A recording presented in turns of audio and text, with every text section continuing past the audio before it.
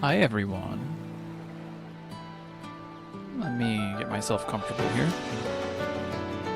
Alright, so we got about a minute here until we start. Let's see, it's day 7. It's been a week since patch 7.4 dropped. I have finished the MSQ and I have finished the raids. I did that in between some of these windows.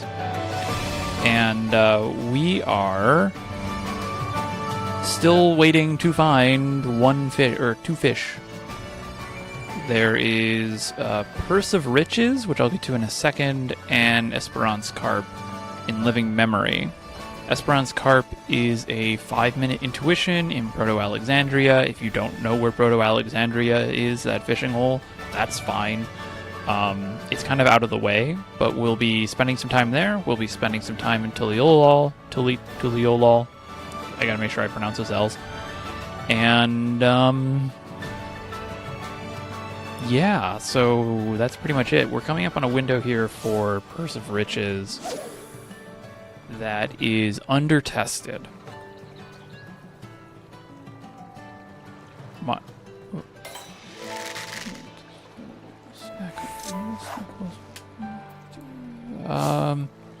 Hold on, Wrath Games is sending me something.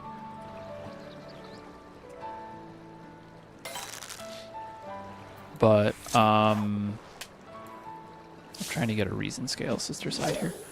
Basically, we have an undertested window coming up. It's going to be fair. It's going to start raining here in about 2 seconds. And, this is an undertested window. So this isn't a world premiere, as we've been kind of joking. This is undertested. There's only one Crimson Lungworm test, one Shucked Clam, and 5 Ghost Nippers, which admittedly Ghost Nippers, meh. But this is heavily under-tested, especially for this late in the game. So we are going to be spending time testing. Let me get stuff. Hello, Amelia. And let me just make sure everything is working.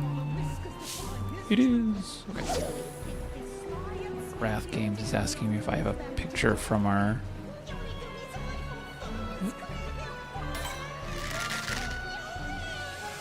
Okay. I was seeing if I have a picture from our charity event still. I don't know. I think I do. If anywhere, it's somewhere in one of these Discords. Is it on Twitter? Anyways, that's what we've been doing for a whole week. I have probably thrown about 1,000 Crimson Lugworms into this, and that's not including everything else that I threw into it. Like, I don't know, I've probably thrown at least 500 Ghost Nippers and 500 Shucked Clams. So it's been a busy week. And it's actually super exciting that we are having struggles to find this fish, because usually the city fish don't take this long. I think Astra Trivy, at least in Modern Discovery, when I say Modern Discovery, it was about patch 5.3, I want to say, is when the spreadsheet really started to become a thing.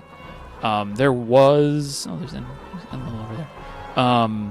There was a centralized effort by the English-speaking community, and the Japanese community, but like in one single place all talking together. Japan's a little bit more dispersed, but there was efforts before that, but it wasn't until the Fishcord kind of just started doing the spreadsheet in patch 5.3 that we call like Modern Discovery. Pre-Modern Discovery is a little bit different. It has its own story, but that's another thing for later.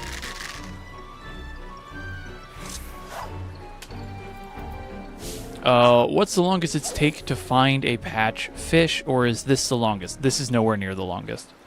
I want to say Shadowbringers legendaries have taken longer than this, and I think it was Cinder Surprise.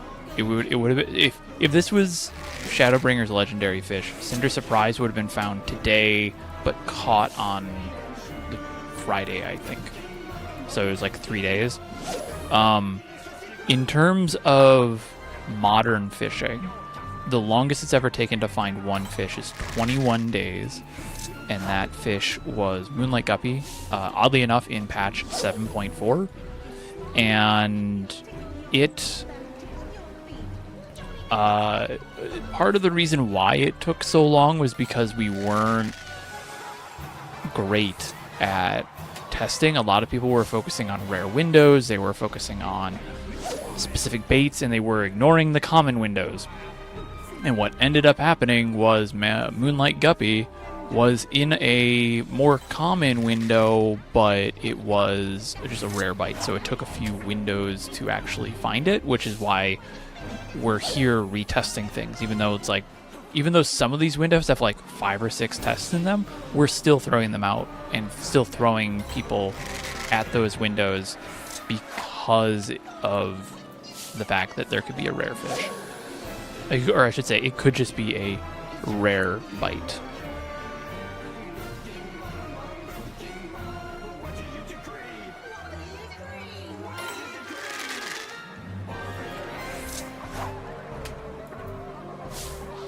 So the longest it's ever taken is 21 days. That was Moonlight Guppy. The historically longest period of time that it's taken to ever find one fish, and this may be unsurprising, is Bob Goblin Bass. Took 45 days, I believe, if I remember the number correctly. But that was back in Heaven's Ward. Things were much, much, much different. The Nick Astley, thank you for the follow. You would probably need to hear from Tioto on that, because I think he's the only one active now who would probably have that info on not how long things have taken, but just what it was like back then. He would be more the historical person to talk to.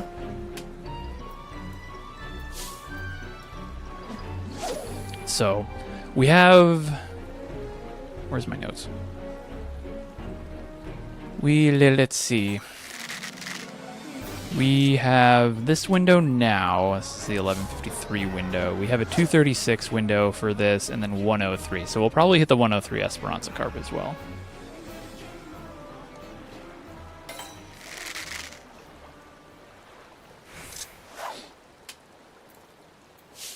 There's just the big standout thing here is that it is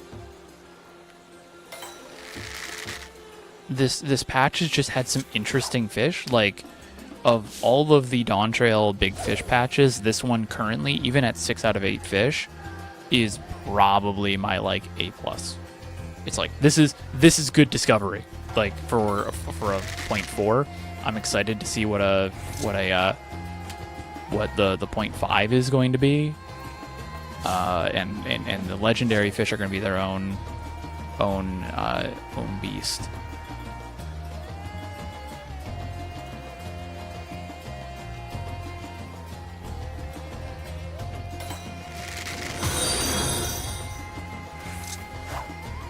Skylar, thank you. Also, Jet, you said good morning, and I did not say good morning back to you. So good morning, Jet. I was just talking, well, Em and I were just talking about you last night.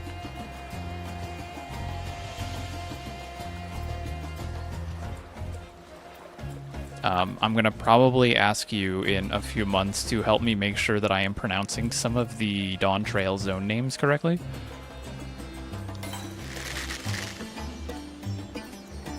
Oh yeah, no, it's totally bad things. Absolutely terribly bad things. I also think I'm about 1,000, maybe 600 cordials down now. What am I at now? 519? The 518. That was, yeah, I'm about 500 cordials in. So, but these won't be the only.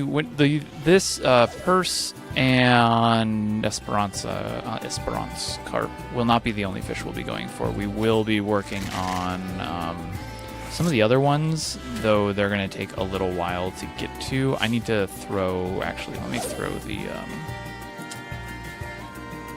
the Carby utils up so I can just do that. I want to clear up my pins for this too. Nope, and nope. We might hit the Moxitaral Great Gar window that's coming up in 2 hours, so I think this will probably be a little bit of a longer stream, but it might be a bit slower paced. because Moxitral Great Gar is the first fish that we have a green confirmation on. We are very confident in its window. So that one's looking good, and I think Shin Snuffler is the other one that's doing well. I think that's the other good one. So I am going to pull up the Carby utils here and make sure I'm getting stuff, and then that way we're just doing window tests here. Make sure I'm casting.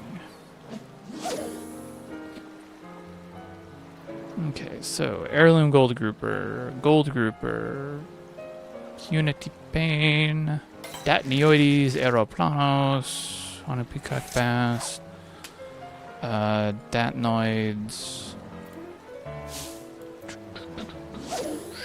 Shockfin. Oh, okay, wait, that's the showers to rain window, which we haven't done yet. Is that the other one? Oh, Pelubane, that was the other one. Those will take a while. So we have... Oh, all the test windows are in like 2 hours. Crap. Maybe we will be spending some time here. Thank you, Jet. I appreciate that. As long as if you butcher them, then I can just say that, well, I was just taught wrong. And you become the scapegoat.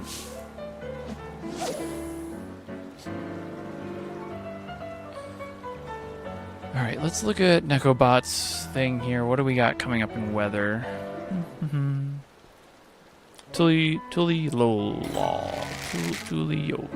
is rain into clear skies from 16 to 0. Rain into clear skies. That's somewhat, but let's see what Esperance Carp is going to be doing, because that's fair into rain. Rain is the rare one. At 16? Okay, we may just go to Esperance Carp after this and test it on Popper Lure. Because that's pretty low test numbers as well. Do we have fog coming up? What's that weather? Oh, we do have fog coming up. Okay, we're definitely going to probably do Esperance Carp after this. Because right now for Tuliolol, I keep adding an extra L. Tuliolol, it's rain, clear, clear. Which, rain into clear for Purse of Riches is 6, 8, 11 on the baits, which is not, I mean, it's not enough to rule it out. But I'm going to say that Esperance Carp needs a higher priority. And then we get clear into clear in the morning, though. That might be interesting. I'm just rambling numbers here.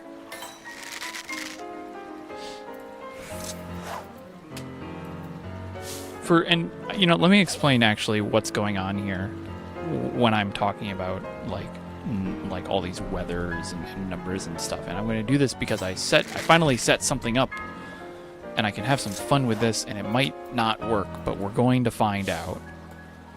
And I just hope that this works the way that I think it does. Okay, there. Cool, sweet. Just reset. I said reset. Reset.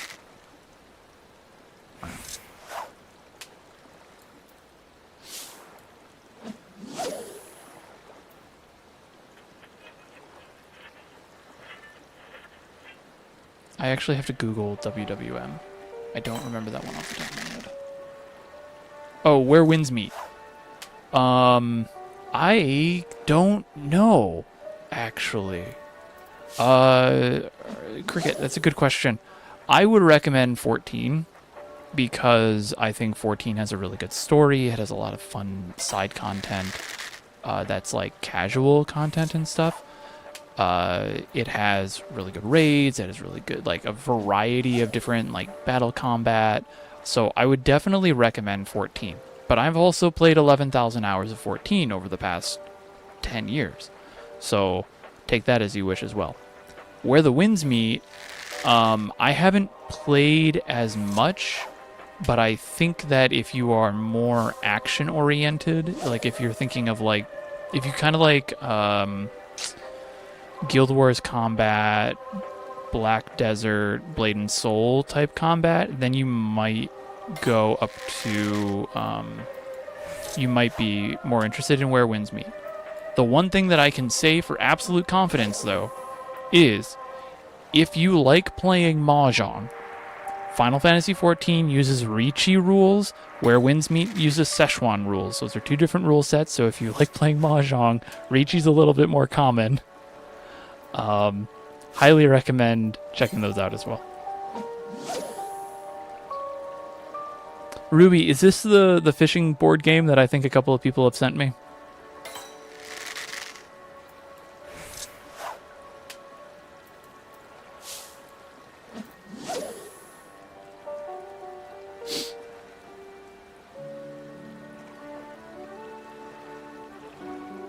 Oh, yeah. The in-game strategy board. Got it.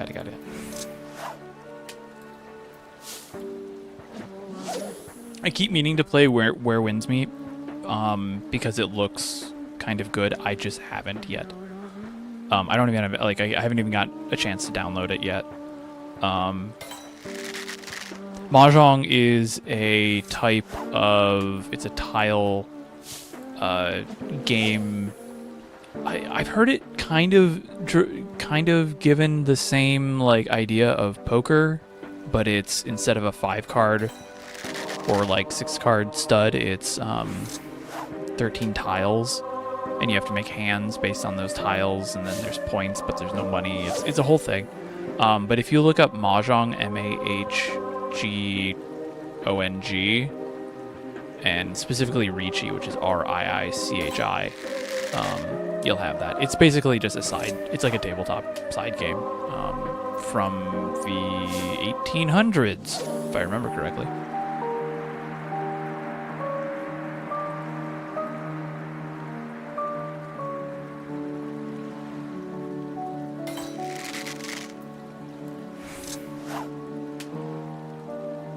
Anyways, let me quickly explain that whole weather thing that I was talking about earlier for those of you who are not sure what I'm talking about with all these weather numbers. So, I'm going to see if I can juggle this, because I have to literally jump across 3 different monitors to make this work. So, I'm not even chummed, so I have some extra time. So, there is a fish, right? No. Oh, hello. What just happened? That did not work. My whole computer just collapsed on me. There we go. Hello. Let's see. Are you right? You are writing. Good. Okay, I'm gonna erase you. So there is going to be a fish. Please work. Thank you. Right. So we have a fish. That's gonna be the fish. I'm using an app for this, so it's a new thing. I don't know if it'll work. Every fish has a condition, or has a variety of conditions that will say this is when you can catch it, and it's either going to be I love drawing on screen. I got it because I'm on OBS now. I have a new thing that I can do it with, so it's a little bit less weird. Let me put my glove on here so I don't do what I just did again, which is close literally every window on my screen, including Final Fantasy XIV, which is in bordered full screen, so I the bordered window list. Alright, so we have a fish. There is our fish, right? Every fish has a set of conditions that dictate when it's going to be available. And that is time, weather, and bait. Not bail, bait.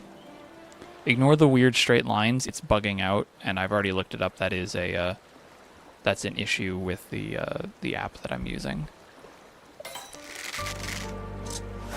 Oh yeah, no. Final Fantasy XIV does not have pay to win at all. Period. It literally is, do you want to look fancy? And that's about it. And even then, you don't really need to engage in that. You don't really... any of the, like, fashion stuff is really just tied to, like, do you want to dress up like an NPC? But it doesn't give you any other powers. Okay, So with time, weather, and bait, time is pretty easy. It's going to be available between sometime between, midnight and midnight. Easy. The weather, on the other hand, that's where things get a little weird. So you have two options for weather. So I just come around here. You have the current weather, and the previous weather. Okay, this is not working. I have to go a little bit slower. And you have a transition. I was explaining this to somebody this morning. So if your current weather is like sun, pretend that's the sun, and the previous weather is clouds, that is a specific condition that fish could particularly be fishing, that you could particularly catch fish in. So what we're looking for with transitions here of like weather things, I think it's called a weather chain is what someone was calling it this morning. I believe that's the official name for it. When we're looking for a weather chain, we're looking for one weather into another. Now, all the weathers in Final Fantasy XIV have different weights, so they're like not necessarily equal. It's not an equal distribution per se for everything. Little Wings and Chowtaf, thank you for those follows, by the way. And Skylar6 too, I think I missed you. Anyways, they're all weighted differently. So I think, let me bring up what Tiedo has because he wrote them in. Yeah, so for Purse of Riches, clear is a 40% chance, and then fair is also, I have to be slower, fair is 40%. Get ready to cast again. Clouds are 5%,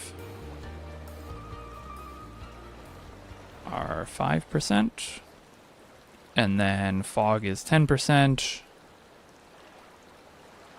and rain is also 5%. So these are the chances that weather is actually going to happen. And when a fish is early on in an expansion, if I do this, you're going to look and see a lot more common weathers. So like a fish may be only catchable in clear skies because that's going to be up 40% of the time. Or clear skies into fair skies because that's going to be a common transition. That is basically going to mean that it's going to be a more accessible fish. Basically, it means that its uptime is going to be higher.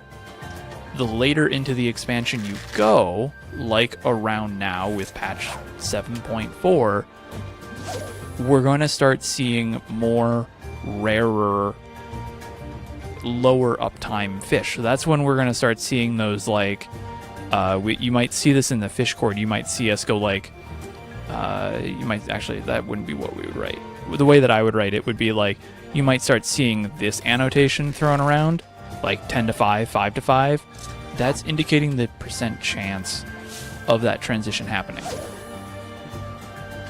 So like a 5 to 5 on Teamcraft, that's a 0.25% chance of it happening. This is a what's the number? It's like, 0.5% chance of that happening or something? And then a 10 to 10 is like a 1% chance.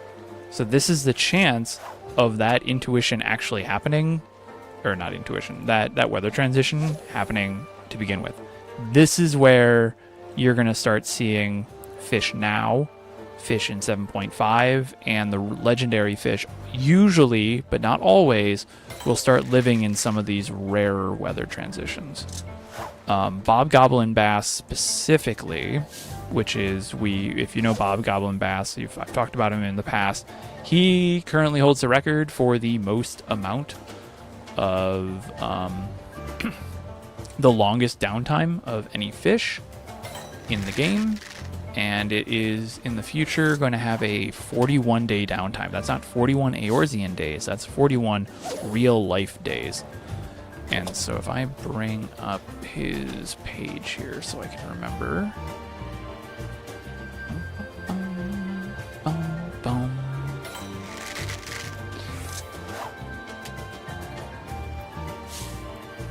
load up Teamcraft. Gonna work for me. Thank you. Let's see. Bob is in Showers to Rain, I believe, at 2 to 6 a.m. So he's in the 0 to 4 time slot. 0 to 8 time slot. But that showers into rain. Is it rain into showers or showers into rain? Which one did I say it was? Doesn't matter. Because it's only a 1% chance of that specific weather happening. And because it's time related, there's a... Because then the other factor that we were talking about is that time. So if we break the day up into 3 parts, and this is 0 to 8, 8 to 16, I'm using the 24-hour time here, 0 to 24, or 16 to 24, there's going to be a different weather in each one of these. So if Bob specifically lives in this one here at 2 to 6, then this one has to be showers, which is a 10% chance. And then this one has to be rain, which is another 10% chance. And they have to then follow each other, which is kind of rare. So it's all this big random thing, but it is predictable, and we're able to tell, years and years in advance when these windows are going to be happening. That's how we know that in 2152, Cinder Surprise goes on the record-setting 49 day downtime. Okay, I'm getting a ton of questions here. Let me get caught up on chat really quick. YouTube, if you're watching on YouTube, I am seeing your chat as well. So if you have questions, go ahead and throw them there. Let's see. The weather logic. Yeah, the weather logic is super interesting. Caf Kaleo has a really interesting video on weather, but I'll do a really quick explanation on how weather works in Final Fantasy XIV. Pretend that this is just all of the weathers, and they're just a stack of books. And each book has a different thickness. Each one has a different height or weight whenever they're stacked up. And we assign a number to that. So it goes from 0 to 100. All of them should go from 0 to 100, but one of them doesn't. And you can go check Caf Kaleo's video on that because it's really interesting. But each one of these is a different weather. And every 8 hours in game, like I was just talking about, there is a random number is generated, and that number is then just assigned across all of these. We call these weather stacks, and whatever value corresponds to that weather, we know that that weather is going to occur in all of the zones. So they only have to calculate one number, and the entirety of the game already knows what weather it's going to be in each zone. And because of that, because we can calculate and we know what the predictor is going to be, we can calculate what the actual weather is going to be like in the future once we figure out what the weather stacks are for these new zones. What was interesting was when Sinus Ardorum came out for Cosmic Exploration, we actually found out that Ultima Thule and Sinus Ardorum shared the same weather stack, except they just swapped out, I think it was Astromagnetic Storm with like moon dust, I think is what it was swapped out, but then it was the exact same. So before the predictors even came out, we were able to tell when the weather was going to be.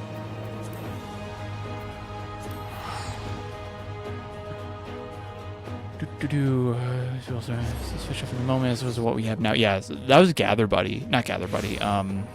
Garland Bell. That was it. I started with Garland Bell. TRM Shadow. Yeah, 2152 is in fact about 1,200 or 102 or what is it, 126 years from now. A little bit more than that. The Lemon Tree, thank you for that follow.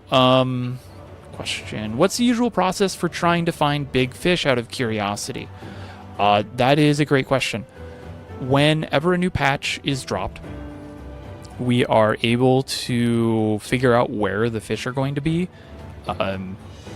technically we can data mine like the name of the fish and its fishing hole, and if there is like an intuition tied to the fish, or if there's going to be a hidden lure message fish. But we don't know anything else. We don't know the conditions. We don't know any of the. We don't know like what bait it's on. We don't know any of the weathers that it could be in. Like, it's all over the place. And so, before I get started, I don't have to do that. Okay, we're gonna use Popper Lure. And so what then happens is we take that information and we put it into a spreadsheet, which I'm going to be very, very risky here, and I'm going to show you my other screen. Let me see if I get this right. Oh, that's gonna be ugly. It's gonna look really ugly for a second because you're gonna see my OBS for a minute, but bear with me. Alright, so this is what this looks like, and you can see how, like, these are all test numbers here. That's the number of times it's been tested, or how many reports that we've gotten, and this is all manual reports, like what I'm doing on stream right now. This is what we're doing. And then so you can take it the weather. So that's the current weather down here. This column is the previous weather. And then basically you just match up to wherever it is. So we were just in what? Clear to rain, I think it was, or fair to rain or something like that. So we're looking over here-ish for where we were going. So our report will end up over here. And you can just match up where it is. And so we build this matrix of weather, time, bait combinations. It's like a multi-dimensional matrix or whatever. But you can start seeing what hasn't even happened yet. So we don't have any tests in here. Sorry for those lines. Again, that's my program. No tests here. This weather combination here, which is fog into clouds, fog into clouds, hasn't even existed yet at all, nor has clouds into rain. So we're still waiting for those to actually happen. But because of that, we're able to start narrowing down where the fish are going to be. So if I move to a window of a fish that we have found, like Moxitorolle was found pretty quick. Once we know what weather and time slot it's in, we can start quickly eliminating stuff. So this particular case, Moxitorolle is, I believe, 20 to 22. So we just have to start looking only in this area right here, the 20 to 22 area. Specifically, and then that just narrows down this column, and then we have to test all the other weathers in that time slot. But once we figure that out, we can start narrowing it down more specifically, and so that's how we know that Moxitorolle Great Gar is only catchable in rain. That's a whole lot. That was a lot of words. I kind of blew through that, but I hope that kind of helped answer your question a little bit. Let me get myself back together here. Oh, crap. I hope that did not kill my Switch. Uh-oh. Are we good? YouTube? Okay, YouTube, we're still good. Thank you.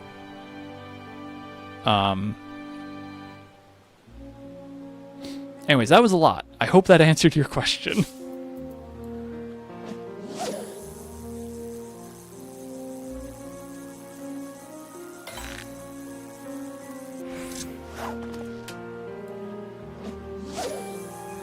Alright, I'm still keeping up with chat here because there's a lot of people now. Do you think 14 will still be around in 2025? I have no idea. That would be kind of weird. See, I got into big fishing because I saw the Reddit post that Bob Goblin would be gone for 35 plus days and decided to see what was going on, and now I'm here with Final Fish. That was probably my post. I think I know what that was. I think that was last year. A lot of people got big fishing on that one.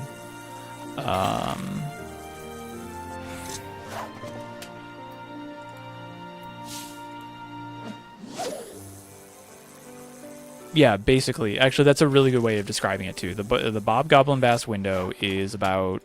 It's not even 12 pages. It's like a small stack of Post-it notes stuffed between Lord of the Rings and the Silmarillion.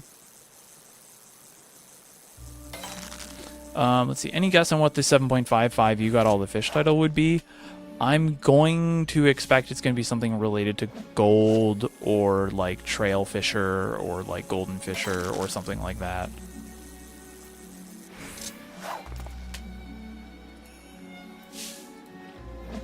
My OBS is an absolute mess. I technically have 3 monitors, but the third monitor is my iPad that I'm wirelessly casting to do all the writing on. It's actually really cool. I'm really excited for it.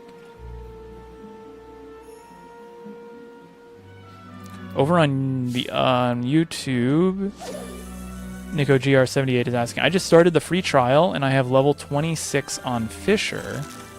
What's the best spot to go for EXP? At level 26, without going too far into the... I keep forgetting to grab the int here. Without going too far into the MSQ, which is the main story quest line, you want to do ocean fishing. You can unlock that right now if you haven't already. If you go back to the Fisherman's Guild, it's on the docks. There's going to be a boat that'll leave in about 40 minutes in Limsa. Hi, Ruby. And hi, M. Shirado, I was wondering if there was something like the descriptions for hunt marks as hints. No. Some people use the fish descriptions as a as a indicator. In reality, that has been historically incorrect. Especially because all of the descriptions and names are slightly different across all the languages, so they're not super useful. Oh, as Chaos goes on to say. Yeah, crowdsourcing is a huge part of Final Fantasy XIV's fishing community. It is an absolute... It is a huge part of the fishing community, just in general. Is we just go and work together. This whole discovery period is something that a lot of people look forward to. I do too, and this particular one has been rather exciting. I need to get focused here on what are we doing. Fair into rain on Esperance Carp. Hold on, let me just double check here. Fair into rain. We can use Red Maggot, but I'll have to get another. I have to get another Scarlet Queen, but that shouldn't be too hard. Okay, I'm all caught up on chat now. The fishing is going well, though, Em. We have still not found any more fish. 7 days in, and a city fish is missing, and it's basically like the starting city and the ending zone are all missing, which I think is kind of fun.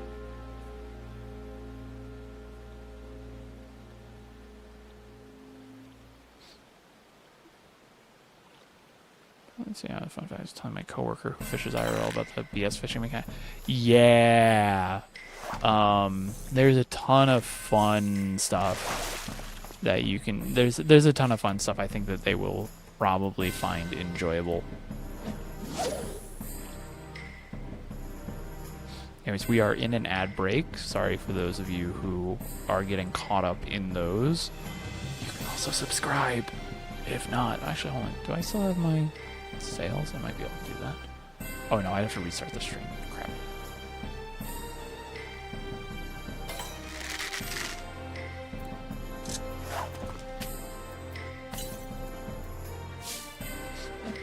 Alright, I need to be paying attention to... Hold on, let me write down when I started.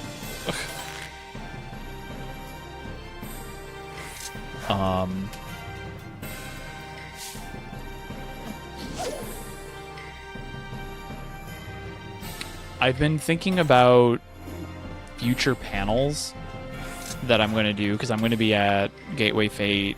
At least I should be at Gateway Fate. I'm going to go to Gateway Fate, period. And Dragon Con. And I'm thinking about panels that I can do, and I think I've done enough, maybe, on here's all the cool, like, fish species. And I'm thinking about doing one on just fishing techniques. I'll be at NA FanFest, for sure. I don't think I am going to be going to EU FanFest. I was thinking about doing EU FanFest if NA FanFest was in, like, Las Vegas again. Or maybe San Francisco. I'm not a huge fan of that city. I might have considered going to EU.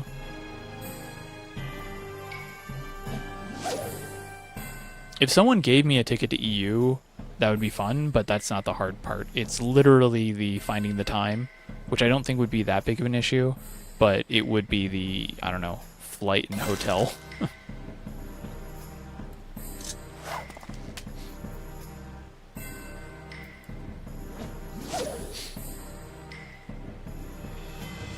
Snagging. We just had a conversation about this the other day in the fish court. Someone was asking me about it. Let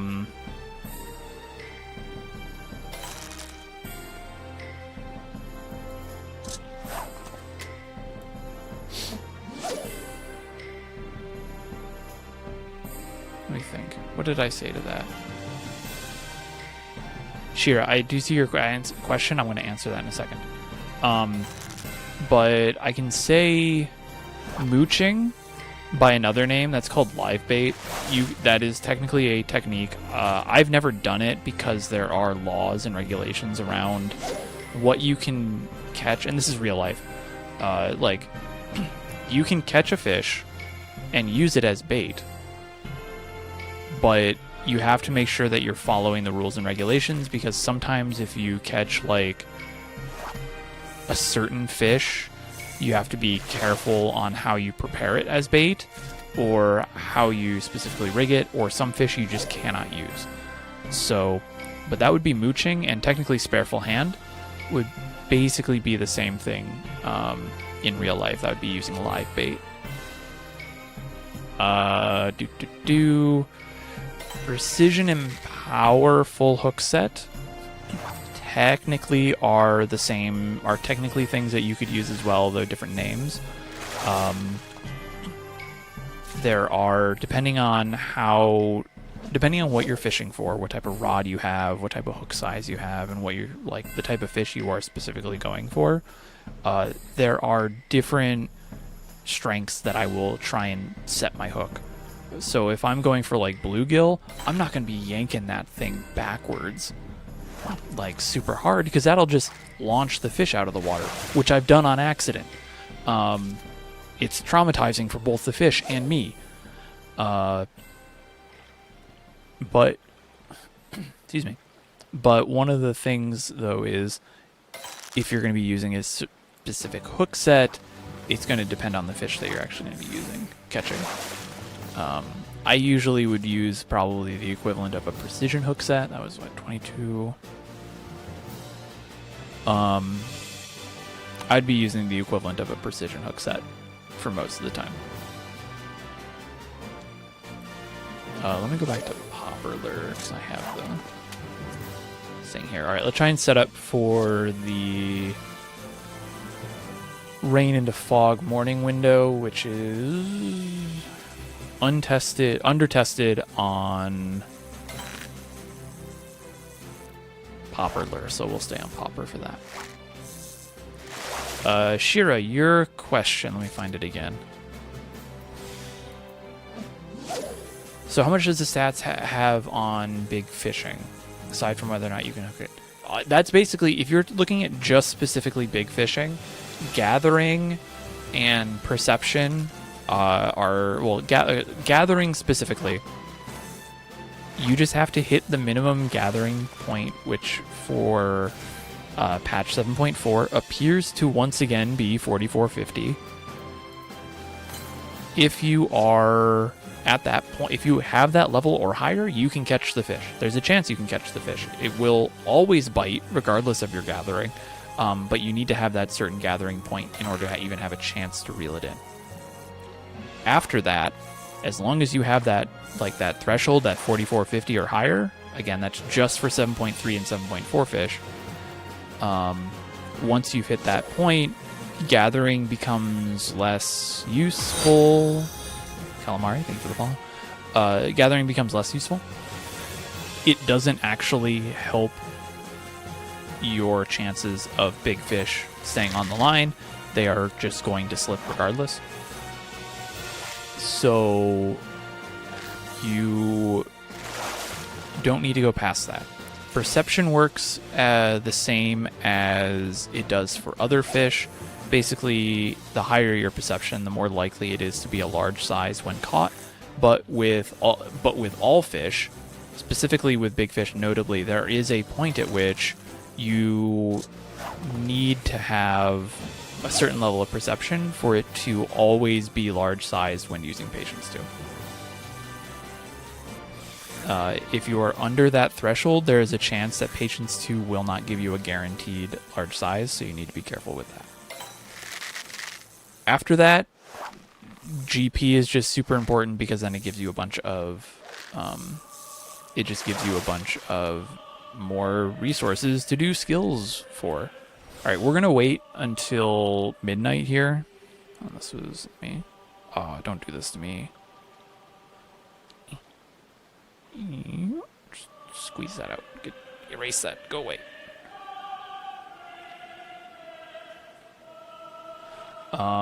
We're gonna wait till here. Oh, undo that. That's the one thing I don't have is undo on this. And then we'll do this with Popper.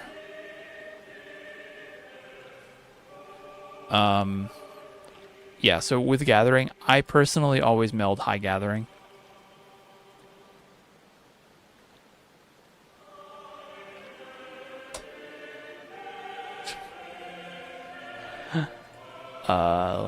I need to make sure I report my purse here before I forget.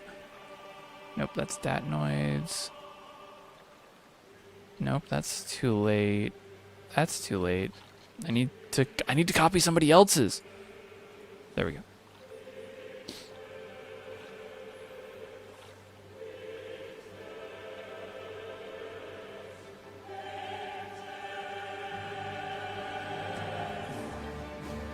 Okay, where was I talking here? Getting caught up on that. That's what I was doing. So yeah, okay, stats. That's your rundown on stats. Like I was saying, I always go higher into GP because if I eat food right now, oh wait, because that's over here. If I eat food now, my max GP is over 1100, which is huge. You can do so much with 1100 GP. When fishing, you can do so many wild and crazy things.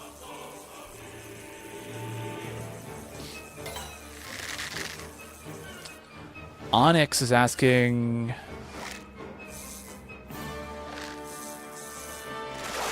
ooh, hold on.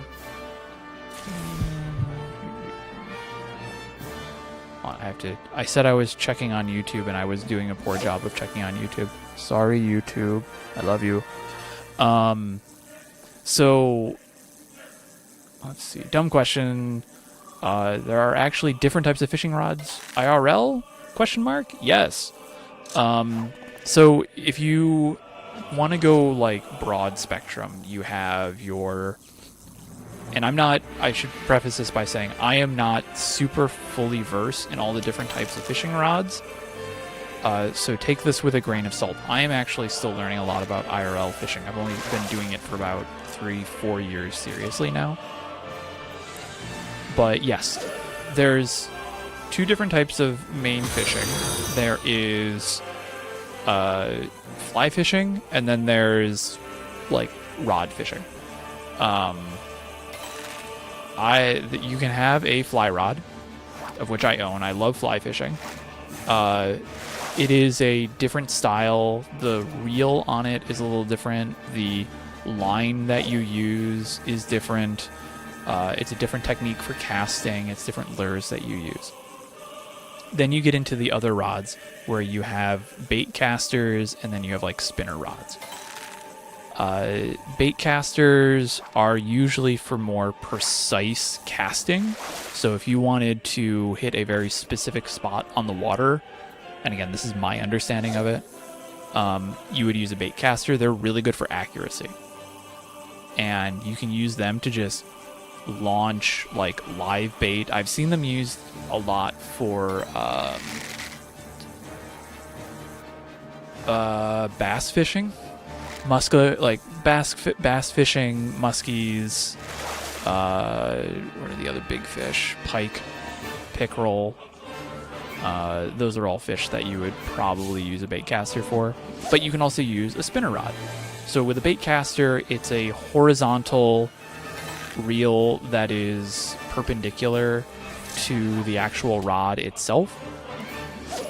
A spinner has a reel that's underneath the rod and is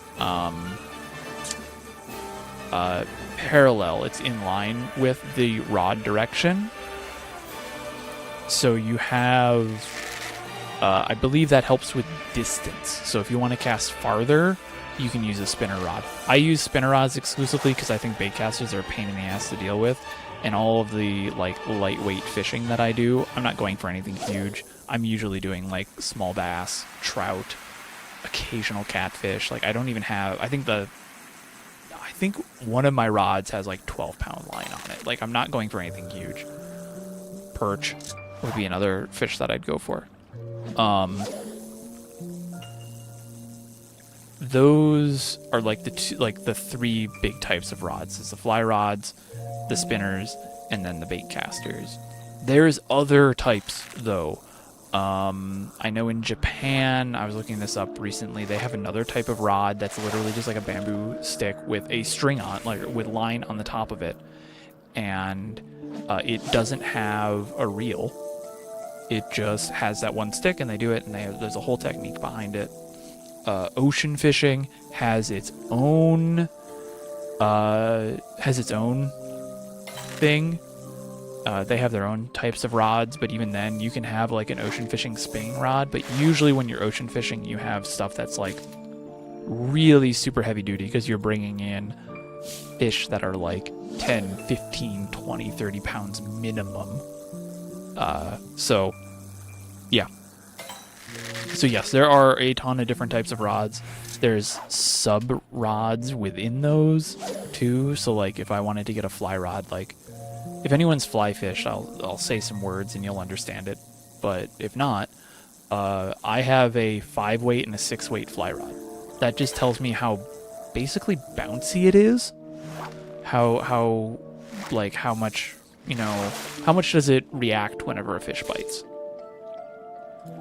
But you can go up to like, I think it goes up to 9-weight, which are very heavy duty fly rods. That's when you're going for like really big fish like salmon.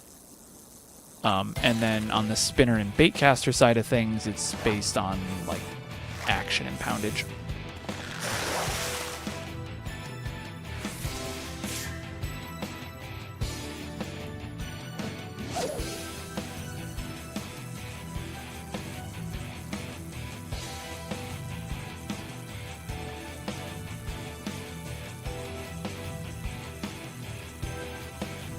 So we have gone 2 intuitions here without even getting a refresh, which kind of sucks.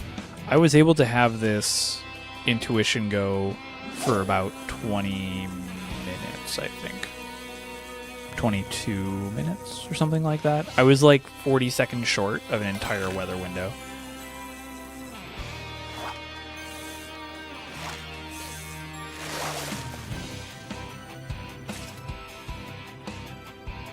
We're just gonna get rid of those gibbles.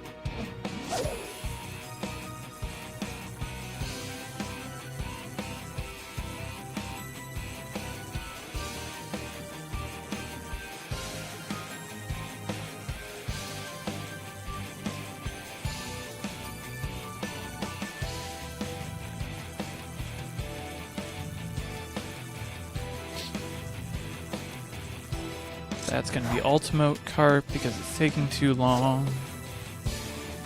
Bought a VR fishing simulator during the Steam sale, and I'm hoping. What are you playing on? What are you playing which headset do you have? Because there's like a billion now. By billion, I mean like 3.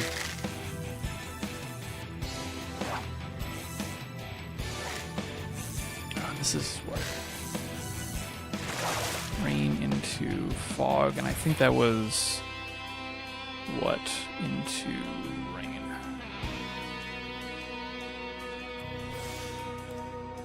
The Vive Pro with the did you get that recently? Because the Vive Pro that's like what? That was like 5 years ago now. I used to work in VR. It was fair to rain. Okay. Thank you, Chaos.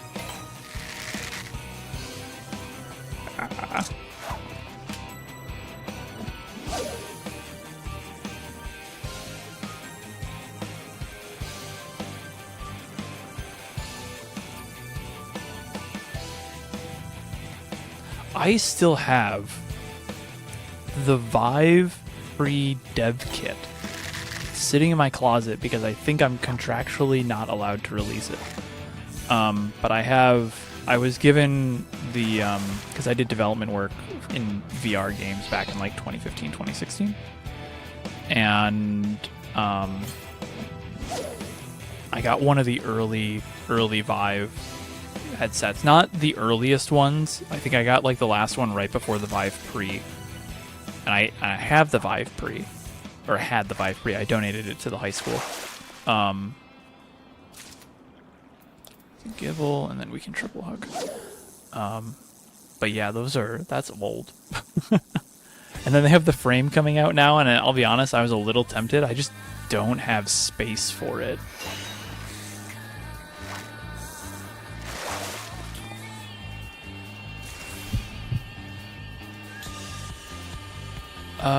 We're staying on Popper for this, and this is 3. I'll answer that question in a second. I just have to write this down.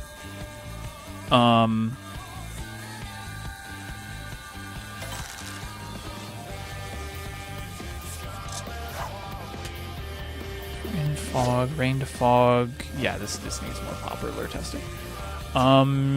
That's a good question. I didn't make my melds for this. This is coming from Teodo Tayun. It's in the Fishcord, discord.gg/Fishcord.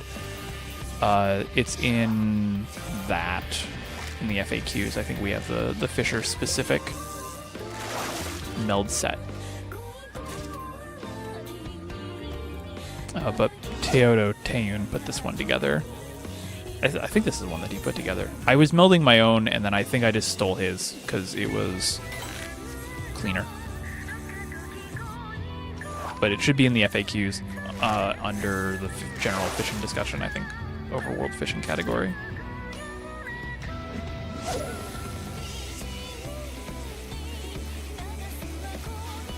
Alright, looks like we're going to be sticking around here at Esperance Carp again for the next weather window, which is 8 to 16.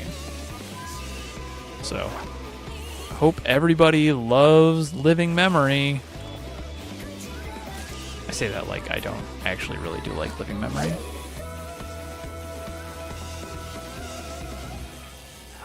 I'm fishing. I can't do that right now, Ruby. Send me the share code on like Discord or something. Just the cat, like send me the text and I'll add it that way. Ah, good. There, finally, we got a refresh.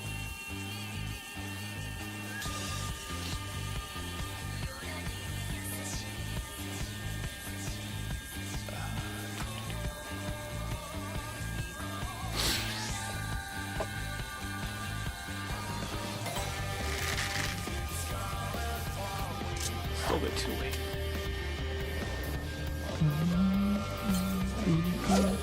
I love your memory. Turn the lights back. Yeah.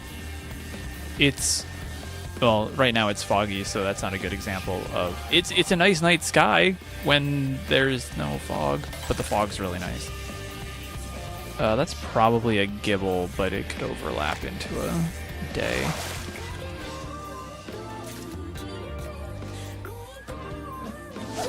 Generally, we can stick with the Stellar fishing rod since at the moment we only meld GP. If you want to, yeah, as long as you're hitting 4450 in your big fishing, sorry, that's 4450 gathering, 50 gathering, then yeah, you can stick with the Stellar rod for now. I just looked at the script gear before, the new script rod, which I think is just called the Star fishing rod. That one has the same stats as the Gold Thumb, or the Gold Thumb one, but it only has one meld slot, so you could use that one as well.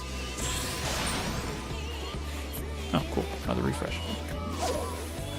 But yeah, like you can see, this is what my rod is melded as. I have a second rod in my I have a second one. This one was actually given to me like a few months ago as a joke. And, but I'm going to remove all of the melds here, and then I'm going to put perception into it instead of gathering, so I have a high perception rod. My preview of the stream is getting a little choppy. Is it choppy for all of you guys as well, or is that just Twitch's playback being a little choppy? On YouTube, it looks like it's okay. So I'm assuming it's just Twitch being Twitch. Okay.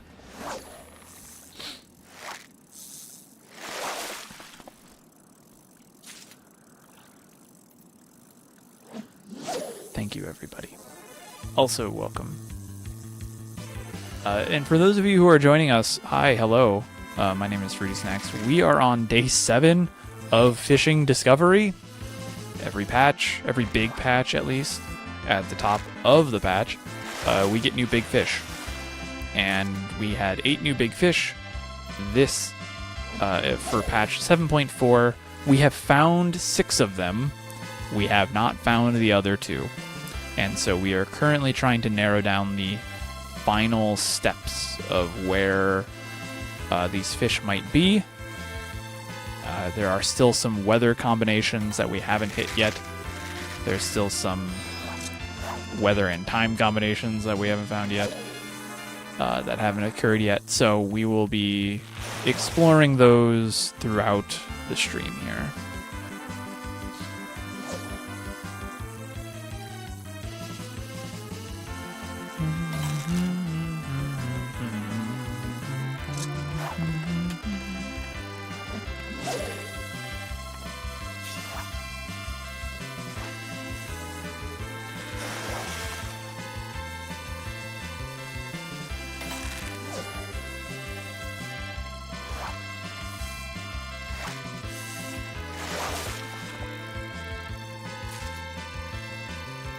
Right now, what I'm trying to do is, with level 50, you gain a trait called Fisherman's Instinct.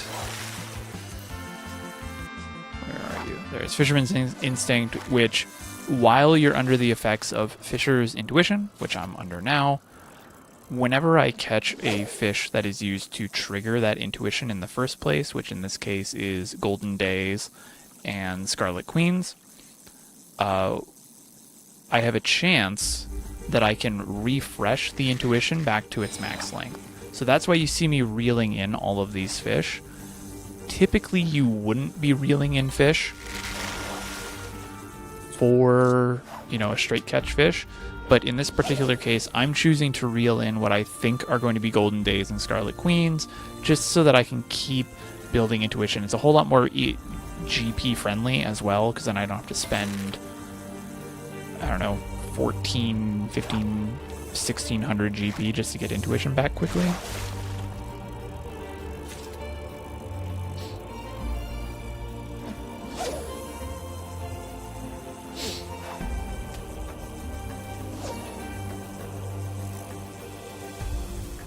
Onyx is asking...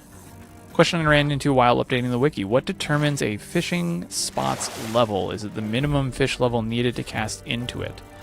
Yes, but also no. there are fish. See if I have a good example of two that are next to each other. Sorry, I'm blocking myself off slightly, but I'll move that in a minute. Let me see if I can find an example of what I need to use here. All right, that'll do. So, oh, I'm gonna have to write this down. Crap. Let me grab a post-it note so I can write down my notes before I forget. My windows here. Oh, that could have been a thing. Shoot. This will work though, because then we'll just build our intuition for the 8 o'clock window. I can explain that in just 1 second. 22.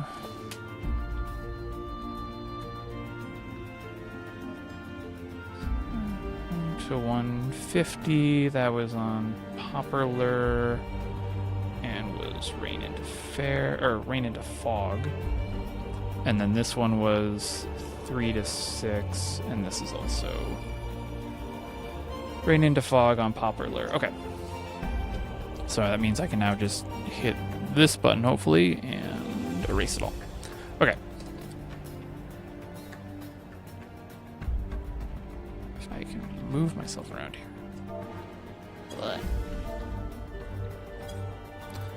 Okay, so you'll see there's three, like we have these 3 fishing holes here, right? One of these is level 45, this one's level 40, and this one's level 50. The actual level for the fishing hole itself isn't necessarily tied to the fish. I think they just kind of say, like, this is what you should be at for if you are going to actually fish in that hole.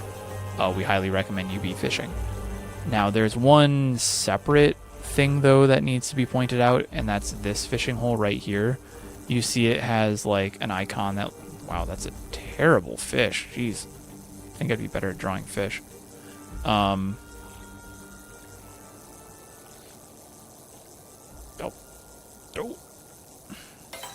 You'll see that icon right there. That is what we call a gull eye hole, and that's a trait called gull eye. It's basically you have your little fish with like sparkles on it. This means that you have to be the level of the fishing hole in order to fish into it. So with the Weeping Saint is level 45, you have to be level 45 in order to even cast into it. If you are not level 45, you get a warning saying that you think there's fish there, but you're not sure where, and it doesn't let you cast into it.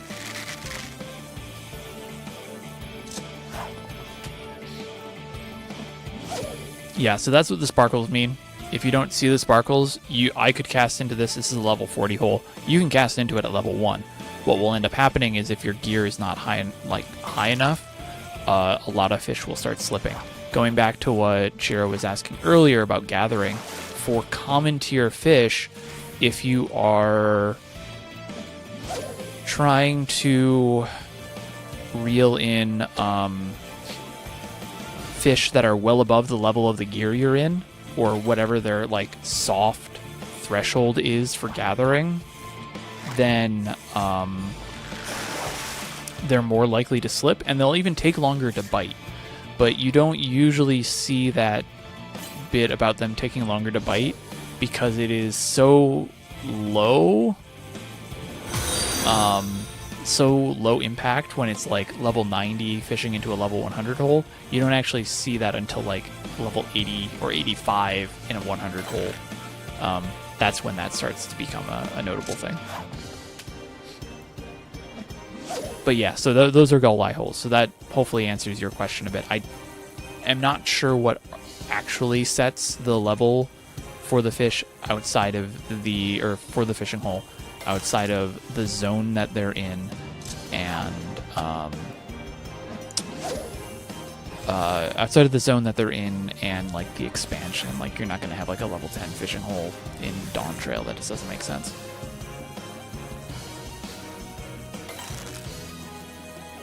Now give me my Scarlet Queens.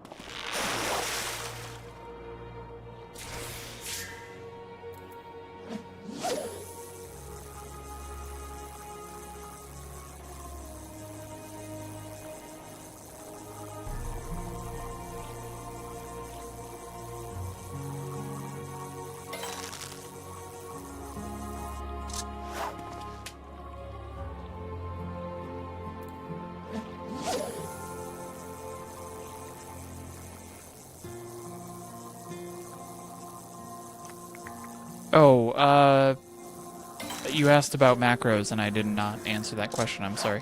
What are some of the go-to macros that you would suggest for a new fisher? Your bread and butter macro is going to be a cast timer. That's like your primary thing that you should have. So something like this would be what I would recommend. My last one was an ultimate carp, right? Yeah. So that's Scarlet Queen. I need a second one. We'll just go into a double hook on this so we can get the early int. Because this will be fog into what?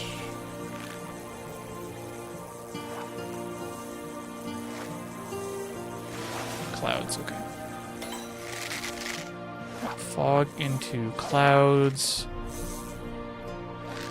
Oh, wait, this is a new window. Is this a new window?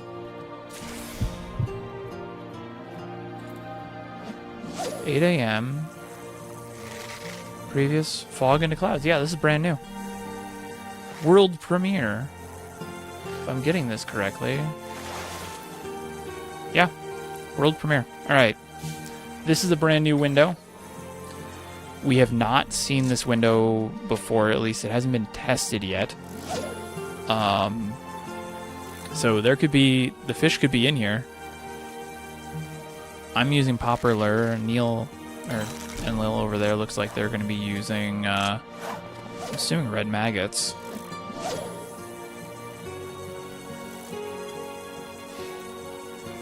Because that's really all it can be.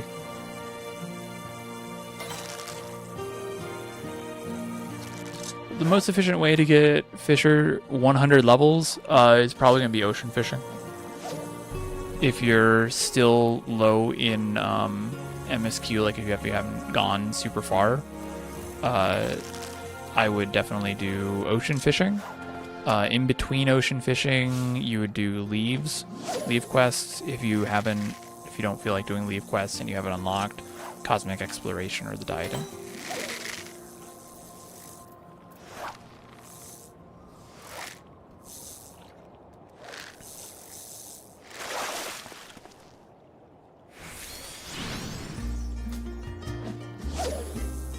So let me make sure I write this down. Fog into clouds. And that is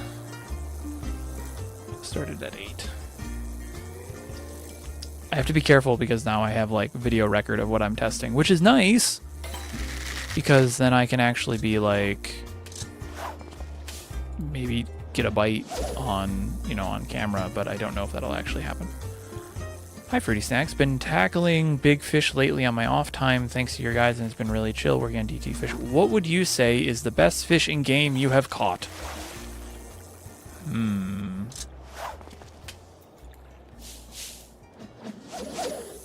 Chaos, if I was trying to maximize that, I would not be on Popper Lure right now.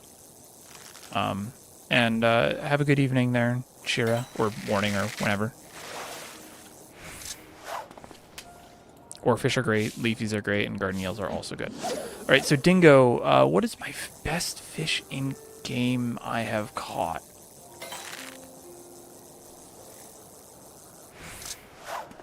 That's a great question. I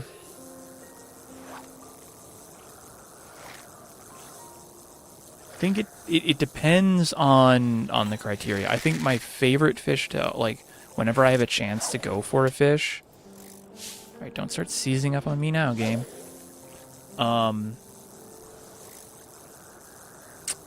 There's ads. Let me wait for the ads to get back. That'll also give me time to actually think about this.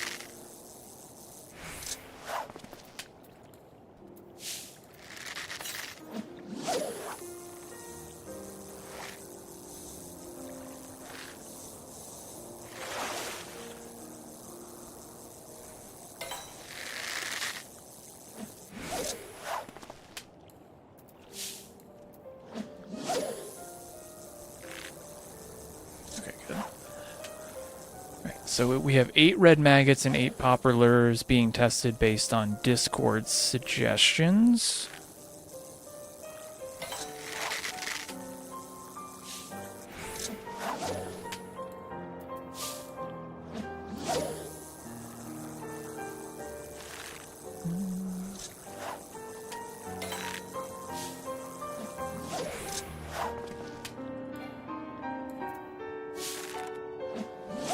will say, though, is that if there is a bite in this window, I'm going to be sad if it's during the ad break.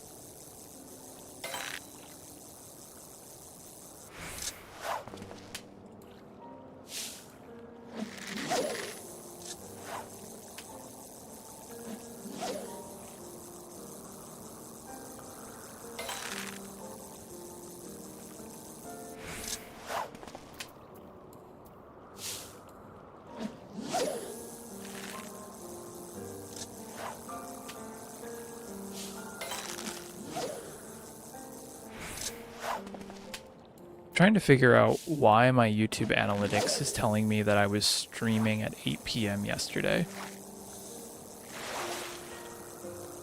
That's not correct. Usually it doesn't show time, but they've been changing up the analytics so much recently, I don't know.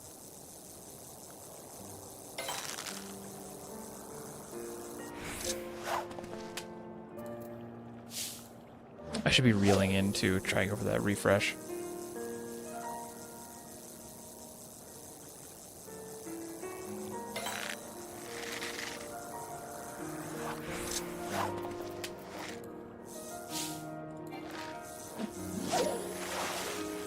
Alright, 30 seconds until ad, and then I will answer Dingo's question, because I think I have an answer.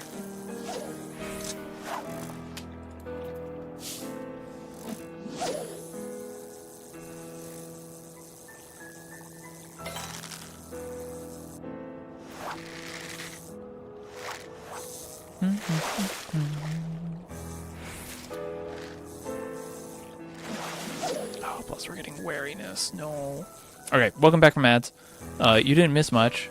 I didn't answer Dingo's question. Dingo, to answer your question though, I really enjoy going for sidereal whale without any preparation whatsoever. Or as we like to call it, the YOLO whale. Here's the ultimate carp bite happening like now. Yeah. That's unfortunate because then I missed a cast. That was 10:22. All right, we go again. Probably my favorite thing though to go for really is sidereal whale without any prep. Just roll up to the window, maybe like 20 minutes. Well, I say extended prep. So like roll up to the window like 20 minutes beforehand and just see what you can get. It's kind of fun. It's a fun challenge of having to manage your GP versus managing your other resources. It's a ton of fun with that one. I should also move before I grab those Scarlet Queens next. Have to move. I'm gonna jump over to the other side of here.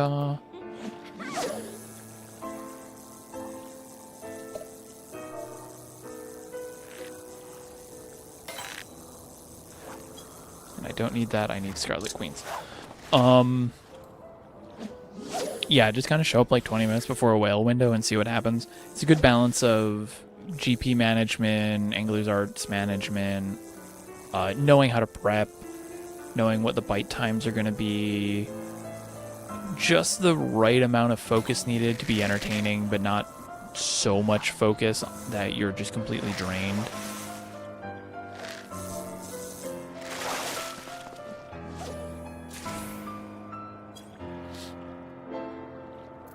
Really long mooch chains are fun. Greater Serpentivranca, Frilled Shark would be kind of fun, but we haven't had like a modern super long mooch chain. Though I think someone was talking about it in the Fishcord, having like a cichlid into Moxoterol Great Gar into another mooch would be kind of fun.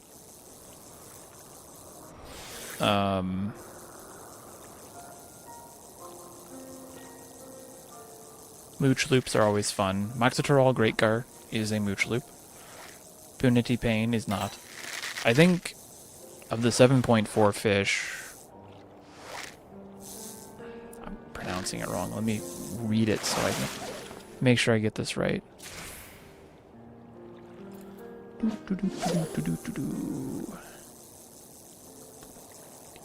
No, it is Punatipane. Punatipane, I think is probably going to be the most fun fish because we've been looking at like the different bite rates and bite times. And is there a way to isolate Hanu peacock bass? And the answer is no, not really. So that's going to be interesting to try and figure out how to optimize.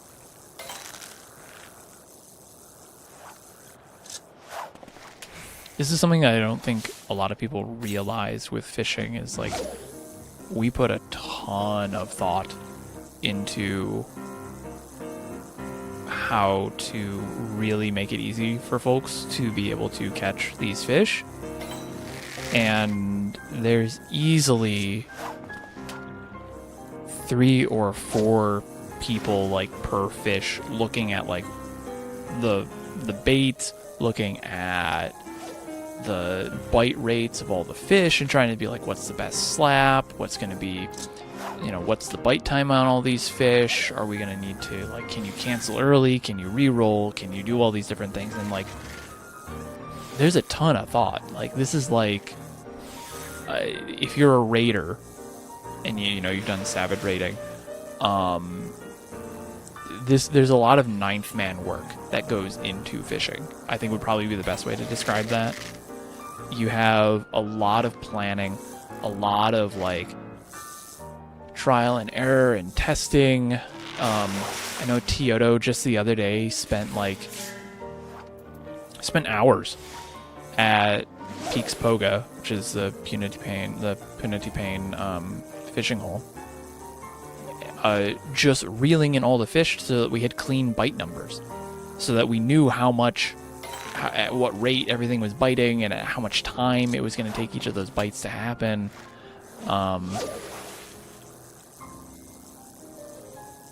So it's going to be really wild to figure out some of these optimizations for these fish, and it's just, there's a lot of work that goes into it. Now we've streamlined it. Some of us just like kind of can look at a fish and go, okay, this is what we need to do. Like Shin Snuffler is going to be pretty easy to pick up. I wouldn't be surprised. This fish, specifically carp, there's 2 ways that this fish can go. It's either going to go the boring way or the genuinely interesting way.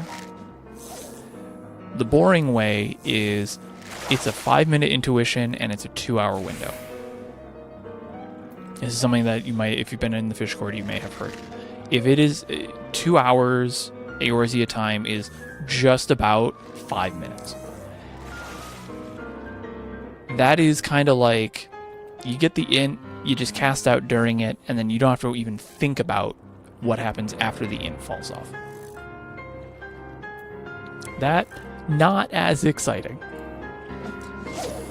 But if it's more than 2 hours, if it's 4 hours long, if it is the entire weather window, which I think we would have found it by now if it was the entire weather window, at least in this transition. If it was the entire window, now it's interesting. Because now I have 5 minutes where I have to try and maximize the amount of chances that I have to get this fish to bite. Also, that's 12:30.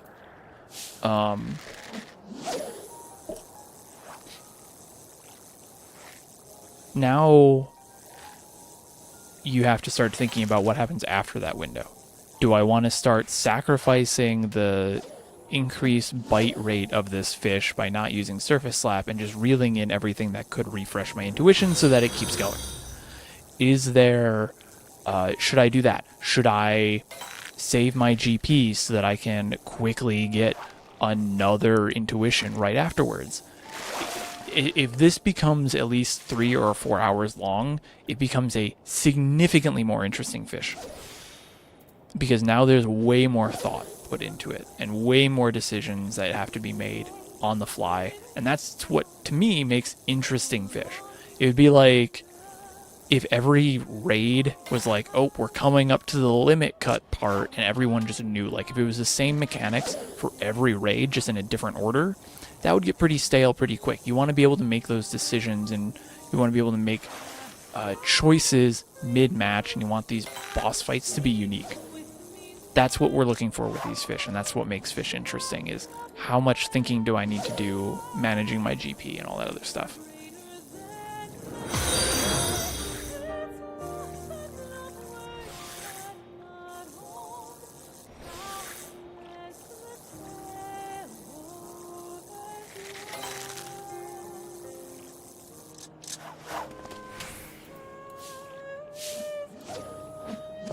For 2 hours. Right. Yeah, we already do have it. Yeah, we do have a ton of like 2-hour windows that are on red maggots. Whatever. Like those, we've done those. Let's move on. Let's do something a little more interesting. The fact that Heirloom Grouper is on Popper Lure is already a good step in that direction.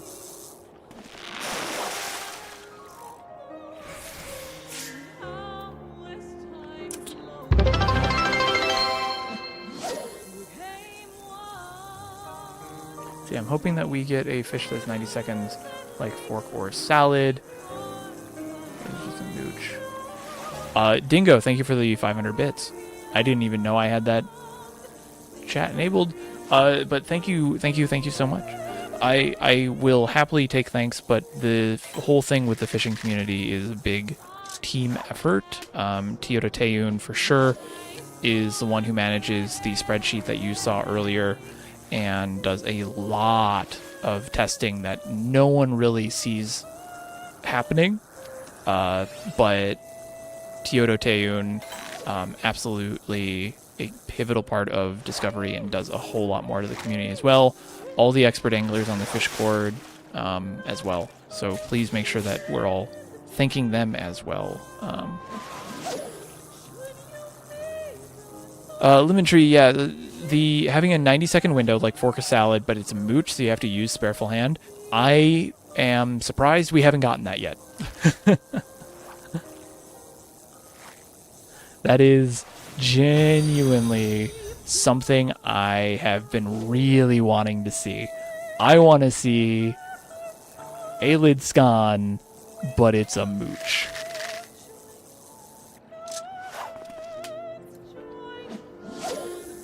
Hello, Kiana.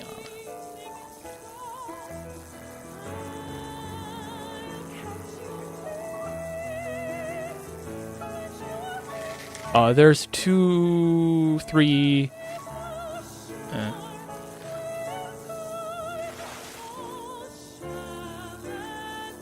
Mortimer, you were working this morning when I turned you on.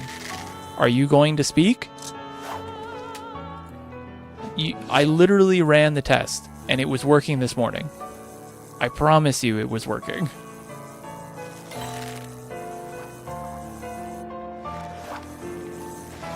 Yeah, that's our day. Please refresh day.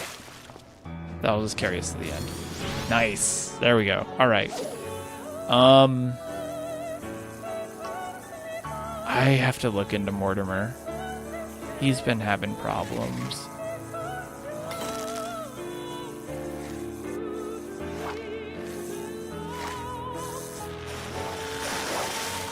Anyways, Lemon Tree, yeah. There are technically three 90-second fish. You have Aelid Scan, which is 11:30 to midnight. You have Fingers, which is sometime in the late afternoon, I think. And then you have Furcicata, which is 15:30 to 16:30, but it's over a weather transition, so you only ever get either 15:30 to 16 or 16 to 16:30. Those are split windows. We like split windows. Those are fun. But with that, none of them are mooches because we never had Spareful Hand ahead of time, so we never really had a reason to use. Like, it would have been completely nutty if they were like, let's have a 90-second fish that you had to catch off a mooch. Now that we have Spareful Hand, we can totally get a mooch 90-second fish. And I very, very much want one. Throw that in... Actually, where would I put it? Where would I put a 90-second fish? Probably in Yaktel, not Yaktel, Urkapacha. I'd probably do it in Urkapacha. I would probably do it. Carvahar the First is probably going to be where the legendary fish is. If it isn't, I will be a little surprised. But Chihuahua Lake could be a potential one as well. But it'll probably be Carvahar the First. But I think it would be in. I think it'll go in Urkapacha. They could do something else. And bear with me on this. Let me make sure I have this correct before I go and say what I'm about to say. Make sure I have the timings right.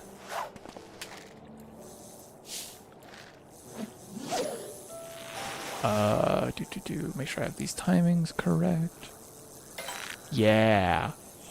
They could go with something completely bonkers that's like a yellow peacock bass mooch in Marsh Ligaka.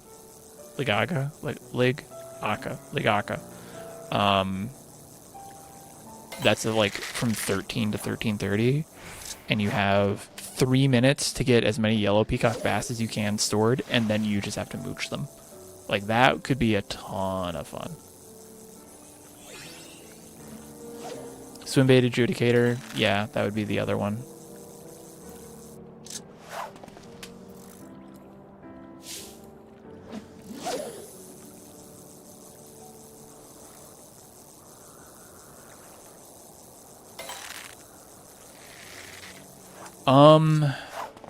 Diadem does technically have levels.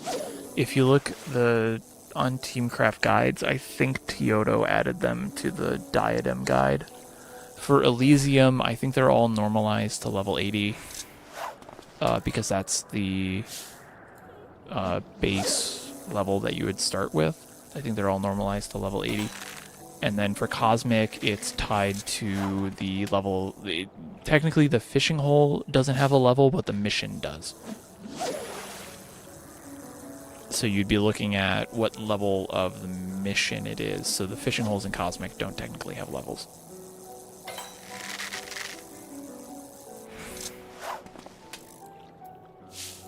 And even then, technically the levels are slightly dynamic because it's based on your eye level. Until you hit level 100. Well, even then, they're still technically dynamic, but...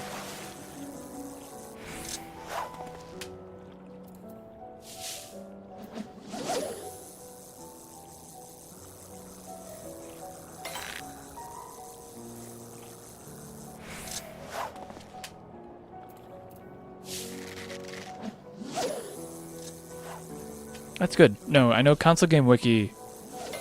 I'm glad to hear that folks are getting that cleaned up, because I know that we've had a lot of people ask questions about Console Game Wiki information, and we'd have to be like, well, technically, it's not. So with it getting cleaned up, that'll be great.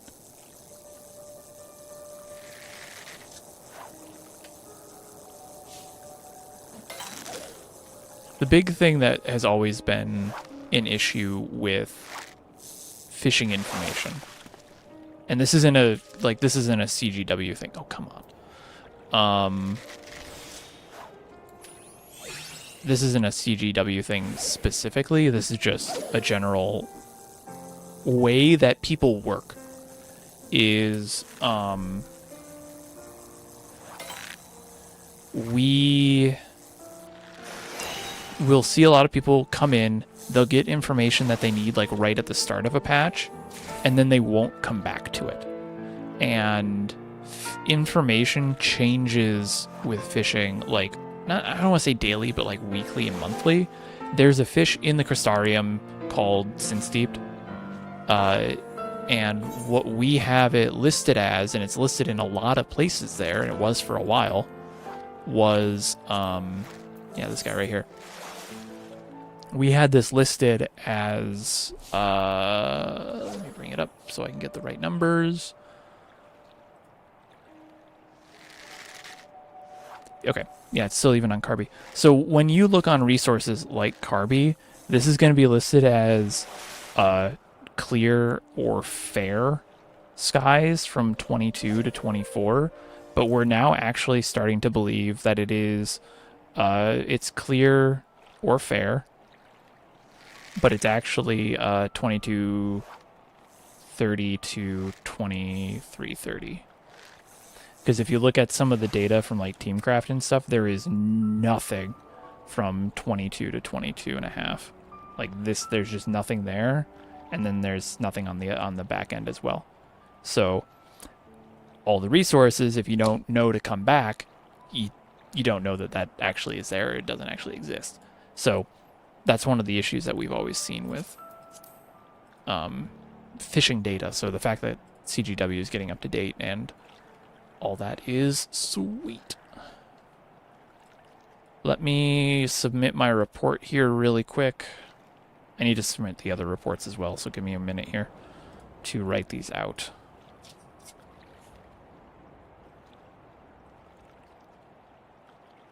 Okay, hold on. I have a lot of reports to make here.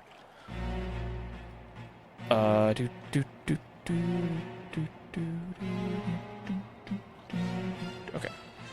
20 to 20, 2030 to 2230. That was fog into rain, I think. Fair into rain. I'm like 3 weather windows behind here. I want to make sure I get these in.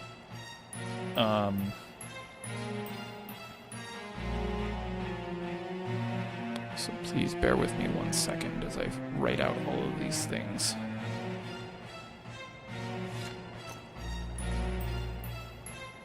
And then from here to here, it was rain into fog.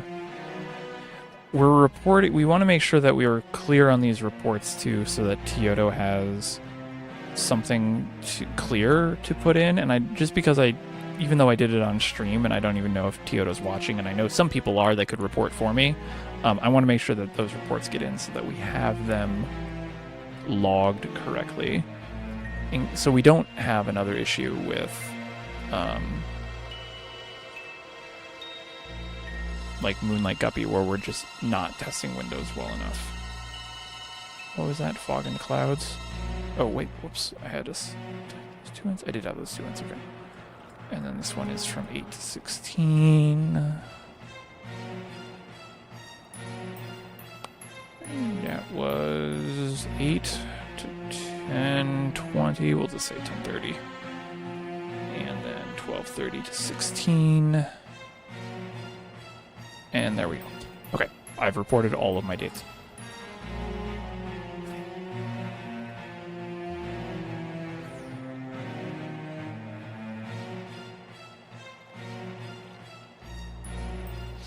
Yeah, so live data is a bit hard. Honestly, if you're looking for up-to-date data on fishing, you just want to probably just sit in the Fishcord and just keep an eye on the discussions there.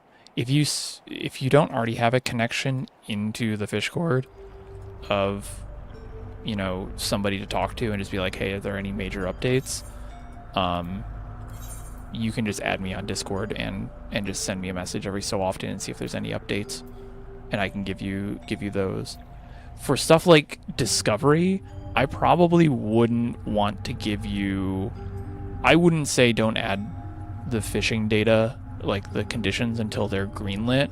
So like Moxitaral Great Gar, you could add that now. Like that would be fine to add, but none of the other fish I would until they're finalized.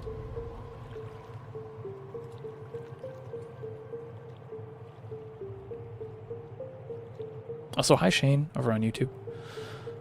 And hello everybody on YouTube. I'm not forgetting about you, it's just that I was focusing on fishing this time around. Where am I headed back to? Tuliolol to grab my baits as well, or my materia. So let me extract really quick. Oh no, don't get choppy on me. We good? You gonna get choppy on me? Okay, we're fine. Let me just extract my materia. I've been getting so much materia from testing. It's been great.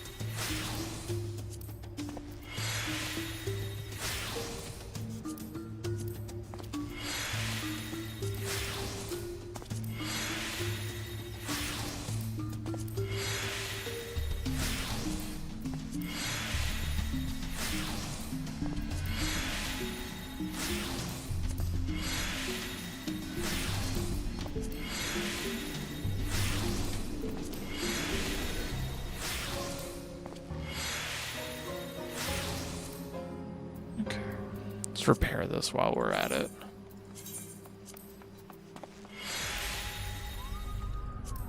Alright, and I guess we're gonna just hang out again. What do we have going on in Tuliolol? What was our weather here? Clear into fair skies. Clear into fair skies at 16. That's still a little under tested.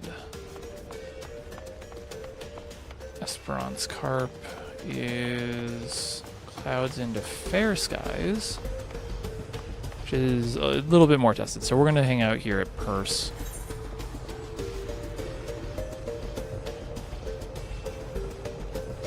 Just for a smidge. This is one that I might not report, but we're just going to hang out here for a bit.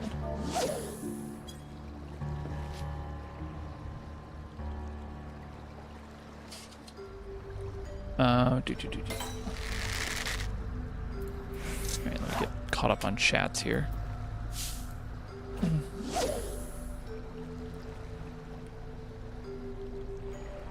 Alright, CDW, I've been pushing for fishing stuff on there. I happened to notice, I don't know if it was you or somebody else, but before Dream Goby was released, you guys had a guide up on that, and I was just like, wow, that was way quicker than I was expecting. For Dream Goby.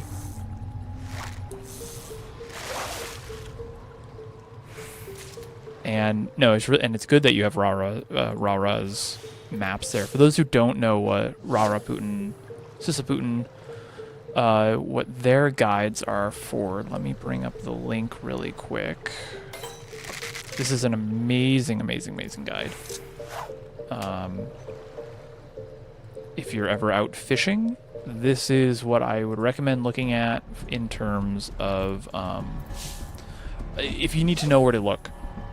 These maps show you every place that can be fished, and like precisely the borders that you can stand on. Really, really helpful for fishing holes like the Perfume Tides in Thavnir Coast, in Thavnir, deciding where they exactly start and end.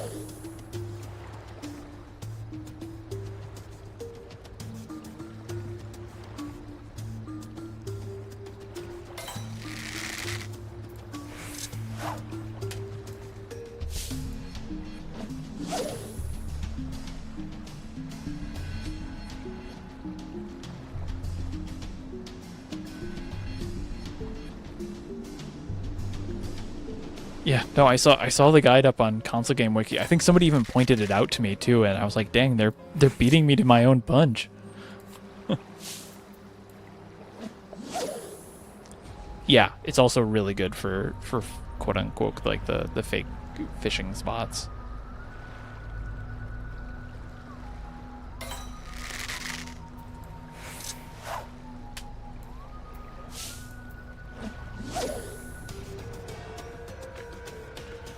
Alright, so we're going to spend some time here, at least for a little bit, until the next window comes up and I figure out where precisely we need to go.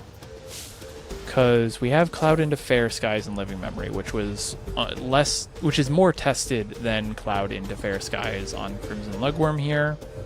But then we enter into a state of really boring common weather. Not to say that the fish can't be in that, and it's not a rare bite. The fish like Floating Boulder and Magic Bucket and the second one all exist, so technically we have to deal with that. But we may try and do a few other tests after I look at what is coming up. There's a known Moxitaral Great Gar window in an hour. So we'll definitely try and get to that.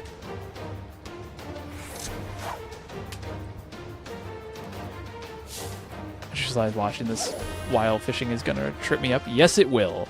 I've had a lot of people come in and say, hey, it's really hard to fish while watching me because I have fish sounds on as well. So if you quiet it down, that's fine. That's understandable. I haven't figured out a solution to that yet. But we'll definitely hit the Moxitaral Great Gar window in an hour. We'll probably prep for that about 10, 15 minutes ahead of time.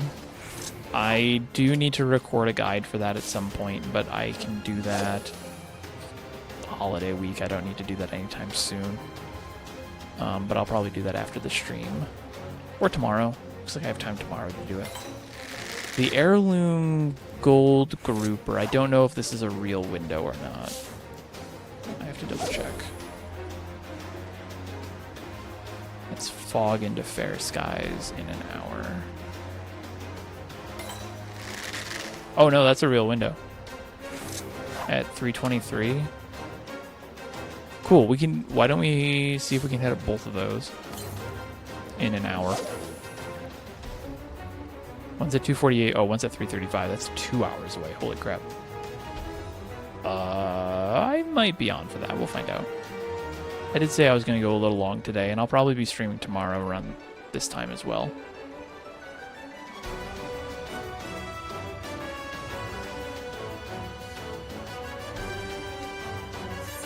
Uh-oh. Alright, well, that sucks. Let's try that again.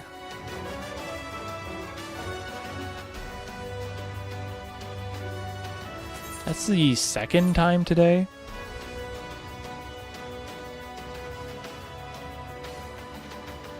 You know what I'm going to do is, because there's an ad break coming up in like 2 minutes, I'm going to start the ad break for everybody now. So that way you're just not sitting here waiting, and I'm going to use this as a chance for a quick break. So I will be right back. You're going to go watch some ads, and then we'll be good for like another hour. It's going to be great. So I will see you all in a few minutes.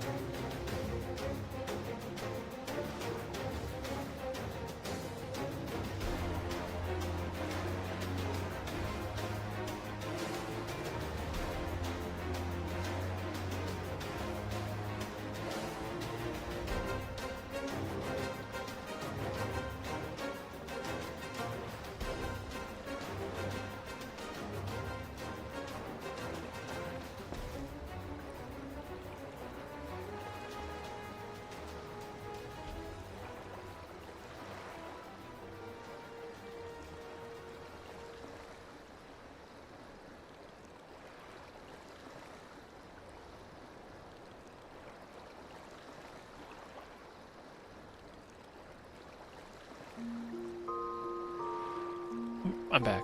Hello. I hope you're all back in game as well.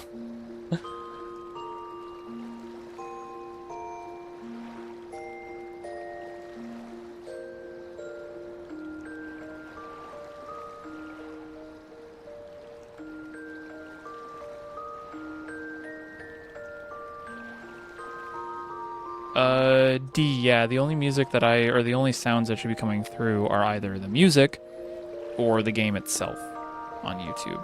If YouTube's not picking up the music, I don't know what's going on with that. Yeah, no, as soon as I said, oh, I'll just get up and go and do, grab a snack and send you all to a break, I did that, clicked re-queue thinking it would take a few minutes, and it ended up being 35 people. It was just that quick.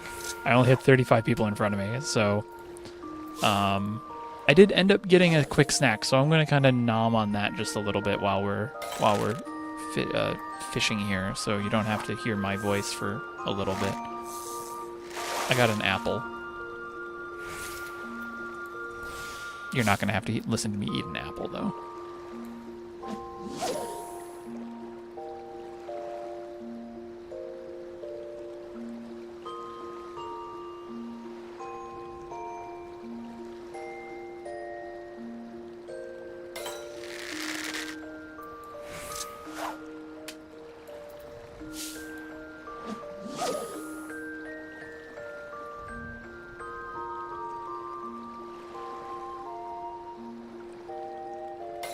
Oh, yeah, no, I could do that, but I would prefer not to have to turn...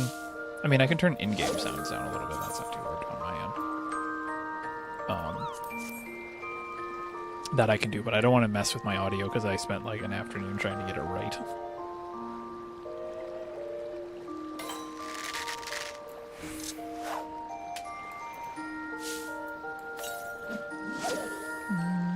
We're just going to have to go fair into fair on this, I think, for a little bit while we eat. I don't think I'll report any of it, but... 236 is the next interesting window. That's fair into rain. Oh, wait, when is that fair into rain? What time is it at? Oh, that's an undertested window. I just realized fair and terrain at 16 is undertested. Only has 2 records into it. Oh, but is that the same time as Gar? Oh, I think it's the same. Okay, we'll have that discussion later. And then Esperance Carp is literally just living in fair skies for like the next hour.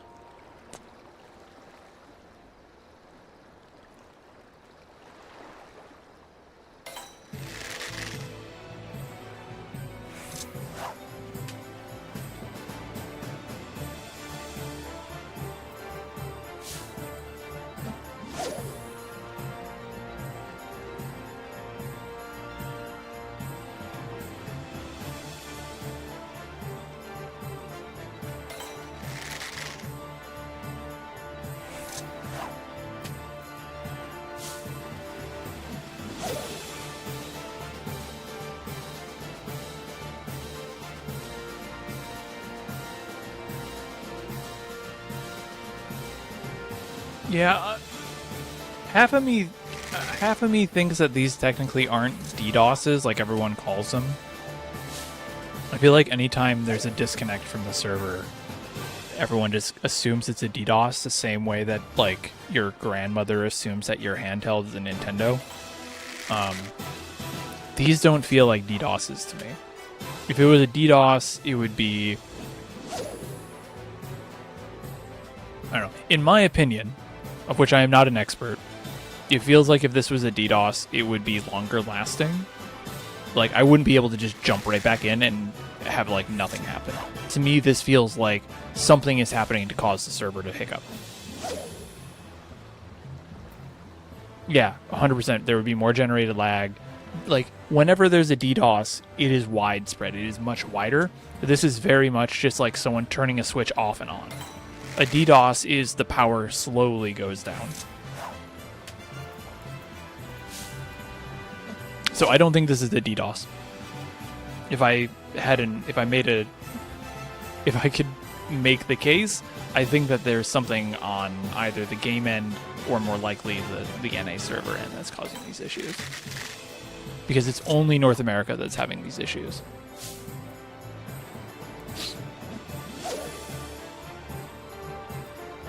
Yeah, no, same chaos. I think the fact that everything's just a DDoS is kind of the issue. I went to go back and look and see when all the DDoSes were actually happening, and I was half wondering if there was a fish involved, because it wouldn't be the second time. It would be the second time a fish has caused servers to crash, but it doesn't bring down it didn't bring down entire data centers last time.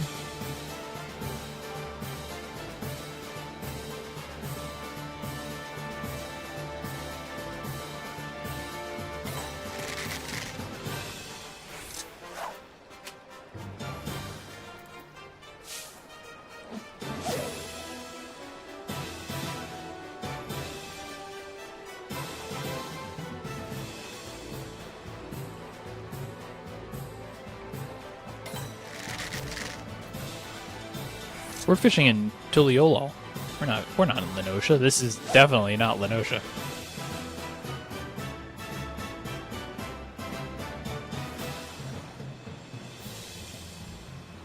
But yeah, no, I don't think these are DDoSes at all. Oh, Onyx. That was King of the Spring. Because King of the Spring is an interesting fish in that it is... you can catch it in Northeast Bronze Lake. Here. Right. Trying to figure out where to put this. You can catch it here in Northeast Bronze Lake. Or you can go to Upper Lenosha and catch it in Northwest Bronze Lake. And it counts the same way.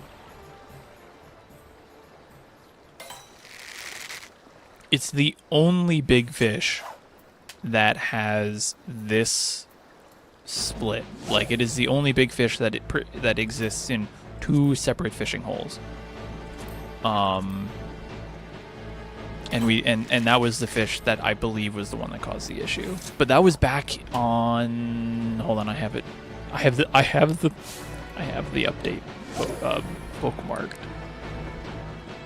Up on, let's see, January 19th of the year 2027, or sorry, 2017, excuse me.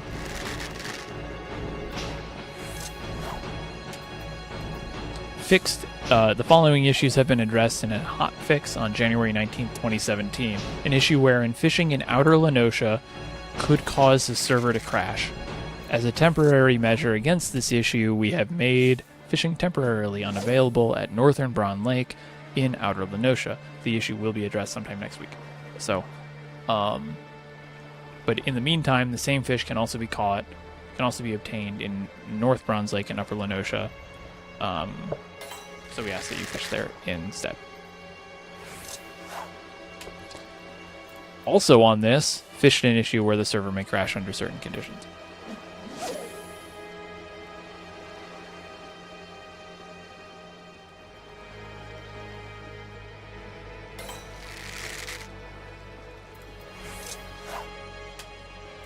Yeah, King of the Spring is kind of a rough fish to go for too, because like none of the lures help anymore. It is like if you look at it, it is the max number of fish that could be in a single fishing hole without getting all weird like missions. Like 10 fish, huge, very populated hole. So it's a rough fish to go for. Plus, it's a weird bait too.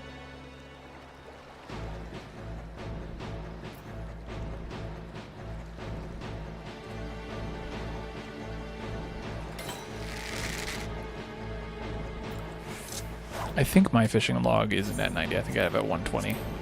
a 140. Yeah, if I make it this, I can't read it very well because I have like big 27-inch 1440p monitors, and this size is hard for me to read. So I just scale it up to 120, 140-ish, and that's usually about where I want it.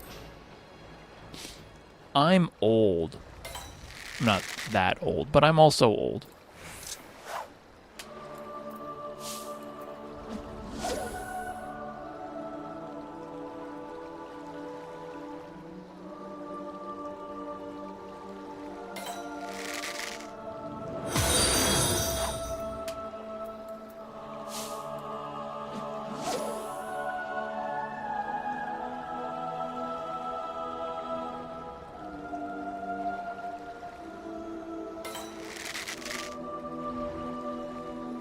Got me when I got an apple in my mouth.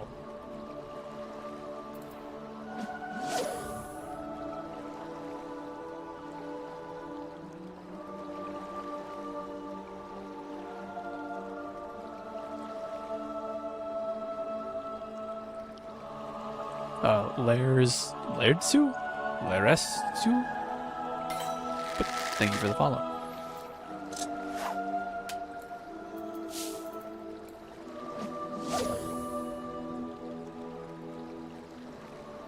I'll rearrange my mess of a second monitor here so I can see everybody's chat.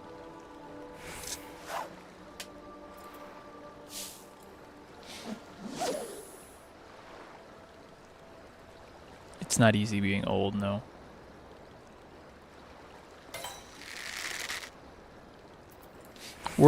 I think we're gonna go... We need to... So, here's the thing. Do we want to go catch Great Gar? Or do we want to do a new window? Like a very severely undertested, effectively brand new window for purse? If I wasn't streaming, I would be going to purse. But because I'm streaming and you guys are watching, do you want me to go... Do you want to watch and see if we can get one of the new fish? Or do we want to see if we can just potentially get a fish that hasn't been caught yet?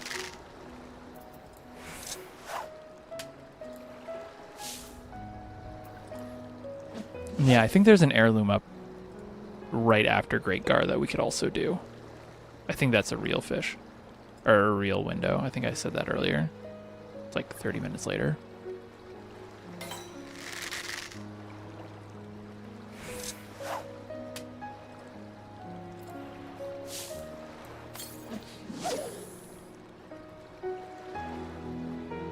Looks like chat is saying...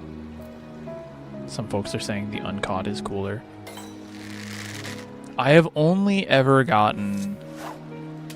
We don't really track this, so it's not like a big deal or anything, but I don't think I've only ever gotten one first post of a bite. And that was for Lail Crab back in Endwalker. I got one of the first heirloom groupers, and I think I was one of the first 5 Lystracanthus.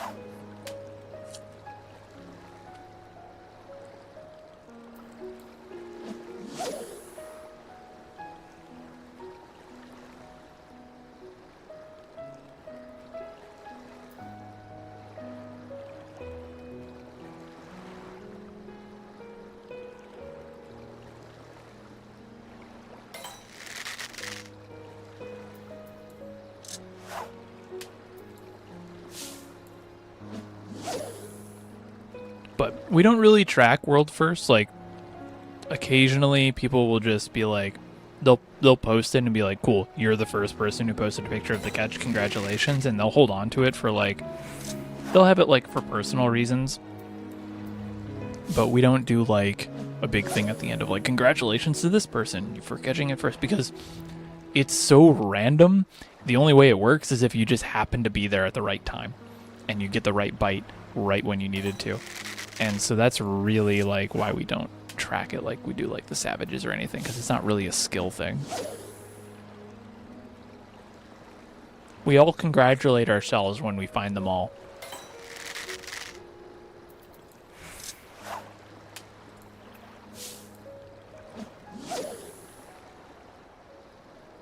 It does help with the hype, for sure. You know, getting one of the first bites. It is so much fun, though, if you are fishing in the window when a fish is found. Even if there's, like, simultaneous, like, even if we didn't go to purse and maybe this was, like, an untested Moxitral Great Gar window, like, having that opportunity there is just so much fun to watch everyone just freak out and have excitement over.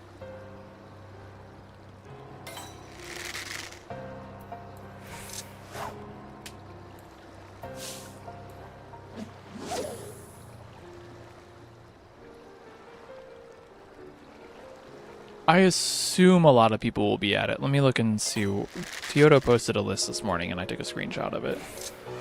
Let me look.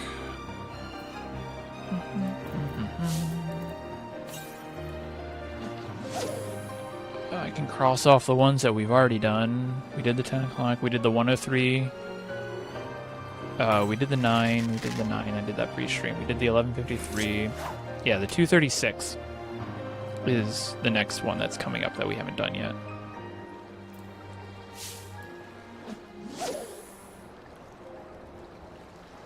See ya, D. Thanks for coming.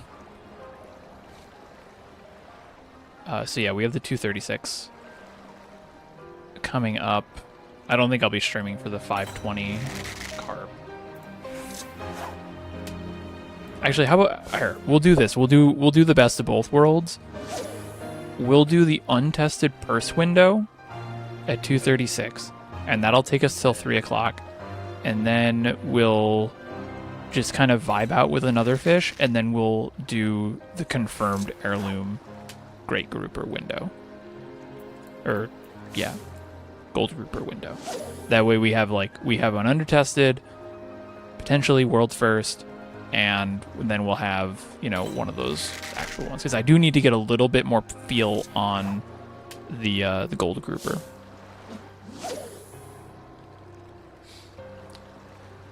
Me and someone else were at gold grouper during the window when a bite was reported, and they didn't have lures, so we stopped fishing so we could trade them 50. Yeah. I think me, Enlil, Mafia, and Nova, who's right over there, we were all at the gold grouper window when it was discovered, and 2 of us were already on popper lure. And I think right after it was discovered, I got a bite into a catch. So, like, that's where this guy came from.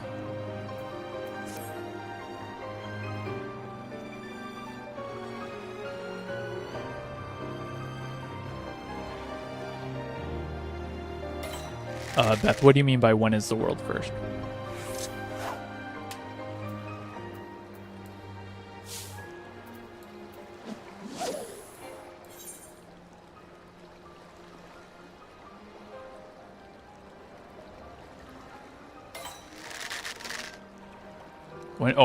When is the world? Okay, so we don't know. That's the thing. So for those of you who weren't here at the start, and if you're still here, you're going to hear it again, but thank you to everyone who's coming. We're currently on day 7 of what we call fishing discovery. And whenever a new major patch comes out, like 7.4, we get new big fish. We had 8 of them this time around. And we don't know anything about them.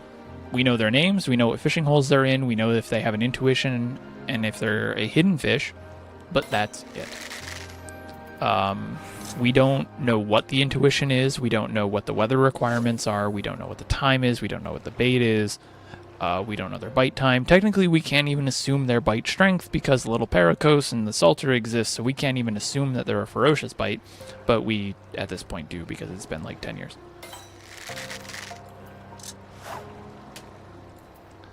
So what the discovery period is a big community thing where we all come together and we test all of these different windows until we find the fish. And it can be a lot of different combinations. I'm not going to bring that up again because that was sketchy as hell because I had to bring up like a billion different other windows to get that to work. But we have a spreadsheet that we use to track everything. And actually, I wonder, can I bring it up over here? Oh, no, wait. No, I can't do that because that would require another setup that I don't have.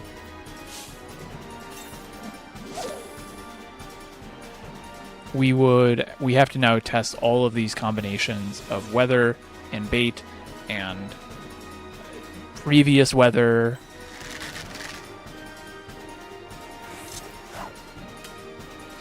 All that stuff comes up. So Beth, what you're asking for, now that I'm seeing your clarification, is what is the first wind of its type since the patch? That depends because it's a lot of different types of windows. I think the quote-unquote world premiere windows are not today. We've already passed them.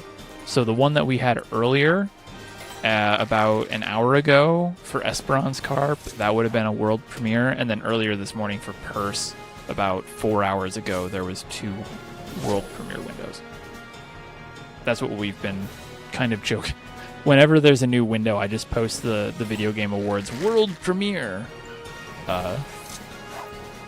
like sizzle.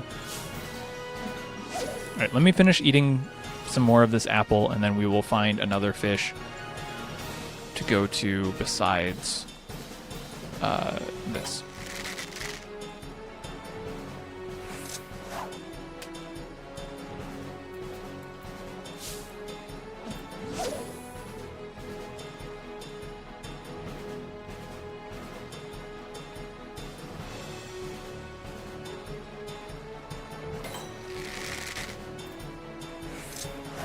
Yeah, there's a lot of windows that aren't tested yet that we haven't gotten to. Yesterday, I think it was a cloud, like a fog into fog window. I think it was. Judging by the numbers. There was like a fog into fog window, and everyone's like, oh, it'd be great if it was this window, if it was fog into fog, because fog is really rare. And like rare to happen. I explained the weather earlier, how like the chance of a specific weather happening isn't equal to another. It's all varied. So having like a rare window into a rare weather into another rare weather was cool. That's fun. We like that. And then I was like, okay, let's see what happens if it is like fog to fog from 8 a.m. to 4 p.m. What does that look like? And I was looking through, I was like, oh, it goes on a 30-day vacation next week. And then it comes back, and then it's pretty normal. And then over the summer, it has a 30-day vacation. And then in September of next year, there is a 64-day downtime. And I was just like, I really hope it's not this window, because I do not want to have to listen to a 64-day downtime fish. Yeah, 5% is usually like the minimum rare chance.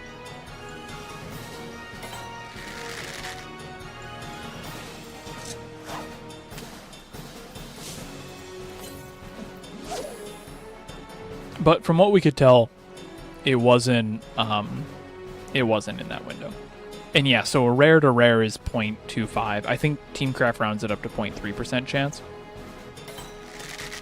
But that's a 0.3% chance of that transition actually happening. You then need to have then you need to divide that into 3 for it to have a chance at going into one of the time slots that you need. So if it was a time-specific fish, if it was like noon to 4 p.m. from fog into clouds, there is a 0.1% chance of that happening.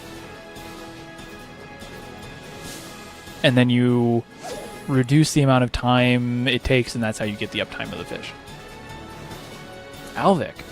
The fishing is going okay. We've had a pretty unexciting time, but it's been kind of fun just, chilling out and vibing and staring at water for a while. I'm currently eating an apple.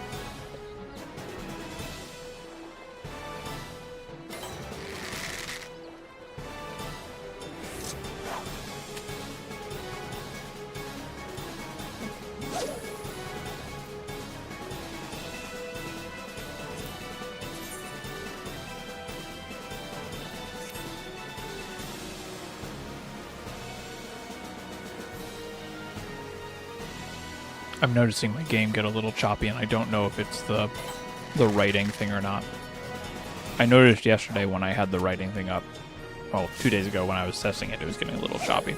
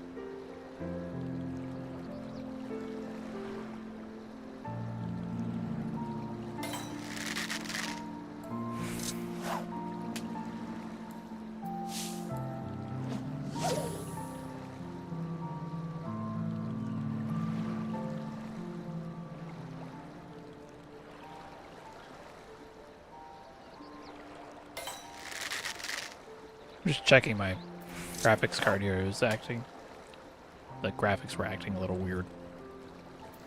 I don't know if you guys can notice it, but on my end I can, because I'm running at like, as I saw, I'm running at 72 frames per second. Because I found that even though I have a 144 hertz monitor, if I try and run it at 144, it skips. If I try and run it at 60, it skips. But if I run it at 72, which is half of 144, it runs perfectly fine. So if I do that, plus I'm trying to record, for some odd reason, it doesn't like it. If I record at 72, I have to record at 60, even though I'm technically, playback is at 72. I don't know. Technology, man.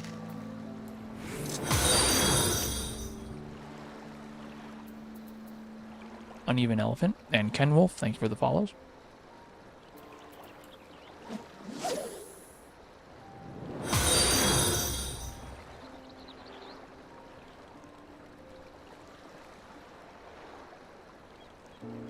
I know a few folks who are still stuck on stone scale.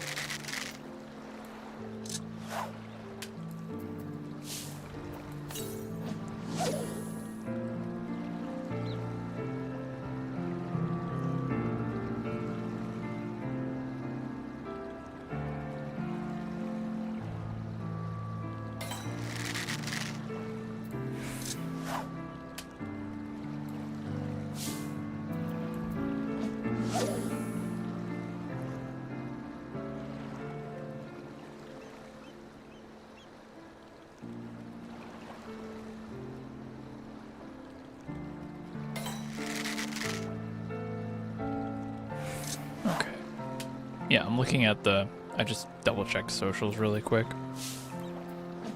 So yeah, no, there was a mass disconnect when we did it, and there was another one right before 9 a.m. Eastern. It looks like about 8:40-ish, 8:30. I would be genuinely surprised if it isn't something in-game causing it. If it is like an actual DDoS, I will be genuinely surprised. There is some somewhat rare occurrence of something happening that's causing the data centers to crash.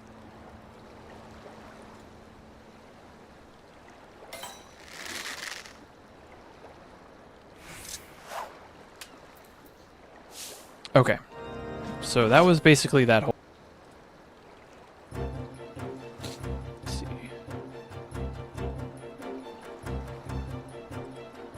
Yeah, there's so much about what it could be and what it could have been has been discussed so many times that it's hard to speculate.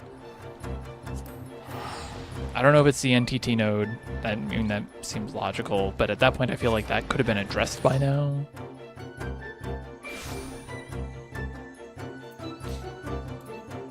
I don't know. I'm not the. I've sat through pretty much all of these disconnects, but I haven't had too many issues with them. But then again, I've also only been fishing, so I'm not really the person to be like, oh yeah, no, it's not that big of a deal. Because it is a big deal. It shouldn't be disconnecting 2-3 times a day. All right, so we're just gonna practice. I need to do some quick tests here while we wait for Gar. I want to do some tests for Moxterol or for Poon and T-Pain.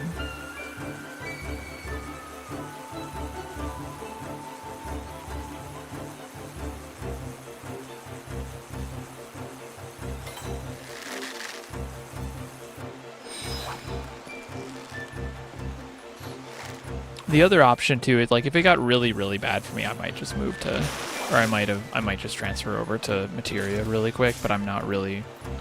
Well, this isn't going to help me at all. How long was that bite?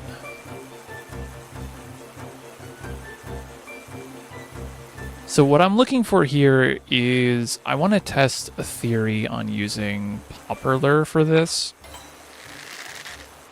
Because basically if I start drawing again here, give me a second.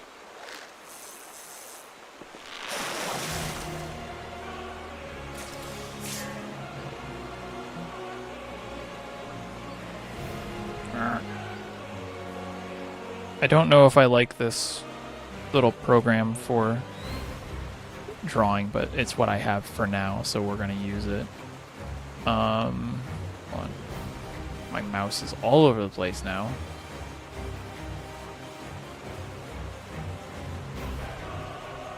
So basically, if you don't know how fish bite, here's like a really quick rundown.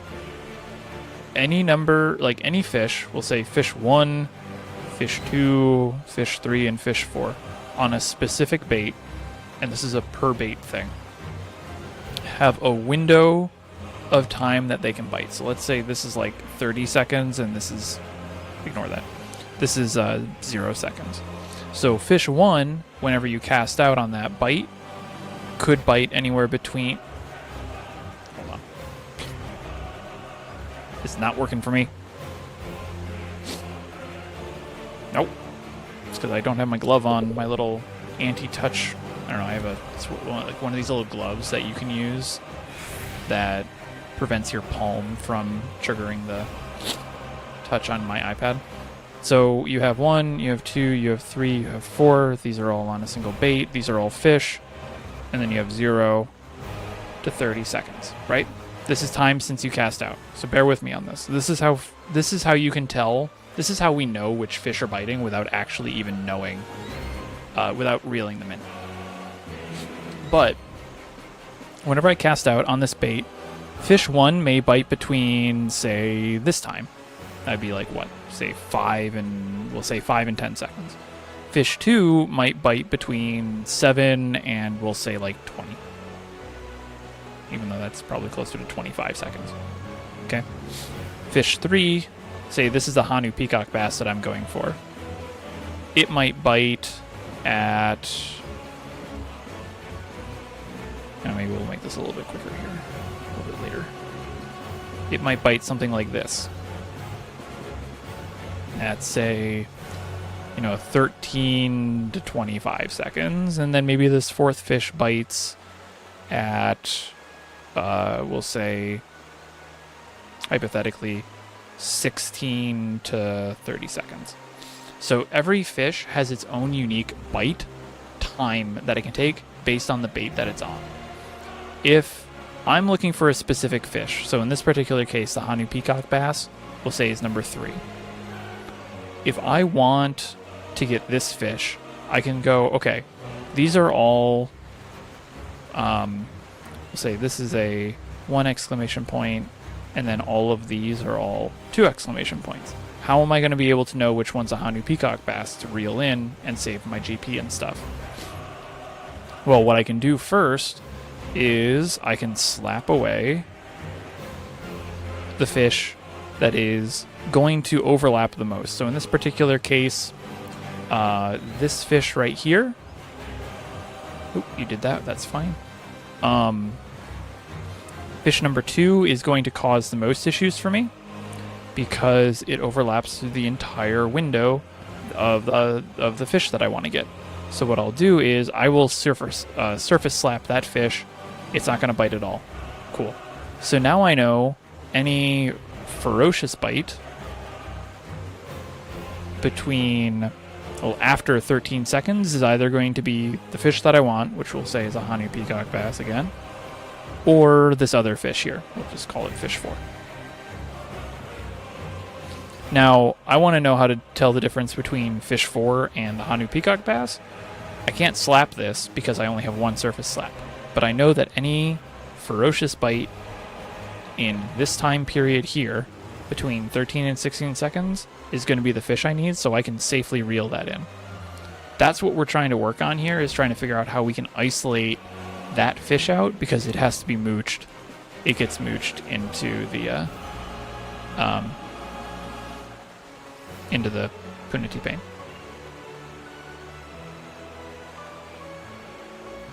I'm looking at this now on my main screen, and man, that looks like I'm insane. But that's how that works, if anyone was curious.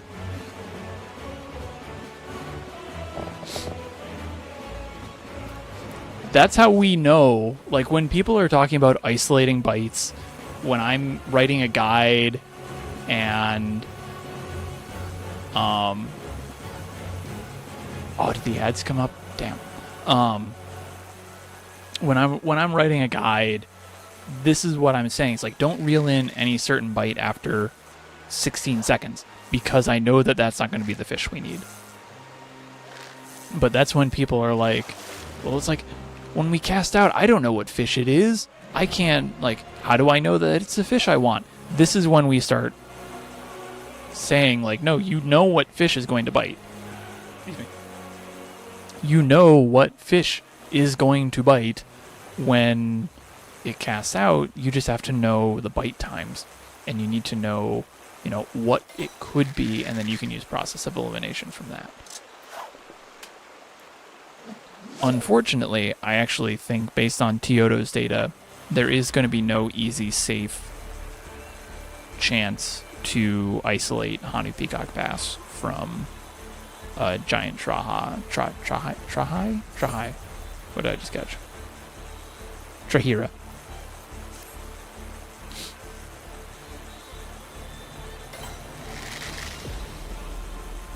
That's too long.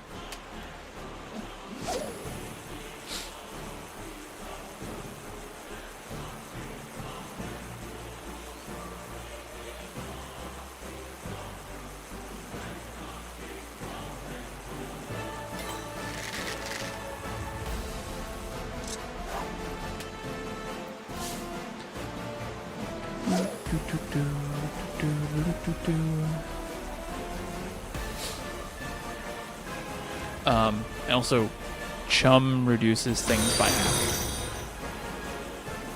So if you're looking at your timer, like that bit at around 13 seconds, whatever would have bitten, whatever, you just double that and then map that to the window. So in this case, that would have been a giant Trahira.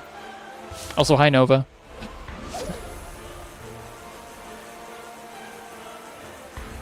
So we're going to hang out here for a little bit. I want to just kind of get a better feel for this fishing hole on popper lure, because I want to get an idea of how the Hanu Peacock Bass bites.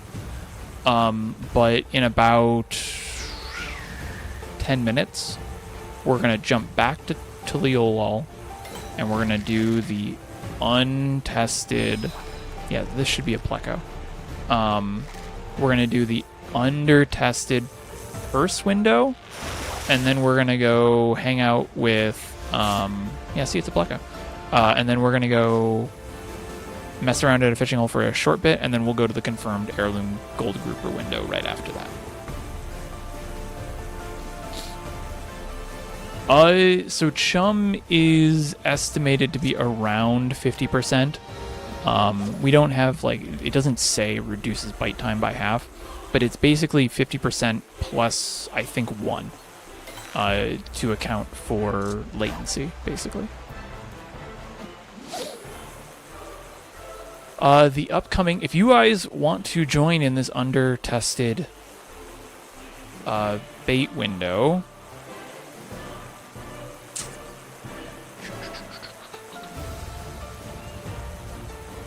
it is at 2:36, so 36 after the hour, which is in 9 minutes. Way quicker than I thought it was. It's in 9 minutes. There is only one crimson lugworm and only one shucked clam test. So basically anything that you feel like doing. So if you guys want to come and join and help participate in Discovery, go grab one of those baits that I just said. Ghost Snipper, shucked clam, not choked clam, or a crimson lugworm, and then head to Tuliolol, go to High Tide Harbor, which is the fishing hole on this side over here, kind of in the main central part. Check your chat too, that'll tell you where it is, if you're in the right one at least. And then starting at 1600 Eorzea time, or 4 p.m. Eorzea time, just cast out and do that until midnight. And then if you get any, and then just say if you got anything or not. If you're in the Fishcore Discovery and Testing channel, we'll have the info you need. So that's Oho. I'm also considering, and typically when we've talked about using Ambitious Lure, it's about increasing the bite chance of a non-dominant bite type. So in this particular case, so basically it would be like if you have 3 weak bites and 2 powerful bites, you would slap one of the powerful bites and then use Ambitious Lure to make that last powerful bite like super likely to bite. This is going to be one of those instances where I may end up recommending using Ambitious Lure despite the fact that 4 of these bites right here, these 4 guys, these are all powerfuls, and then that little guy over there is a weak bite. But because he bites so much, I might be recommending using a lure, just to ensure that they bite, and then doing timings based off of that. I'm not too sure though yet. That's going to be something that I'm trying to figure out. It would be not something that we typically recommend, though.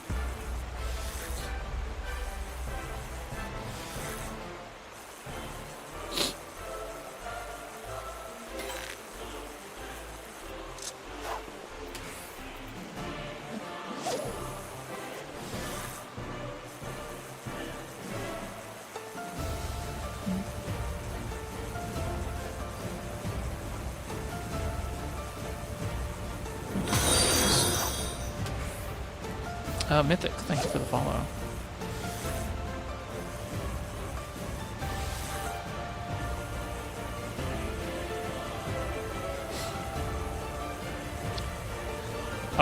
It just gives me E8 flashback. I love Eden 8. That's such a fun fight. It's probably one of my favorites. That's too long for a peacock bass.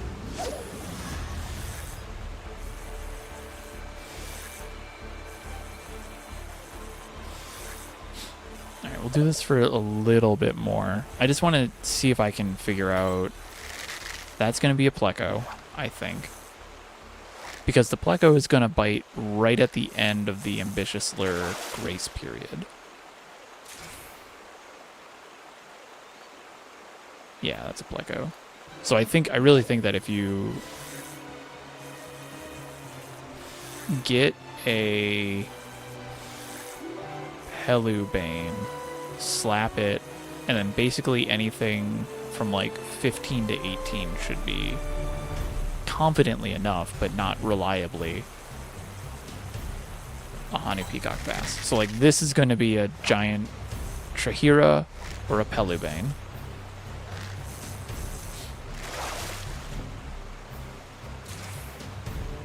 Yeah, there it is. So if I slap the Pelubane. Yeah, Zin, M and I have talked about that in the past, of like as soon as I'm ready to do T and Fru, then it's like all over. I think they would have a party ready for me like within an hour.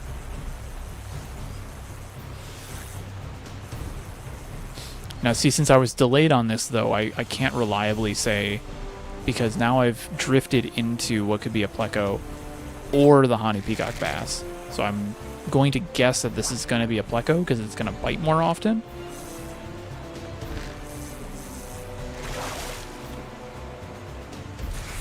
Yeah, okay. Cool. Yeah, so I think what we're going to end up recommending, or what I need to further test it, is I'm going to take...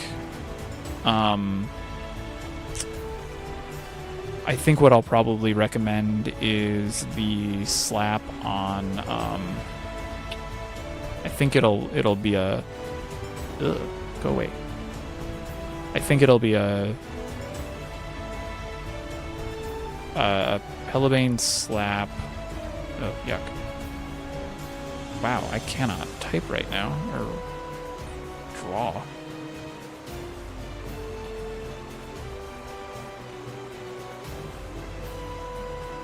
Yeah, Pelubane slap, and then it's basically, I want to say it's going to be like 15 to 17 will probably be safe. You might be okay up to 18 or 19. But then at this point, you're running into the risk of the GTs. I'm mostly writing this down for my own future reference, and I'll just go back to the VOD and look at my numbers. Yeah. I think that's it. I love this writing thing so much. Even though it is, I think, causing some slight rendering issues with this. With 14. I really enjoy it.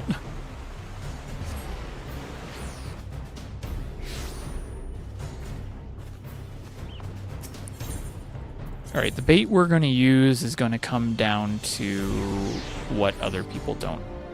What other people need. Nova.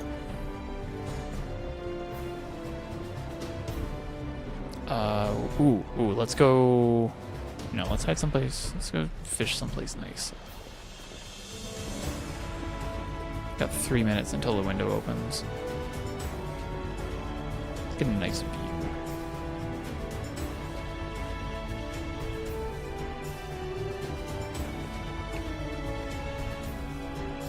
There we go. We can stare at the pole. Right. I do know that I want to get the Reason Scale sister side. Alright, this is Fair Skies into Rain. Get my fish first here to slap. By doing this, I should probably just use Modest Layer into it.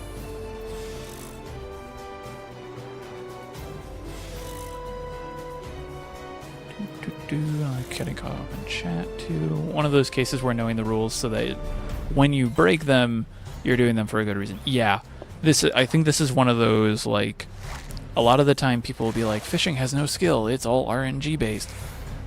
The skill is knowing the rules and being able to manipulate them.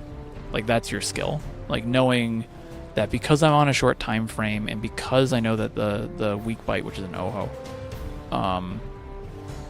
because I know that those are going to bite and just waste my time, it's a whole lot. Knowing that it's going to be better for me to eat up 14 seconds each cast guaranteed, to give myself that chance at a strong bite is better than just not.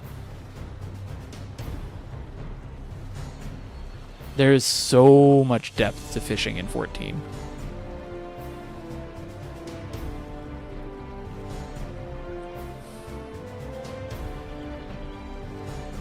Let's see. So just to clarify, it's a straight catch from 16 to 24. Should I slap something? Yes, you should slap something. I personally slap the Reason Scale sister side just because it always annoys me. Some people will slap the golden Cavili because they're very long bites.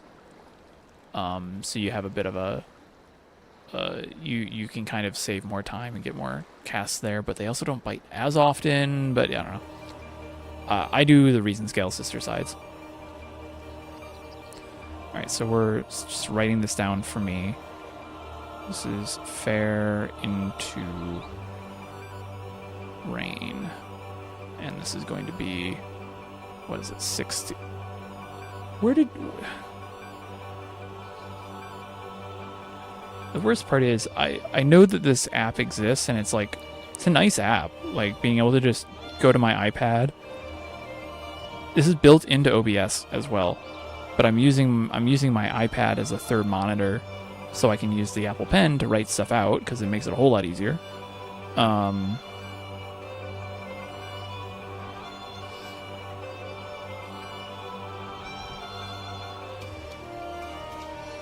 I don't know how updated this is. I might see if there's like another plugin I can use. All right, let's quickly look at what the distribution is. Yeah, it looks like. Oh, it looks like we're already even. So we're just gonna, I guess we'll just stay on Lugworm for now and go from there.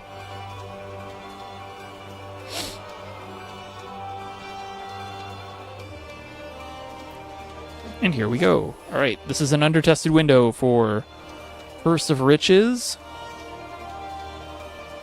Let me bring up Kiku as well while we're doing this, and we'll see how rare this window actually is. So for High Tide Harbor, fair skies is pretty common. That's a 40% chance of happening. Rain, though, is 5% chance of happening, which means this transition happening is a 2% chance. Divide that by 3 is the chance of it happening at this specific time frame. And so we are doing, the target weather is rain, fair is preceding weather is fair, and we are looking at 16. All right, it's 10th window. 1, 2, 3, 4, 5, 6, 7, 8. 1, 2, 3, 4, 5, 6, 7, 8, 9, 10. Its 10th window is Monday, January 5th. That's pretty good. That's pretty close, too. One of the things that we've started doing was we'll look at a window, like a time period, like a specific transition at a specific time, and see how many times it takes to happen 10 times, and we see what that date is. So there was one window that, and a fish would never be in a window like this, but there was a window where its 10th window was like deep into 2026. Like April or something. We would not really have... we don't have a precedent for a fish being in an exclusive 5% chance into a 5% chance weather at a specific time, because that puts it at a like 0.1% chance of it happening, and that's really not going to happen very often.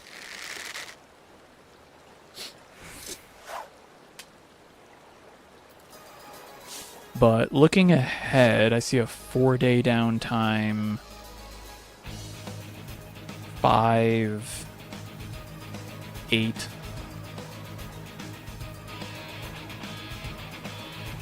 Another 8. Doesn't look too bad.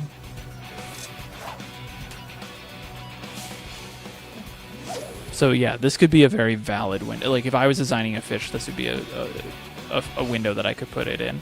I don't know if I would put a 7.4 fish in, but I'm also not designing it, so that's me.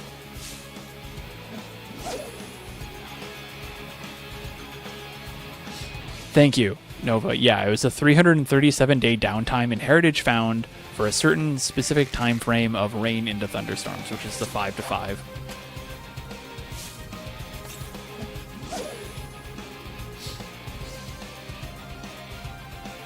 We do not have fish that are... In no way would a fish have an exclusive window like that. There is a point at which it's just a poorly designed fish if you're going to have to wait a year in order to catch the fish. If there was a fish caught in that window, it would almost certainly be at any time. So it would just be any rain into thunderstorms, or there would be some other conditions to buffer out the percent chance of it happening.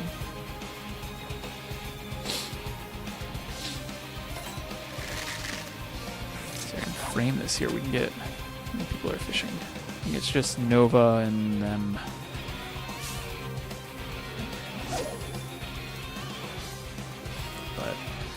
Hello and welcome to everyone who's just joining. I'm seeing my number just went up a little bit there. My name is Fruity Snacks, and welcome to Fishing Discovery Day 7.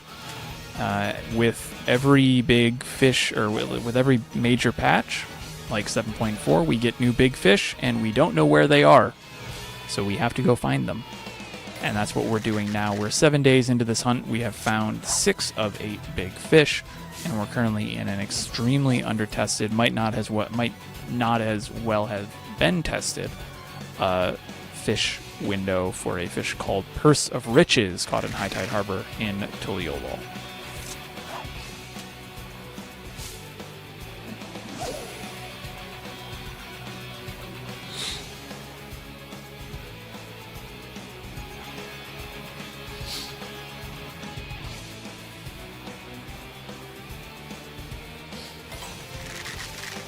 See, that long bite that we just had, that was 14 seconds with chum, so double that. That would have been a 28-second bite. That's the goldfin cavali. Cavali, whatever. That's one of the fish that people will slap because it just takes so long. Drink some water here.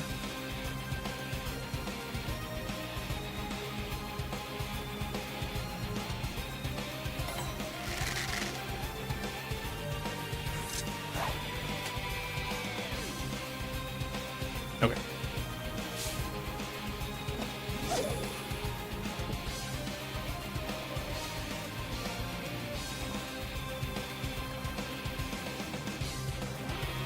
Keep an eye on the Discord as well, see if anyone reports a bite.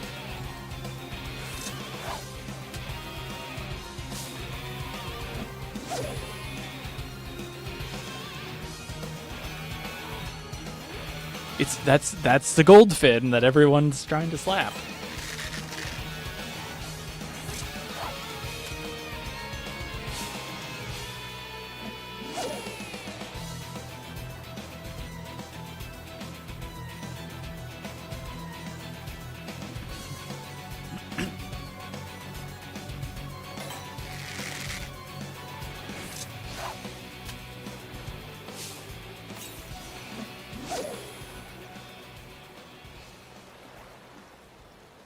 This is why we I think Nova, we had this conversation briefly yesterday about how it'd be really nice if Blue Purse is not Blue Purse, Purse of Riches is a quick biting fish. Because if it was really quick biting, then we could have some strats around that, either with re-rolling or just canceling early. At this point, it would probably be re-rolling, using Ambitious Lure to re-roll the bite like we do with, say, like Aelid Scan or Record Killer. Those would be what we would do, and we would just quick it over, and that way we could just re-roll it into it. It being a precision hook set fish would be wild. Genuinely would be wild. I haven't even anticipated it being like, I don't even know what to do if it was a precision hook set fish, because then you would just slap the river scale sister side, and then at that point you just do Ant Modest Lure, and if you don't get a bite at the end of the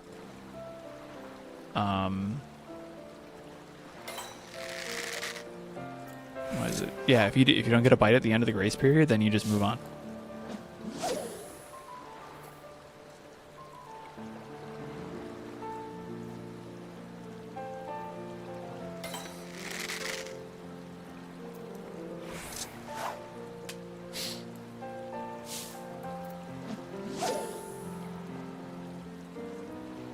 Yes. There are big fish that have different hook sets for sure. Blue Corpse, I think, is the one that comes to mind. There's another one too. That Teodo, I think. Hold on. Teodo listed it out. Yeah, Crystal Perch, Blue Corpse, and Levin Light are all swapped.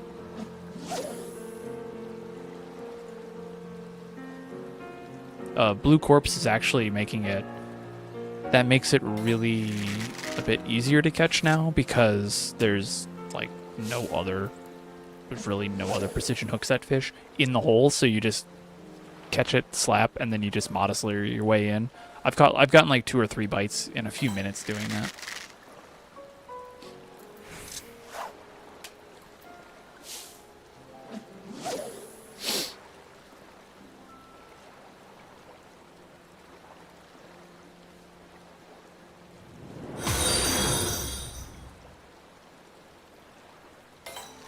Vendor Cakes, thank you for the follow.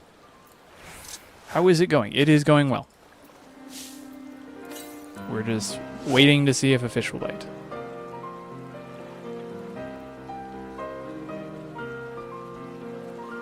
Hello. Dapper looking Vieira.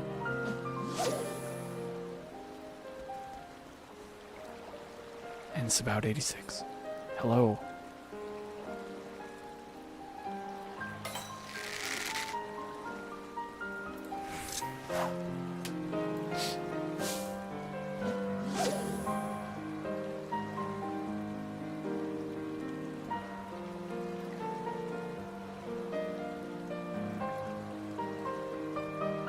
I think at this point, I'm not, like, knowing how much testing is going on in Tuliolo right now, between, like, I've done a bunch of testing that I just haven't reported. Just because it's always been in, like, super common windows that already had a bunch. Or it was for, like, 5 minutes out of 23 or something like that. So, like, we've done a lot of testing in this. I would not be surprised if it is in one of the rare weather transitions. I would not at this point even put it past it being in a window that we just haven't seen yet. Like, fog into clouds. We haven't seen any of fog into clouds. We haven't seen any clouds into rain. I think those are the only 2 untested transitions at any point in time. But we do have some precedence with a weather fish being in a rare transition with python discus caught in the Sullen in Lakeland.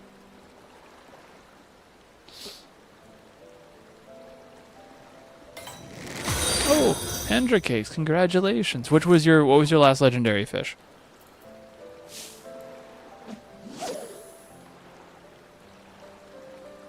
Also, Sork Pleb Snack. Thank you for the follow.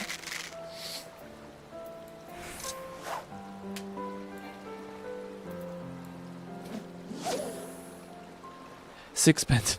I remember the whole curlinger thing, and all the fishers were just like, "Oh, first time."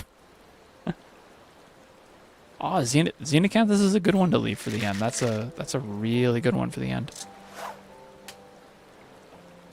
Are you gonna work this time, Mortimer? Or is Mortimer just completely broken? I have a little bit of time here. I can see if I can fix Mort. Mort, what are you doing, dude? Come on. Let me look at his text-to-speech command while we're doing this.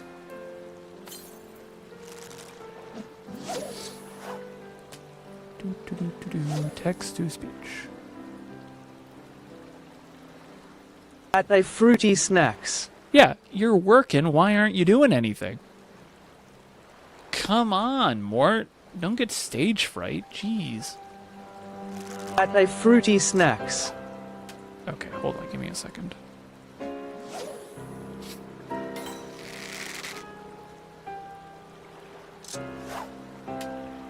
Something went wrong. Please try later.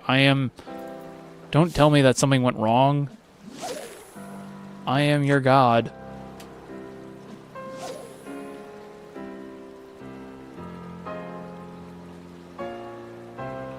Okay, Discord blew up for something else. Work.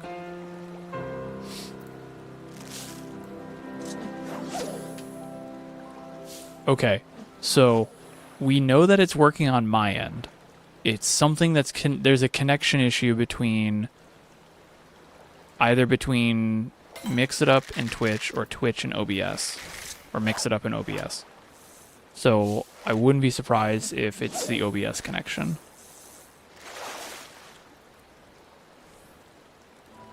Does Golden Pippa swap? Golden Pippa does swap. Yep, you're right. But Wordnay, I think the interesting the one that's interesting isn't it goes from precision to powerful. It goes from powerful to precision. Oh, and then you're just gonna hang out there and not do anything? Fine, go away. Quiet you.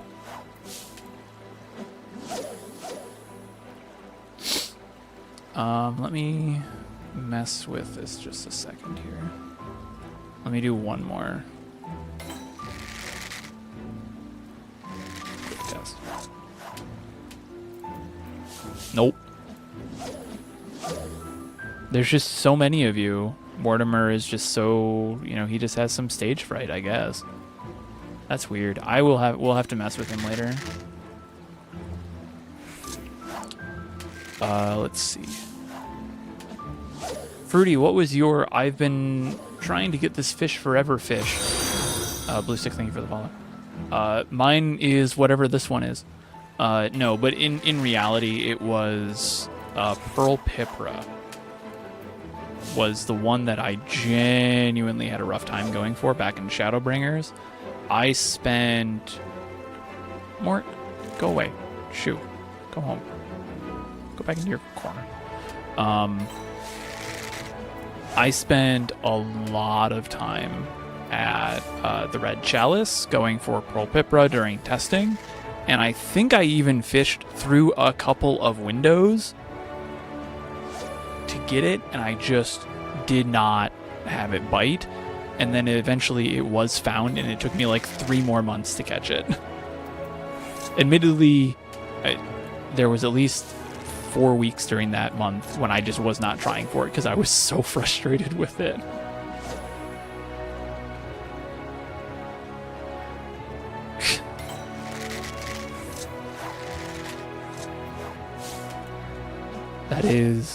Those are some pretty bad puns there. 8 cinder slips over the course of 6 months is pretty rough. I had 2 slips and a line break, I think. Or it was a catch, a slip, and a line break. My European alt, when they were going for when they were going for final fish, they had Ruby Dragon slip 2 or 3 times before it actually stuck. It took, I don't know, it took maybe 20, 30 windows. All right, let's hear it up for another great Goldfin.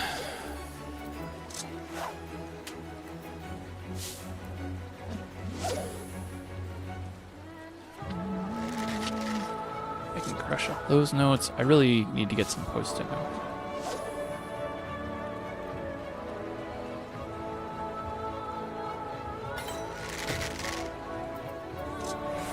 Hi, not Janet.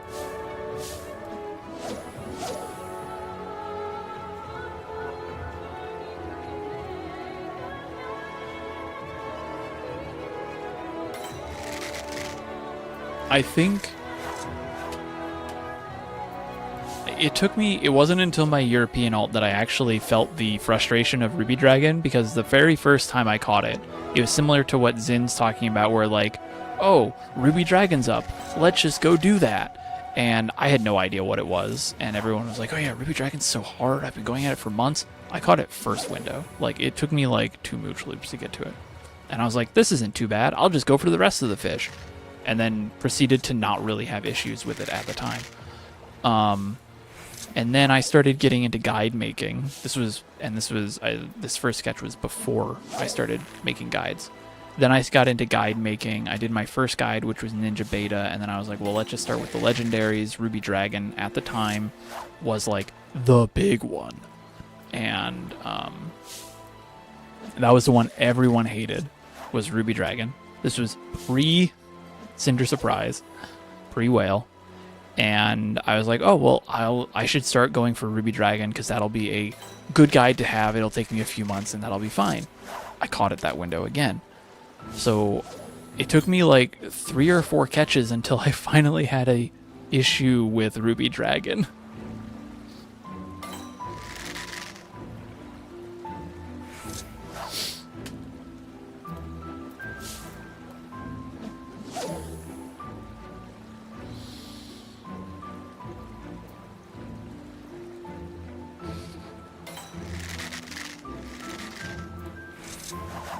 Aelid Scan Slip. I think I've had Alod. I had Scan Slip a few times on me in my journey around catching it. Welcome back. Yeah, Ruby, which I have, sitting right next to me. That's the jangling of all the fish charms I got from crap, I should remember this. Oh, please tell me of your name. Was it Cutipatra?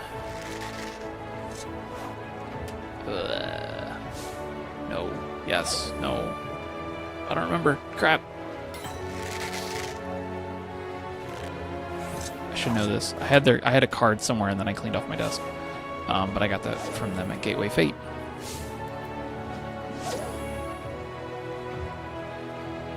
Yeah, Gateway.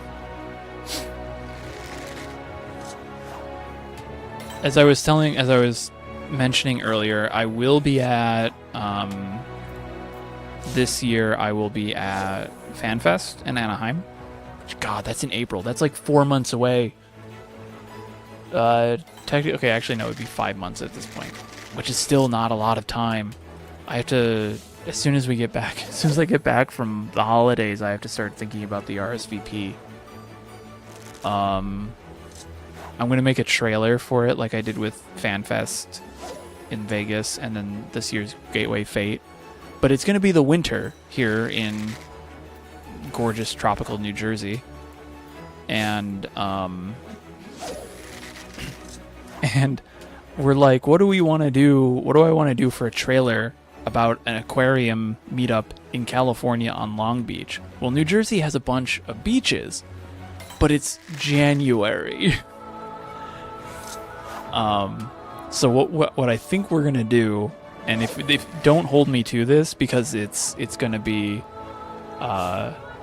it's gonna come down to weather and stuff, but what we're joking about doing is finding a beach that we can go to in New Jersey, and my friend is going to come with me, and I am going to be wearing shorts and a t-shirt on a beach in New Jersey in January and just pretending like it's Long Beach in April. Just for the bit. And that's what the whole trailer is going to be, is me talking into that.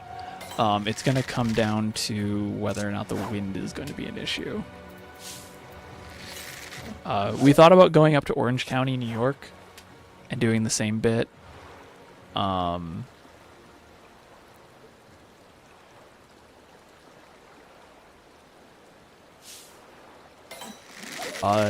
New Jersey hit like 20 Fahrenheit yesterday. or this week. It was, I mean, actually, I think it was like 40 yesterday. Where is it right now? 33. It was snowing this morning. My wife drove over in like a snowstorm. Drove to work. I am about as close as I will say. I am in the New Jersey area. That is all I will say. But I will say, I only say that because I know that I have already said that I'm near New York. I'm near the city. Oh, we're done. No bites. See, I hate that. I hate the fact that I'm hearing that it's going to be 70 plus on Christmas in the Midwest. Don't like it. It's Christmas. It's got to be cold. If you're not comfortable with the weather, that's a problem. What were we using? Crimson Lugworm. 16 fair to rain, no bites. That's what my little thingy says.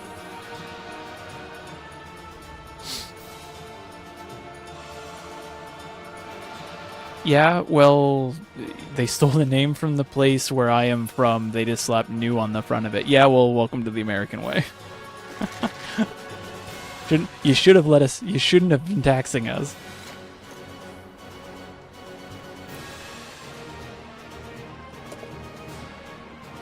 Driving through New Jersey is nice depending on where you are. If you're driving through the south, it's kind of plain. If you're driving through the north, it's a little bit less plain. I like driving through the north because you get the Delaware Water Gap, which is a national recreation area, and that is gorgeous. Absolutely gorgeous area. The Pine Barrens are also really nice, but it's basically just a pine forest on sand. Oh. Okay. Well, cool. I'm glad they're doing that after Windows. I'm still here. I'm not going to get up this time. Just going to get rid of that. Go away. It was the Ifrit music.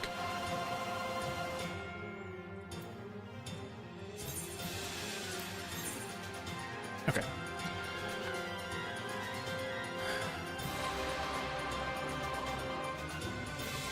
Yeah, I'm going to... I really wanted to map these back to... I really wanted to map the DCs back to, like, the weather transitions, because I really, really want to believe that it's because of a fish that this is happening.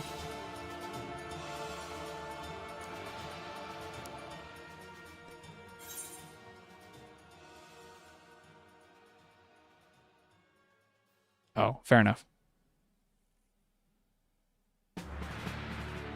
Had a bite for the gar, said my gathering was too low. The average gathering for these new fish, actually, Shane, this is a really good question.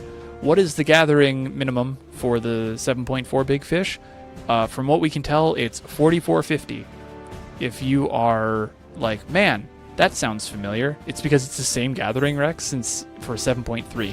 This is the first time, I believe, in the history of big fishing that the gathering rec hasn't gone up.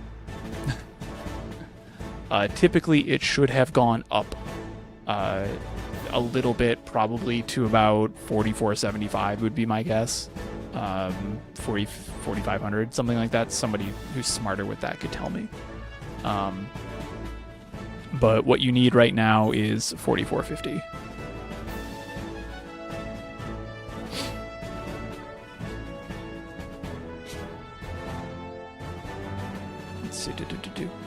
You mentioned getting into fishing by doing Ruby Dragon on a whim. Interestingly enough, it was very similar for me. I tried doing fishing before and never got anywhere. Then months later, I just tried Ruby Dragon and got it that window and then just continued doing it, thinking stopping now would be a waste, and I've come really far. Come to really enjoy it over time, even though some fish can be frustrating. Catching one is always a good feeling. Yes. So I didn't necessarily get into... I should be clear. I was already big fishing going into Ruby Dragon, but that basically was like, oh, well, I might as well finish it at this point. I think I was probably like 100 into it at that point.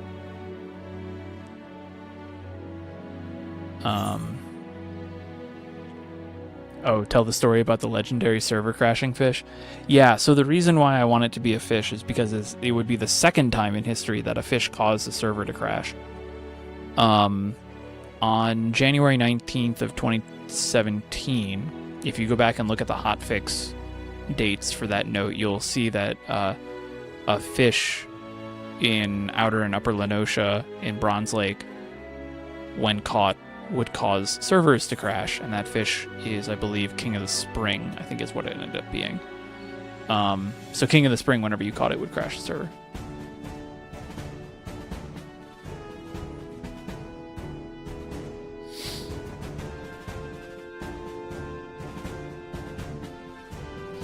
Oh, congrats, Shane, on getting your final fish title. Oh, and with 47.89 will be plenty. I'm surprised you weren't at 44.50 with Golden Pie. Or without Golden Pie. Golden Tail Pie. Okay, back. Hello, everyone. Well, that's good that we got that out of the way and not during the heirloom gold grouper window in 30 minutes. Let's see. Oh, I know what we can do really quick. So this isn't a big fishing thing because we don't...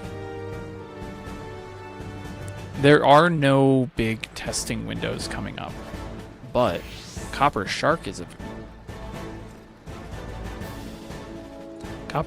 available, and I could definitely use some more script. So what we're going to do is we're going to head over to Living Memory for like the next 15 minutes. We're just going to go for Copper Shark, and that'll leave us with 10 minutes, which is more than enough to go for Heirloom Gold Grouper.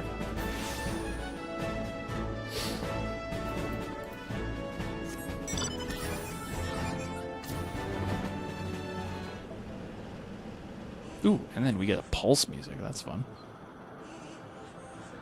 And the ping just went out for the gold grouper window as well.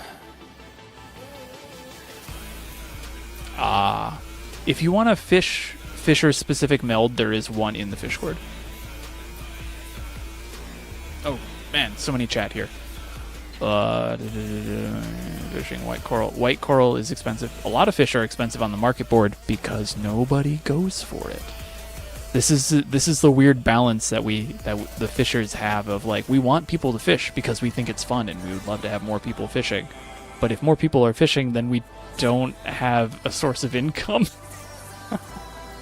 I've made a ton of money just fish with fish. We'll use Velar for this.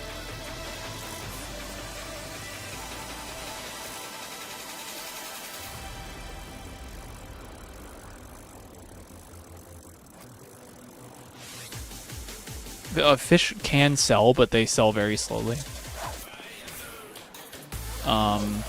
Fish are really good, like, retainer fillers when you don't use retainers very often. Oh, crap. So, like, Titanic Sawfish, you could sell if you undermarket it, like, underprice it by, like, 10,000 GP. You can just put that up and you'll just make, like, 100K every couple weeks. Warden is still good. Warden of the Seven Hues, Aquamaton. What are the other ones? Unconditional. Loose Pendant, for some odd reason, still sells well because it's a nice little small pretty fish. There are some new fish that came out. The Cichlid and Nicowerpi. Yeah, the Cichlid and Nicowerpi, HWI Cichlid, is really pretty. Like, really, really pretty. I'll see if we can stop by there on our way back over to Gold Grouper.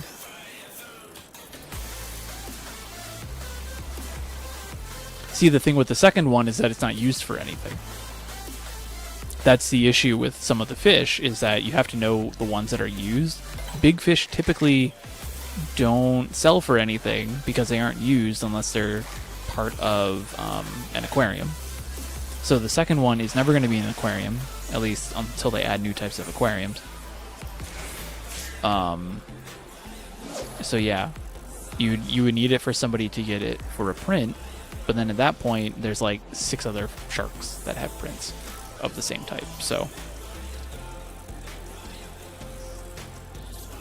you sold a green prismatic fish for a mil. The green prism fish for a mil is really nice. Yes, Mel, thank you. Because that one was just added. And it is gorgeous. It is a very, very pretty fish.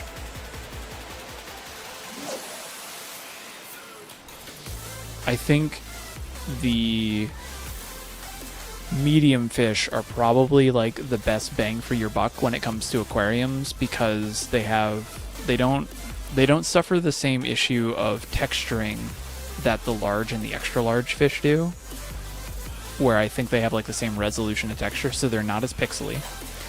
They're a good size because they're not small, so they're not like little ones.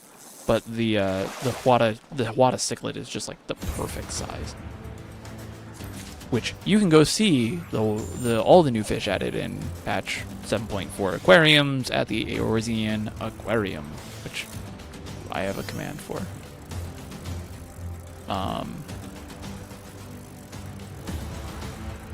What's my command for that? I'm a professional. There it is. You can find your nearest aquarium at, if you would type for me, thank you. Bam. You can find your nearest Eorzean aquarium to see all of the brand new fish at eorzean.fish.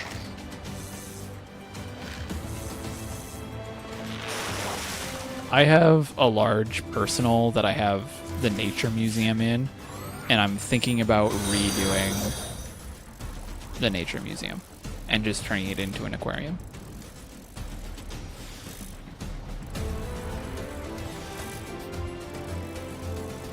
Flamingo plays games. Thank you for the follow.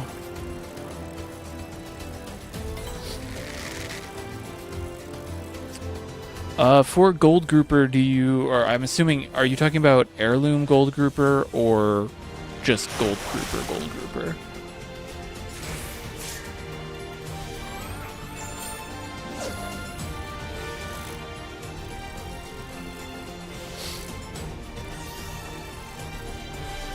Ooh, I just realized that Carby is listed as 12 to 16, but we need to be fishing the whole window.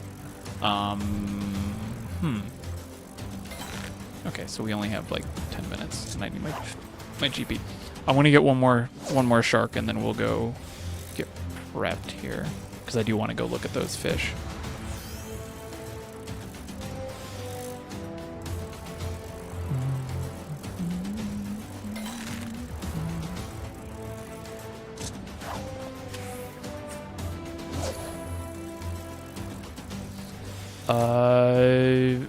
For heirloom, I don't know for certain, but that is what I'm going to do.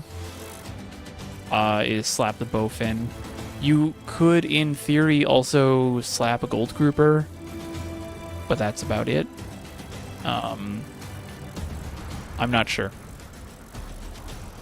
This is literally the second window that I'm going to be attending, so... Oh, I got a little red dot. I don't need you up there. Hold on, this is going to be... Let me do this right. This is going to be a copper shark. I need to see if there's a way that I can increase the font on the heading of this dock that I have, because it's eating things up. Okay, so I realized we have less time than I thought. So I'm going to swing to... Let's go to the aquarium, look at the fish really quick. Then I'll go to Solution 9, turn in the fish, get some script. Then we go to... Then we'll go to heirloom. So anyways, this is the Eorzean aquarium. I need to restock the fish. No. No. So these are all the new fish in 7.4. And that guy up here. This guy That big guy right there, that's the Whydah cichlid. Iron Shadow Tongue is down here on the lower right. This is Cabin Keep Permit with Sharknose Gobies. Those are the only saltwater fish added. Banded Candiru, Ember Wisp. Then we have the Bitterling. That's the Mizaka. And then the Outskirts Sniffer, which is my new favorite fish. This is an elephant nose, or an elephant trunk fish. You absolutely want to have these. These guys are like my new favorite fish. So excited to have these guys in, because you can do so much fun stuff. But this guy is the cichlid that I was talking about. Can I get a better look? Because I was dumb and I put them up top. I usually put the big ones up top, and I wasn't thinking about it this time. This is my house. I should be able to do whatever I want, but I can't. But yeah, the cichlids are really nice. Also, the Ember Wisp is really nice too. If you like Forge Flame, which I think is caught in As Is Law as part of the relic fish, these are really nice too. I really like these guys. For my character that has a that I'm going to be doing like all the big fishing with, I was talking about in like that video that I did the other week. I have a house that he is occupying right now, and I'm going to finish decorating it into an aquarium meetup place, which is where the streams will start. And I need to redo the tank, so it'll probably end up being a cichlid tank, just because the cichlids are really cool. Let's see. I am in Lavender Bez. We'll go to Gridania.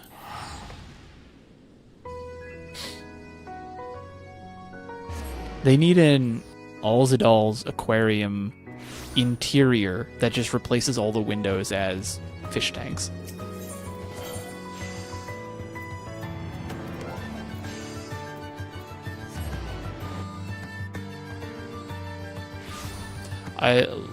Putting your big catches on the wall is also super common and really nice to do, Shane. I really like the fish printing like mechanic, quote unquote, in this game. I ran by where I wanted to go because I was thinking about fish.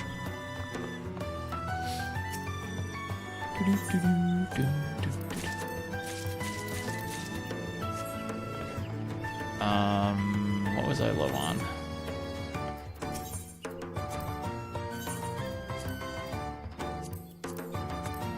We've got 6 minutes. That puts me at an even number. Let's make this an even 600. Toss the rest onto you. Let's give you 47, make it an even 300. And we'll call that for now.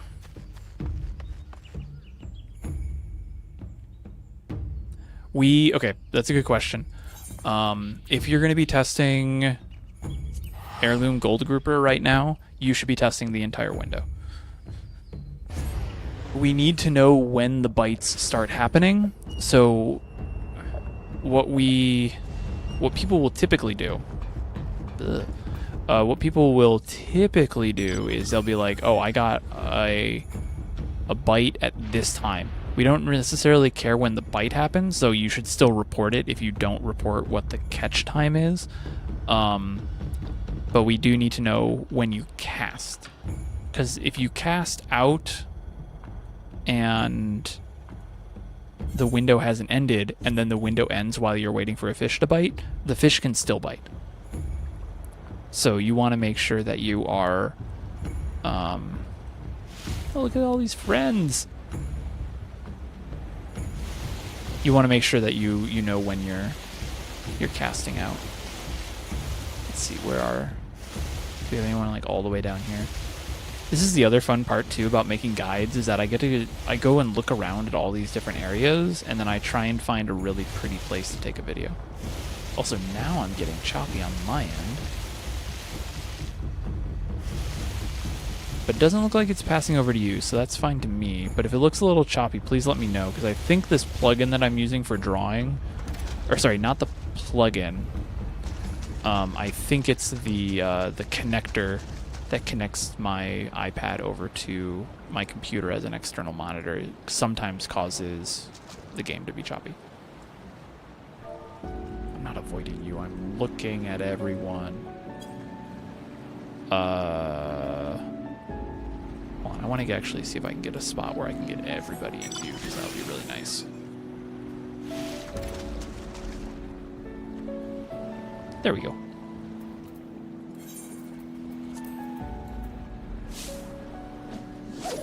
Okay, so we're gonna grab a bowfin.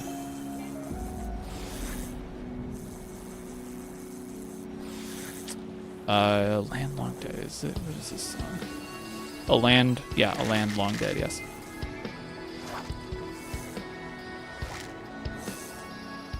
Which I think is apt to just show up in the middle of Alexandria. Okay.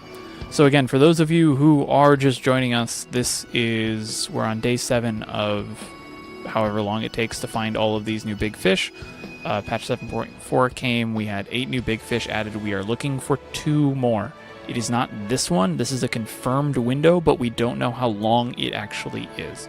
So we are going to be spending the next it'll be from 8 a.m. Eorzean time to 4 p.m. Eorzean time, or 8 to 16.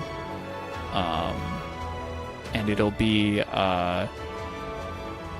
we're going to be seeing when it starts to bite, so we can start figuring out what its bite time actually is. So we're going to spend the next roughly 23 minutes catching heirloom gold groupers, hopefully, and we'll just see how many we can get.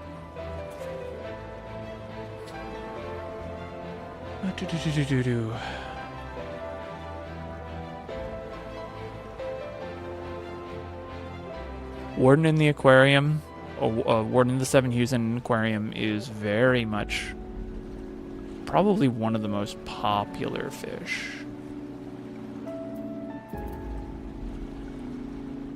Oh, and as a reminder, if you get a message proc about a glinting flash, that's not for heirloom gold grouper. I am going to ignore all of those bites, by the way. I am now not going to be farming gold groupers.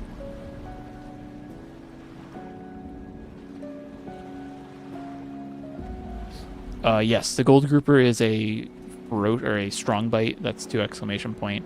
Heirloom is 3. No.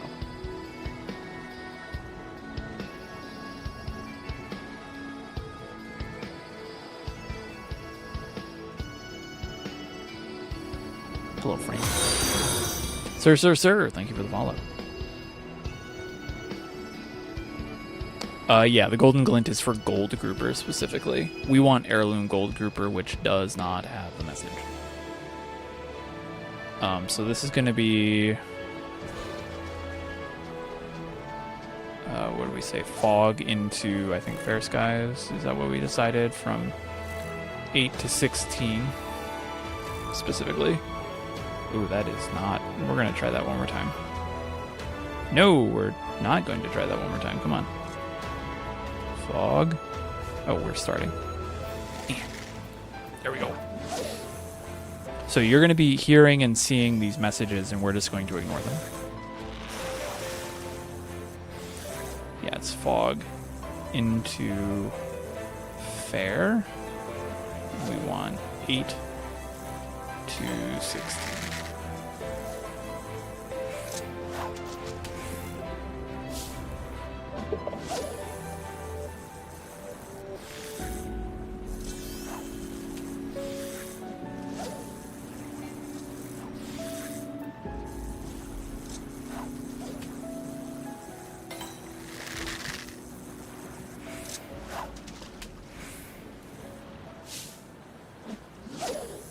You love the zingy proc noise, Mel, in like a serious way, or the like yay neuron way, or like oh no, it drives me nuts. Oh, and we lost a popperler. We only have 11 left. Oh no. I might have to go farm some purples really quick for some more poppers. 'Cause I don't think I have a lot.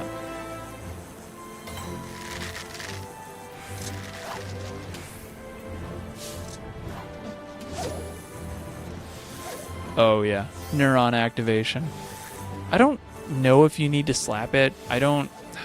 We have to. I have to go look at the numbers because somebody was asking in the other chat of whether or not you would want to slap it or not. I don't.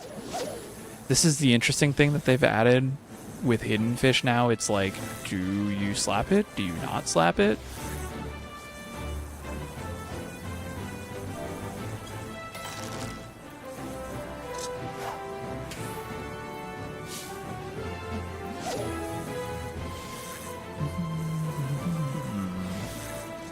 I do know, though, when I get low on GP, Ambitious Lure is going to remain priority. Despite the fact that I just keep getting weak bites.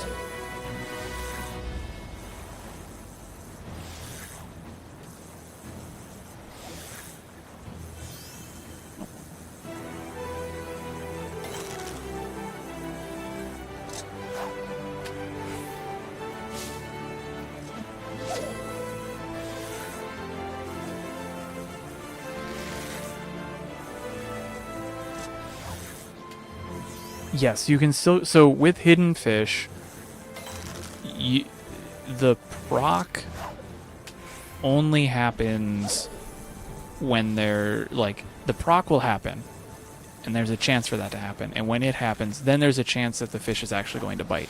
It doesn't. When you have the proc, it doesn't guarantee that it's going to bite. But if you just slap Gold Grouper, then it's not going to bite. Period. So then you just don't have the little zing. It was taking a while, and then I realized it was.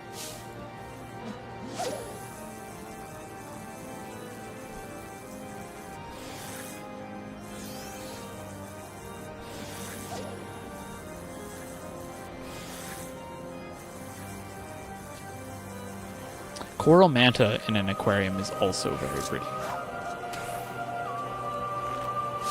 My cat has decided to grace us with her presence because she is hungry and she's just going to have to wait.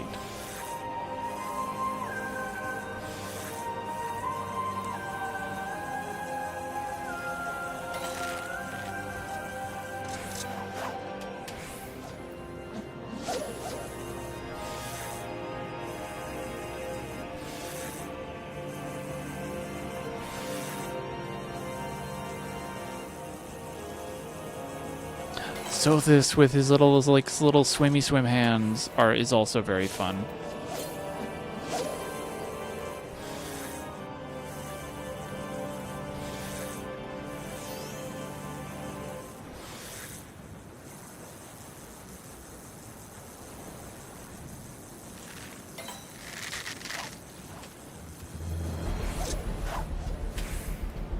So just remember that we're looking to see if there's a bite, but the bites didn't start until roughly noon earlier.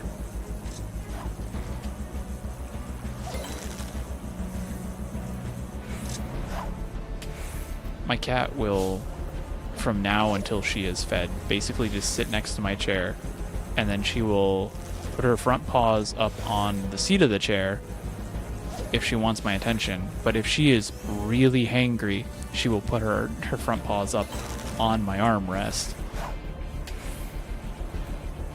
But my wife will be home probably in the next 20-30 minutes, so then that'll distract her.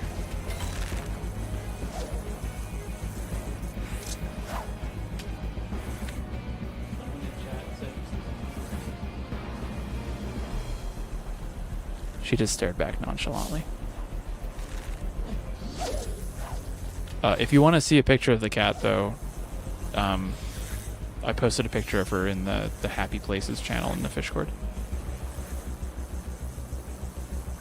Excuse me, I gotta drink some water.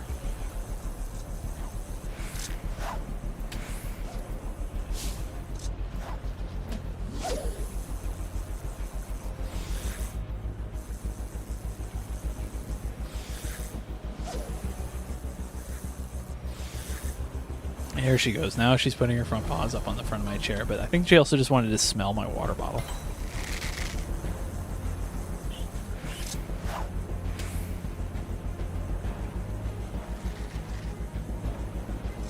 water bottle now next to her. She'll play with it and maybe knock it over.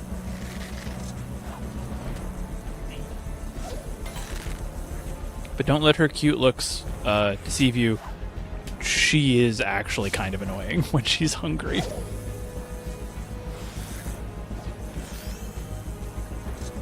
Yeah, you did. If you want the known window, you got 6 minutes, but we're testing the whole one.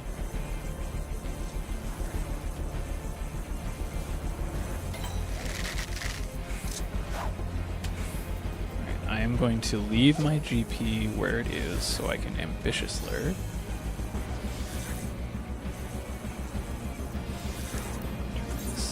I need to be able to hear this.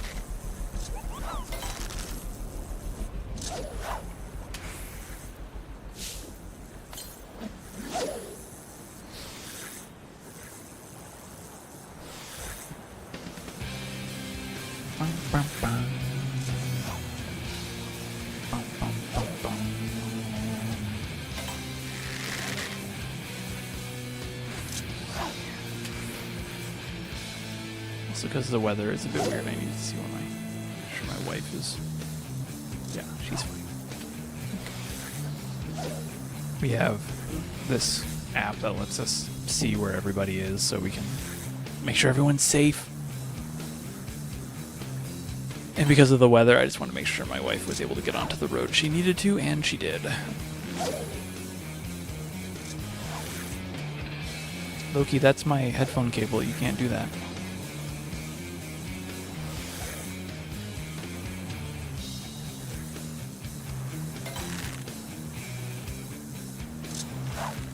Alright, we're starting to get near when the heirloom could bite. Alright, I want to try and adjust so I can see everybody a bit more. There we go.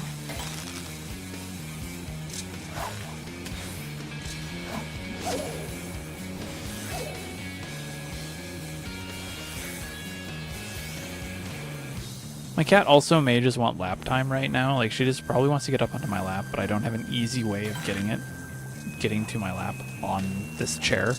Partially intentionally, because sometimes she'll just sneak up on me, jump on my lap, causing me to freak out, which then causes her to freak out, and then she doesn't want to sit on my lap anymore. And she's upset, and I'm upset, and it's all a thing. Plus, she climbs on my desk, and I have Legos all over my desk, and a couple of times she has climbed across the windowsill, behind the behind the blinds, then pushed her way through the blinds onto my desk, and nearly knocked over my Lego bonsai tree and broke one of my botanicals. Among all the other Legos back here, and it's just like, no, can't do this. And then she's, because I have a small desk because we're in a small space,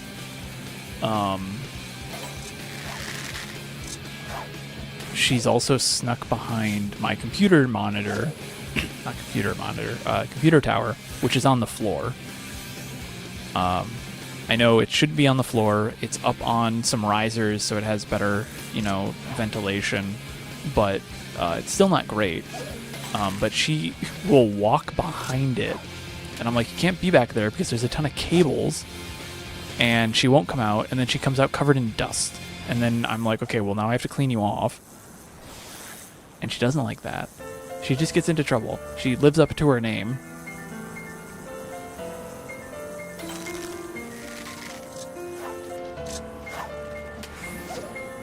I have so many windows open here.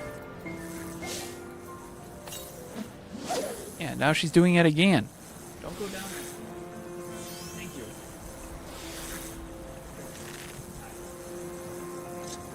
I will give you bed pats, and that's fine, but you can't sneak behind stuff.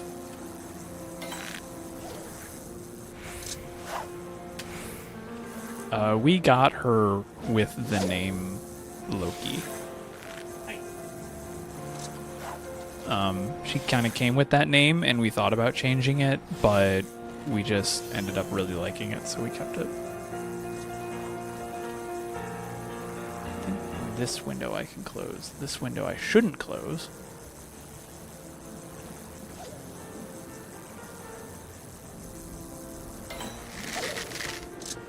Make someone's Twitch. Why is Twitch? Okay, fine. Twitch is sending me notifications about my own channel that I'm well aware of. Thank you.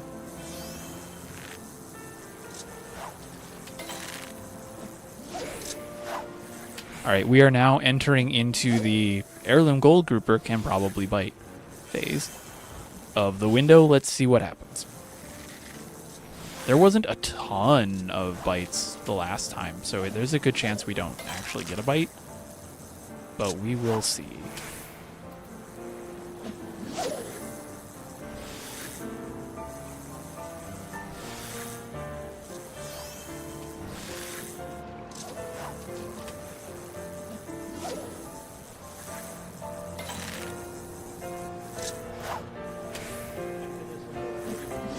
Hey, little cat. You can hang out on my lap while I fish, because that won't, annoy you.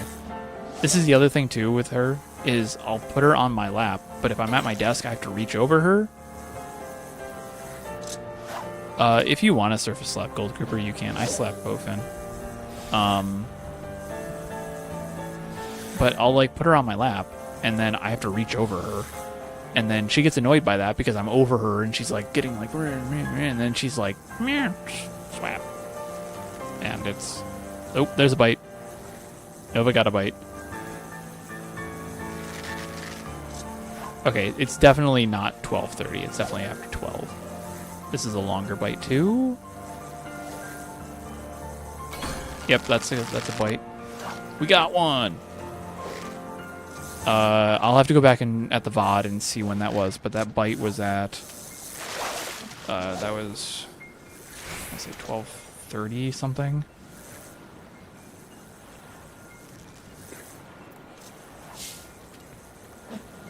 Oh, that's a big one too, 117 inches. And that's bigger than my first one.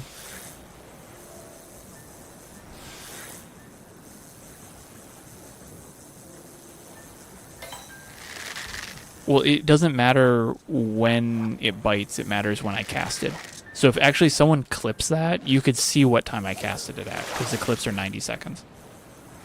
And then if someone wants to just tell me that would be great. Just tell me what time I cast it out at.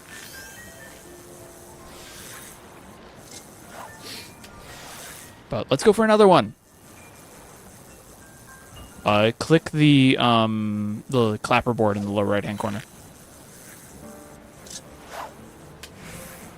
The lure weight, the A-lure weight shouldn't matter too much because it was well after 14 seconds. Thank you, Mel. If you could just send that to me and I'll have a look. I just need to see what time I cast it out at.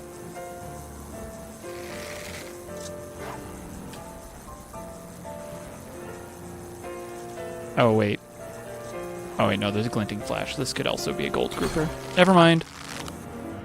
Ooh, we got a slip. That's fun, but I still need to know when the bite was. 310 at 30 seconds. 1310 at 30 seconds.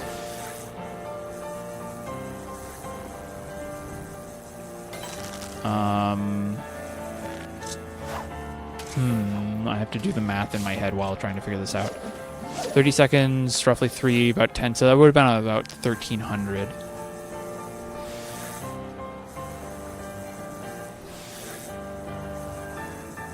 It does reroll the fish too. Oh, that's a good point. Yes, but as long as I have a clip from cast to end, it will be fine. Thank you, Lemon. That's a good point. I completely missed that. What you were saying. Yeah, you have like 3 minutes to get the last 90 seconds or something like that. Because that's the buffer.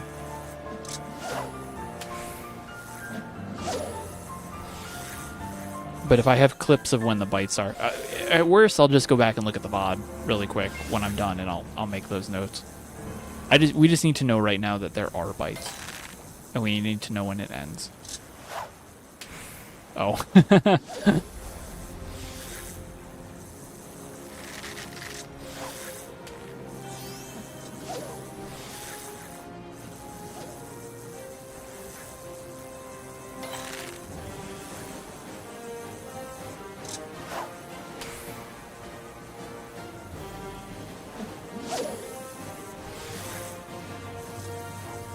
I know YouTube can do that as well with clipping. I just don't know how it works on YouTube.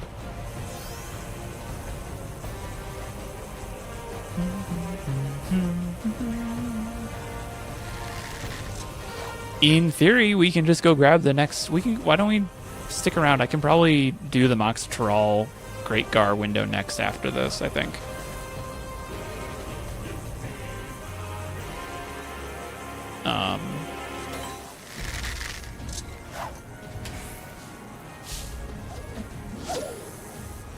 And then I think that'll be fun. We can do Mox Tyrol Great Gar as well. I've only caught one of these.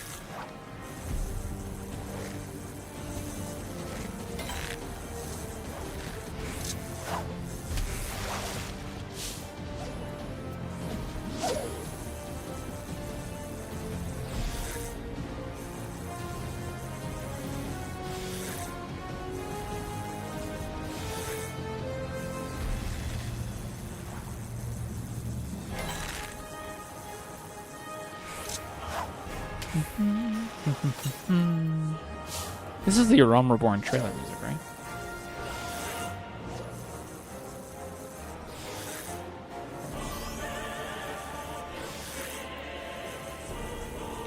Gotta close Discord so I can see everything again.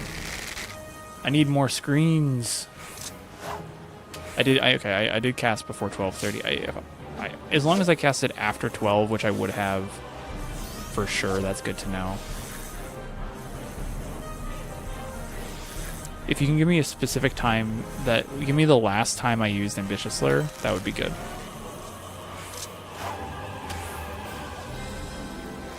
If not, I'll just go, I'll scroll back later and do it myself.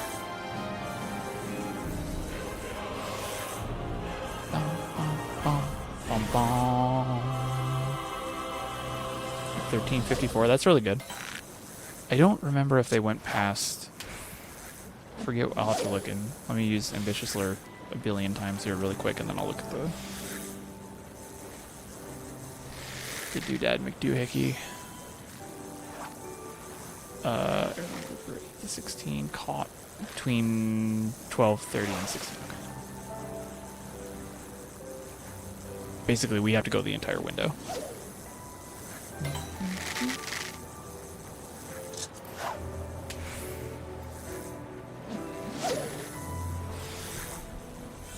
But look at all these people fishing. We got someone cheering. We have me, 2, 3, 4, 5, and I think there's a 6th person back there, maybe a 7th.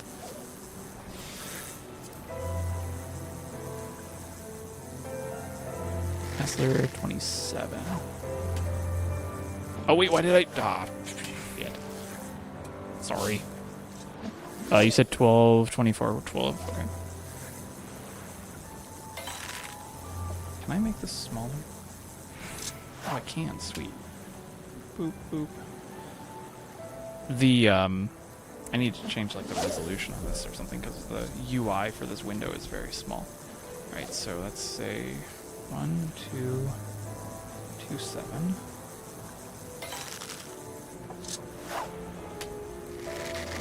The reason you see my mouse disappear is because it technically jumps 3 screens over.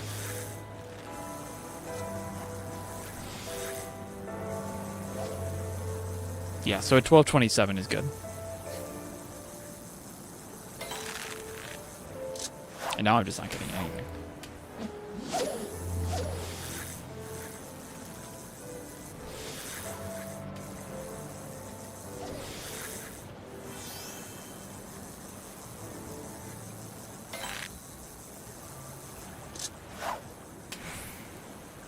Thank you, Mel. I'll drop that in the Discord, because if that first cast was before 12:30, that was important to have, so we should just share that.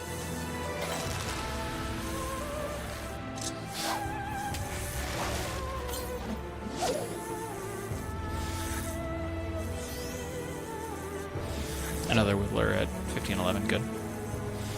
Actually, Mel, if you just want to drop that, if we needed to know pre-12:30, go ahead and drop that in Discord's discovery and testing, and you can just say it's a pre-12:30 confirmation. That'll be welcomed, I think.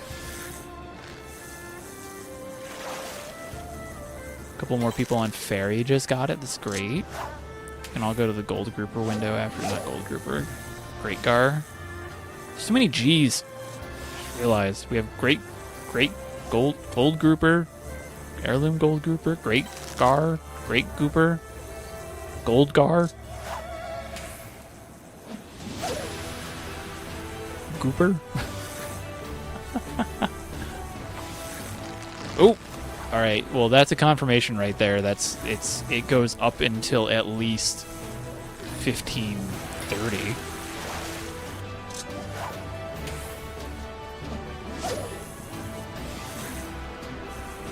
I should be streaming through these more often because I think we're just getting way too much data. Should take more time off for these.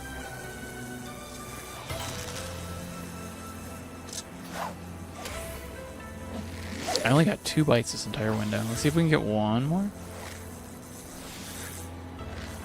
I think I'll be good on poppers for now because I think we're going to do the Great Gar window.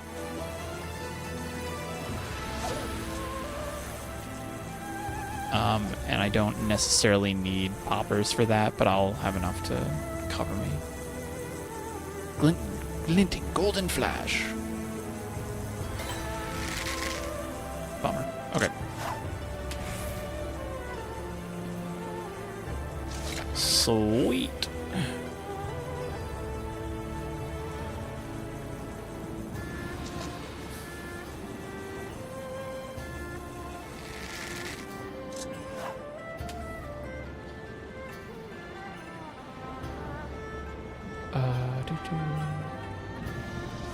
Okay.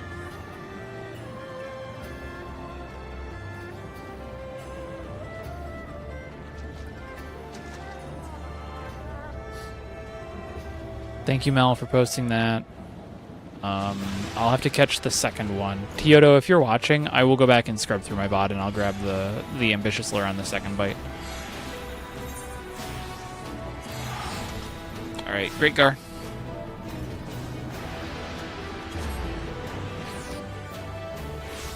That was exciting.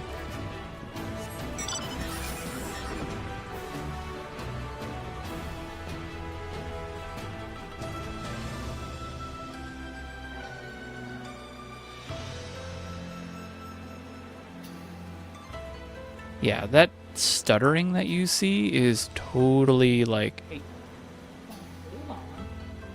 That stuttering you see, I think, is because of the driver that I'm using to connect my iPad as an external monitor. I think when it renders, it just gets choppy for a little bit. So if you're seeing that chop, that's why I'm going to try and fix that for the next stream. Okay, so we'll use Popper Lure for this. Though apparently some people are like, use Honeybee. I don't even know if I have Honeybee. Let's try Golden Stonefly, because I mean, it's not going to matter because we're going to force the bites anyway. Hold on, I have to get my cat up on the lap for a couple of minutes or she'll just freak out on me. 1 second.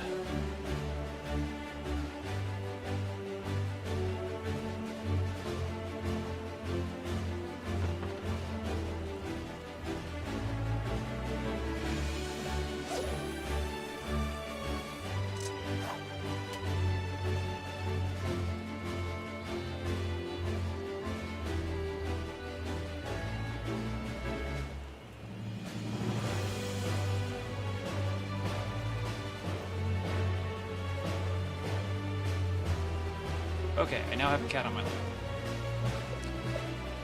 Everyone say hi to Loki again.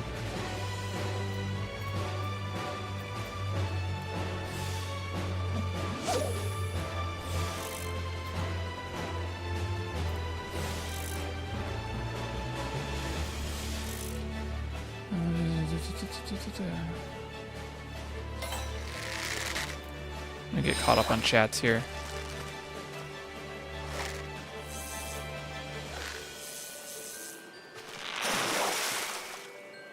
Oh, I can delete this. Hold on.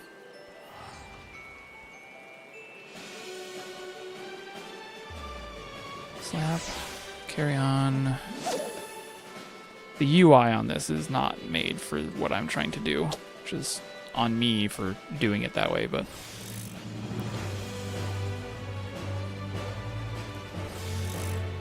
like I said, if you want to see a picture of the cat, hi Fox, there's a picture of her next to my Major General in the Happy Places channel on the Discord. You just have to scroll back a little bit.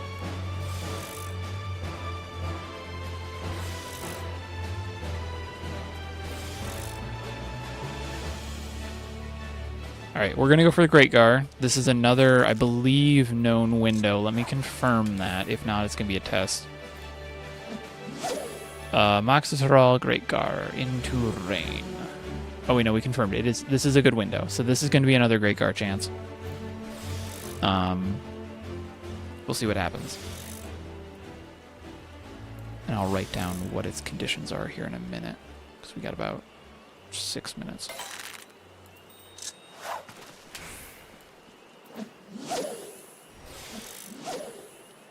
I don't like Stonefly Imp all of a sudden.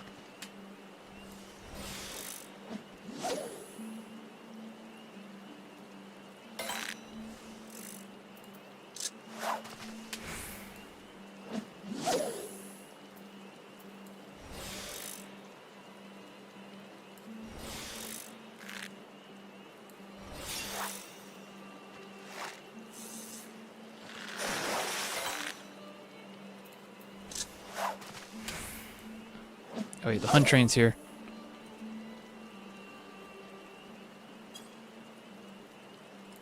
Is the hunt train here? No, they were just in Heritage Found. Someone's in Yoctel just saying train in shout chat. The A train was in Heritage Found though, like 5 minutes ago. Okay, can I please? Oh, now this isn't going to be large. Why am I doing this? I'm switching back to Popular. Popular.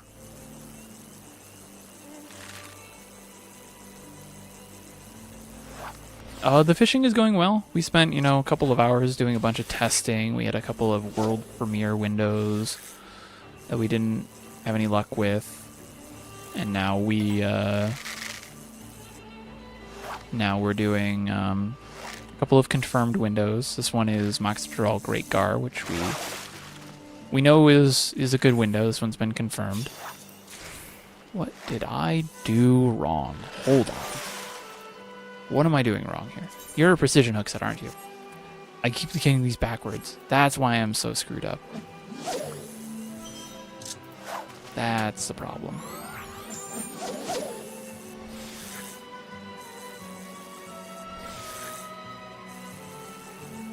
Do you use either lure ability on Azure Diver? I don't remember what I say I use on Azure Diver. Yeah, I'm not... This is the one slight issue with trying to stream to 2 different channels and fishing. Sometimes you just get a little backwards. I have literally 4 screens in front of me right now, all showing the exact same thing. And you would think that I would have caught it, but I didn't. That's just me being a goober.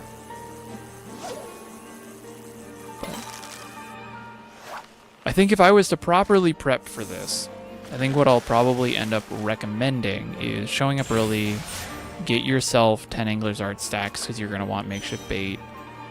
And then you basically are just going to store up the checkered cichlids.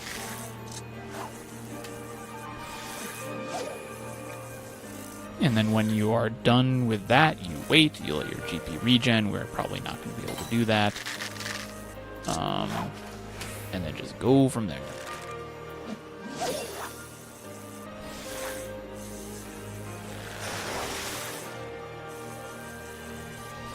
But, oh, yeah, see, this is what happens. I'm looking at chat, and then I realize I had a guaranteed message, and I missed it. It's fine.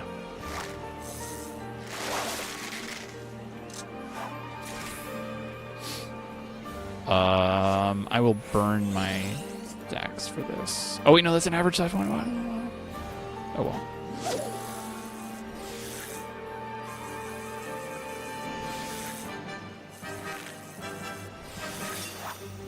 Everything's fine, I promise. I'm a professional. But before I forget, let me write this down here. This is rain from 20 to 22.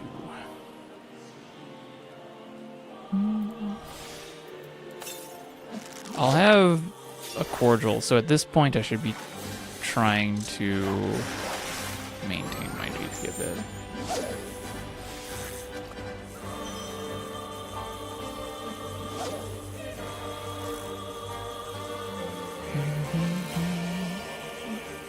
Oh, we're gonna find out if the orchestral music gets copyright striked.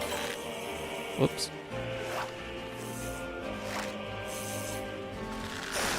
We're gonna find that out. It shouldn't. I don't think it will, because it should be under the material rights use license.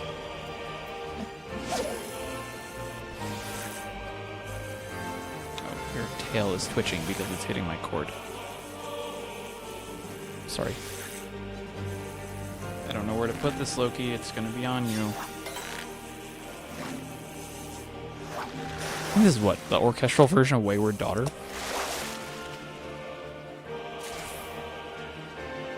Oh, Tsukiyomi's Pain. Close enough. Oh, I could big brain this and just do it by bite time.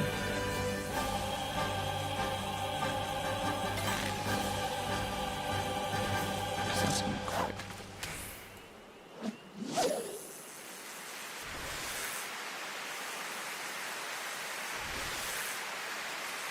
Oh, okay. I was like, this sounds like Wayward Daughter.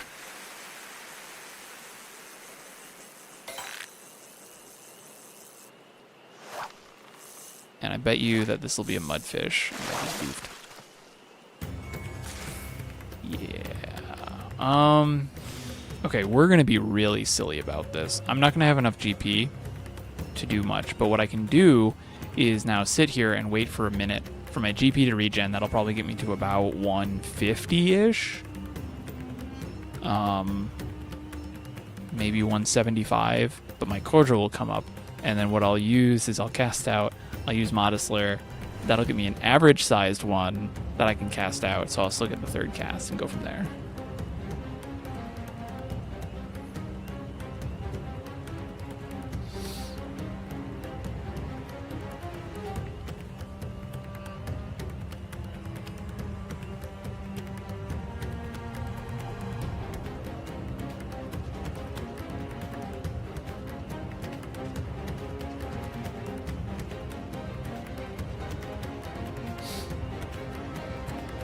But yeah, no, I didn't mean to do that. Oh, okay.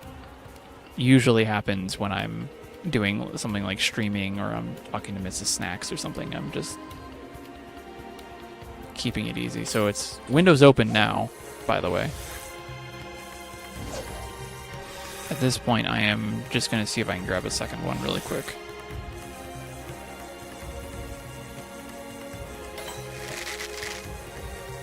Oh, do you see it? Do you see the little thing that I have dangling on my microphone? And you're like, I want it? So Loki just like turned around and lifted her paw up, I think. Yeah, I have a little Sakama Baptist pendant that I got at Gateway Fate someone gave me. And she just noticed it, so now she's batting at me. Or she's batting at claws in legs. That's not good. I will bump you off if you do that.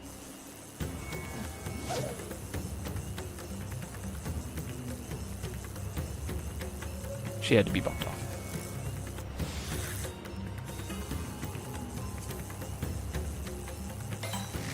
Sakabom Bap. I think I have enough GP that I can just pull this off now.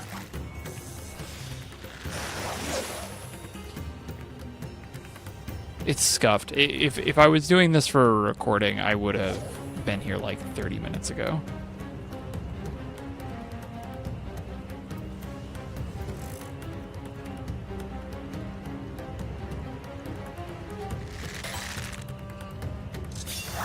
Alright, so the checkered cichlid can mooch into 4 things.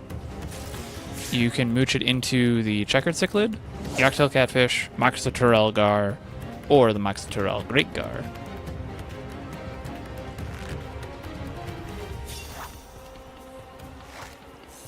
It's a Sakabim bop.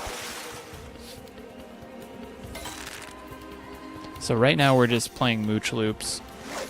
I'm still trying to decide if you should have all 3. You probably do need all 3.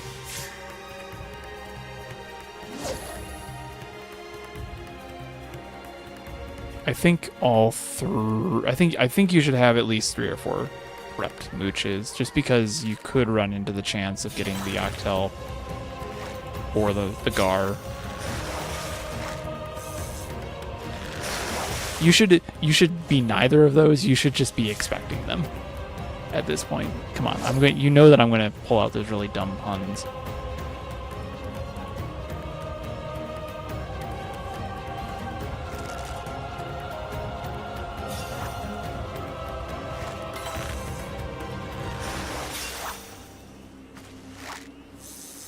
I was thinking, yeah, that's why I'm thinking 3 or 4, just because it's safer. Whenever I make guides like this, I usually make them, usually what I give people in the guide is, like, safe with comfort. It isn't necessarily what I would do, it's what I would do if I really needed to be safe and make sure that I'm going to be doing, you know, I have enough comfort to move around. So, like, this is working perfectly fine for me because this is typically how I'll fish. There are many cases I will just roll up to a window and not have full GP, and I'll just make it work. That's just how I fish. Because you don't need full GP for a lot of these fish. You really don't, especially if you know how those fish are, or how your skills are working. This is a gar, I think, so maybe some script back. But we are able to get our Angler's Art stacks and our GP soil. Well, none for the wear here.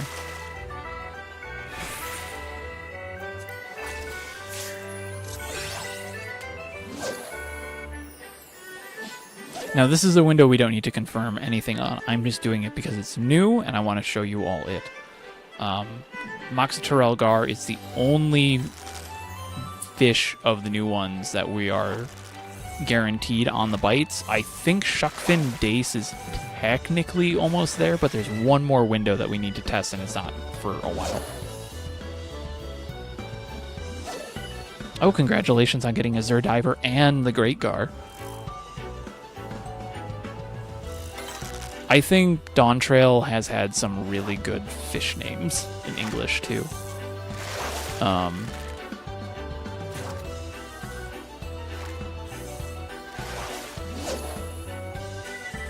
think Dawn Trail is like winning on that. Yeah, see, and then we're about to run out of time here. We might not catch it.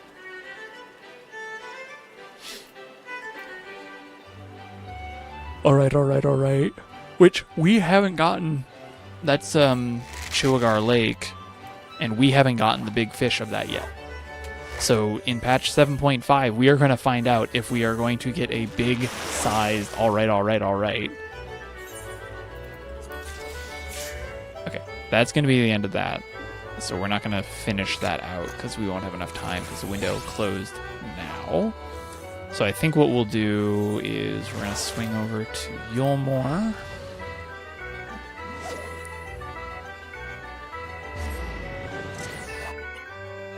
My father is texting me.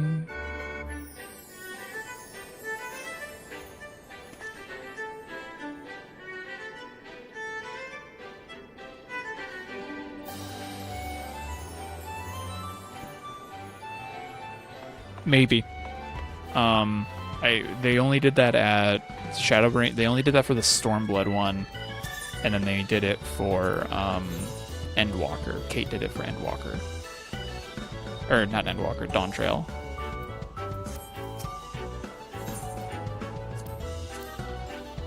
Because I could use some purple scripts. I will use these scripts, and I will buy like 4 more Popplers.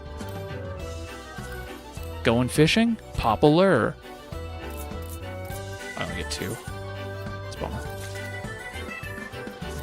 But that's 2 more than I had before. We're just not gonna look at that. Popalurmore. Popalurmo. That is a really good pun. Do we have anything coming up? I don't think so. Not yet. Shin Snuffler. Talking about good names. That's in an hour. The Datniotes test is in or there's a Datniotes test in an hour.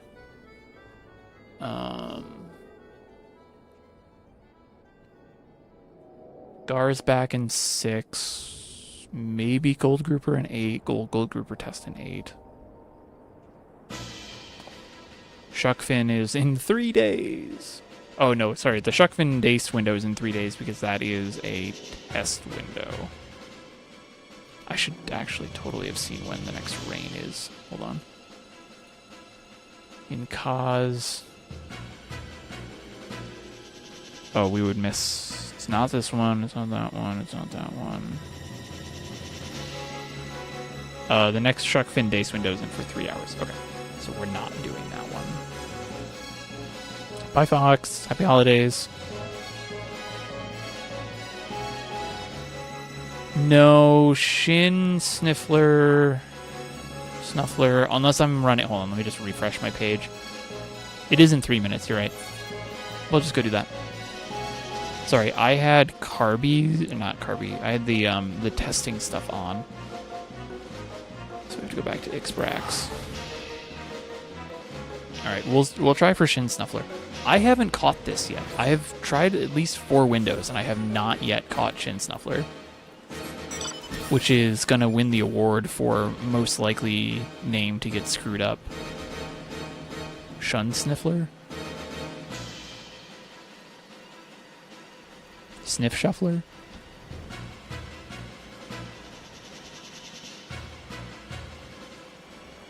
But fortunately, Shin isn't that hard to actually put up. I am double checking these all now because I realized that I forgot that I was in the test windows. Unity is in 25 as well, yeah. You're right.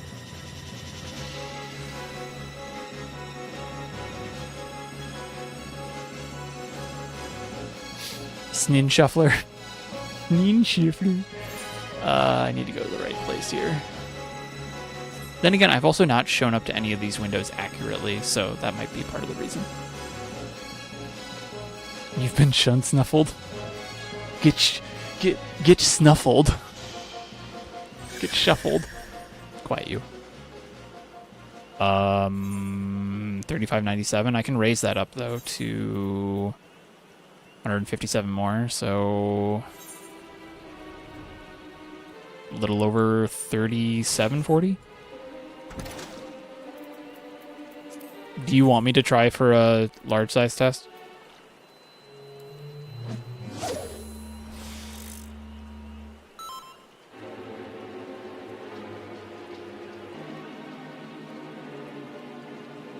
I don't know if I have food to raise it a bit. I think I really only have food to raise it whatever I just said. Yeah, I can only raise it 157 unless I lower the quality down. I can do 125. Okay, yeah, I'll eat that. I'll see if I can get it.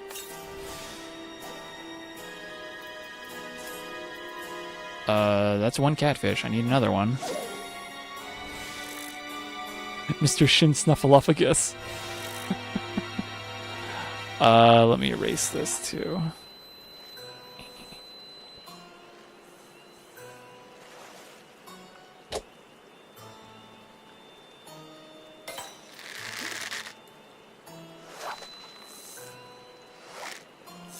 Mr. Snuffleupagus.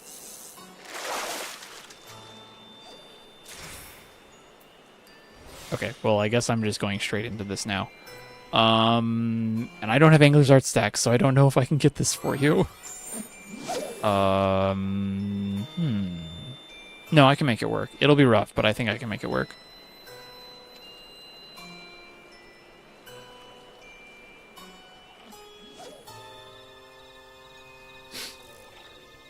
I think it'll end up being... Hey, who's that? Who is that?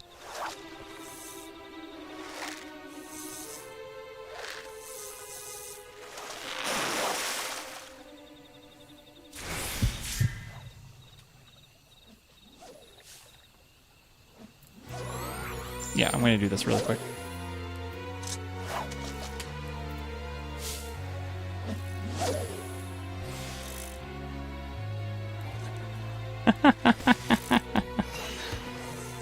I take that back. I absolutely love the fact that I'm using this writing thing now.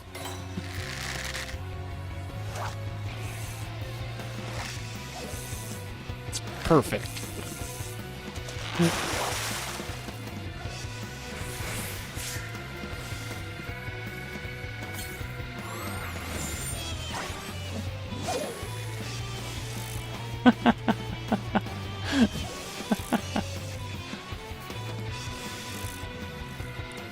For everyone who doesn't know, that's my friend. That's our friend Grace. We're doing this in jest. And now I'm getting all choppy again. Delete that.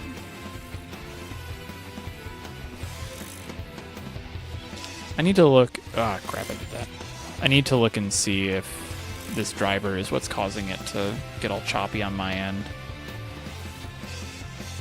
Tacos.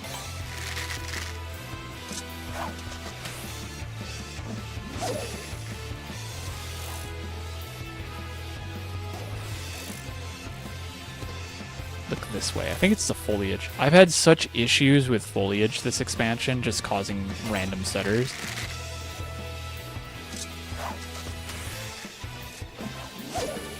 You had a prophetic dream that I'm going to get the fish I want in 20 minutes. Well, I guess that's Elubane. Or not Elubane, that's Punity Bane. God, that's such a weird name. I feel so bad every time I say it, because I don't know if I'm saying it correctly. Nice long bite, that's fun.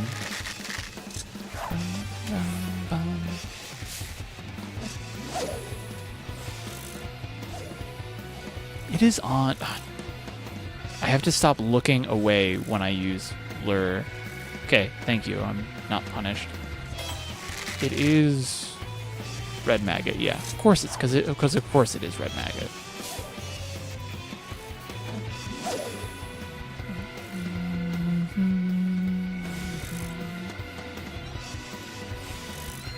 And thanks. The music is literally just all of the Final Fantasy XIV soundtracks that are on Spotify, that are by Square Enix, that are allowed under the material usage, and aren't also going to get tagged by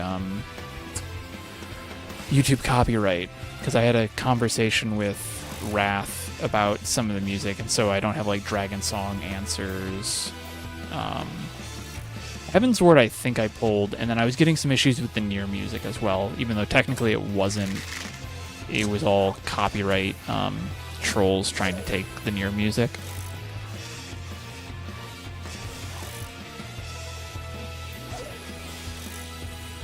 Bum, bum, bum, bum, bum, bum, bum, bum, bum. Unless it's unless it's Heirloom Gold Grouper, then it's not Red Maggot.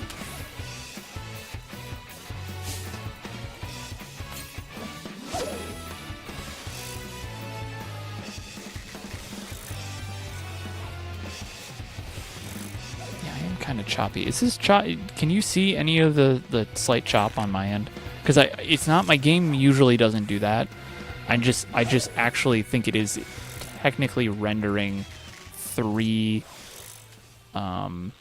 It's rendering this what's being seen 3 times because it's once the game, once my OBS, and another one on my iPad.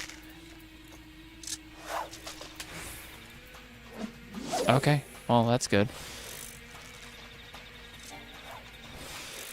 Let's see if we go a window without getting a Shin Snuffler. Shun Snuffler. Heirloom Gargooper. No. Don't get snuffled.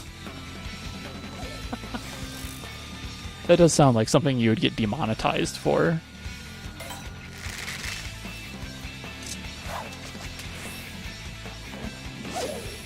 At least it's, you know, only like a 5-minute window. Yeah, I'll be fine. Are we gonna get it? No. All the kids these days snuffling shins. That what you kids are calling it nowadays? Shin snuffling. Okay, we didn't get snuffled, but we do have we have punity pain. 7.4 might be the best fishing patch in Dawn Trail. That's Poga. Oh. You can get gold, you can get snuffled, you can get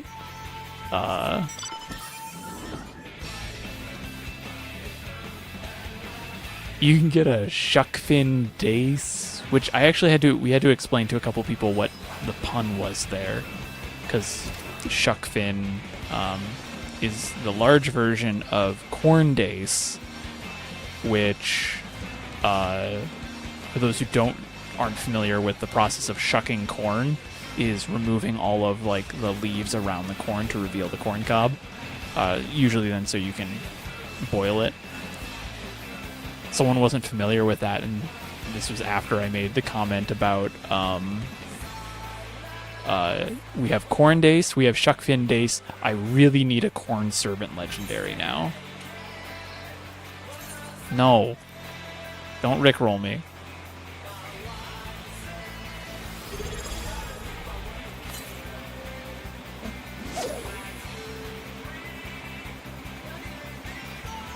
Anzu, thank you for the raid.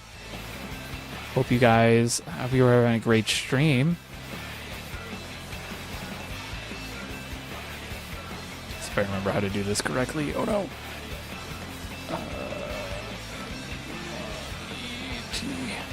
Is this how that works? No, it isn't. I'm bad at this. I hope you guys had a good time though. How was your stream? What were you up to?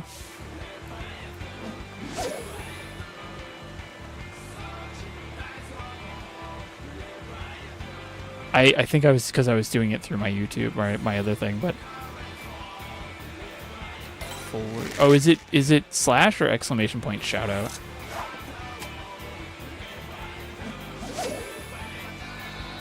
Oh, there it is. Thank you.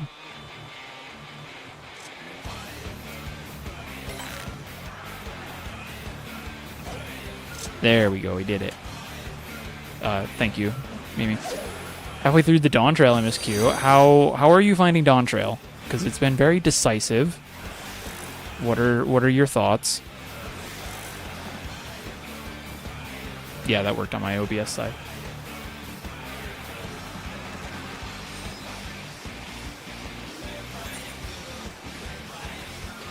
Good.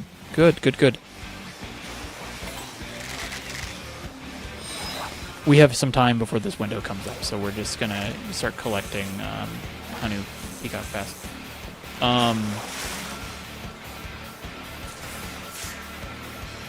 Sure I'm moving around here correctly. It is fun.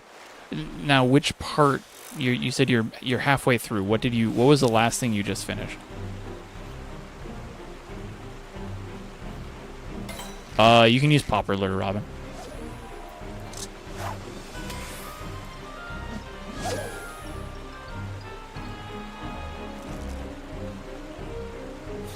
Yeah, that's the one thing that I have really enjoyed about Dawn Trail. I've said this in the past. I don't hate Dawn Trail. I have had so much fun with it. It's just been a fun expansion. Like I've been more engaged with Dawn Trail than I have like previous expansions, just because it's fun. She doesn't know where to go into Aryan builds. Oh, okay, cool. That's the fun part.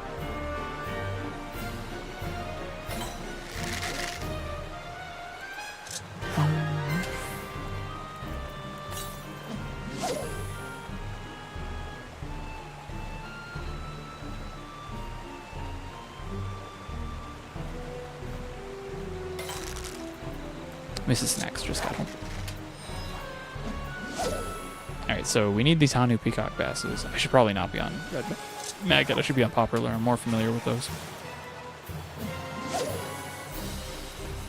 But yeah, no. Dawntrail's great. And I think the expansions are... Or not the expansions. The,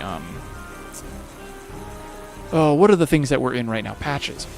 The patch stories are even better. The patch stories are great. But I really, really enjoyed Dawntrail. I had fun with it, and that's about as far as I take my critique, because that's all that matters to me is, do I have fun? Yes or no? If you're having fun, good. Popular uses purple scripts. Red Maggot uses orange. It's literally only Nippers and Red Maggot.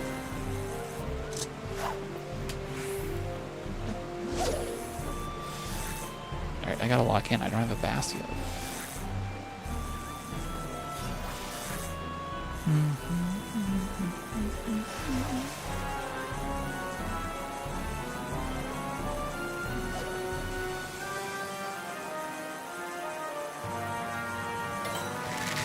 I'll take these late bites even though I know that it's, this is probably not HPB, which is fine, but it gives me a,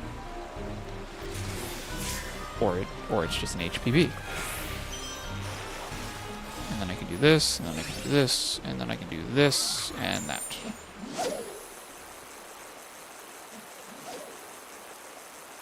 Yeah.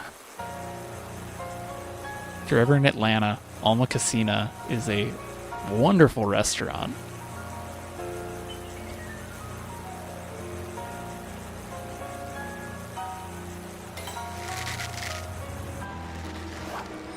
Okay, what do we got going on here with Unity? Known 8 to level 8 to 11 is known. So if you want to do some testing, we need to go from 8 to 12. Okay. So, because I want to make sure that I have a chance to actually get a feel for it, what we're going to do is I'm going to fill up, basically just fill up on Honey Peacock Bass, and then at 8 o'clock, because we know 8 to 11 is the confirmed window, if I'm reading this correctly. Yeah, 8 to 11 is the confirmed window. We're going to do at least 2 mooches there, and then we're going to store the swim bait, but we'll keep fishing. But we're going to use the rest of the swim bait after 11 so we can actually have a chance to confirm a later bite. That's a lot of words for me just saying, trust me, bro. So give me a minute to recharge here.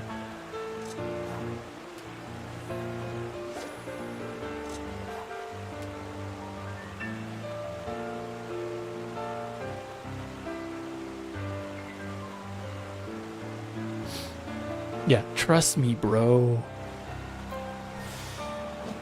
Do not actually trust me.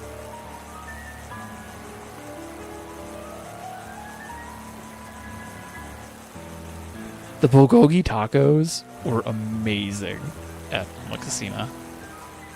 They, we were there for Dragon Con in September, and it was great. I think you and me had Alma Casina every day? No. It was like, I think I did Alma Casina 3 times.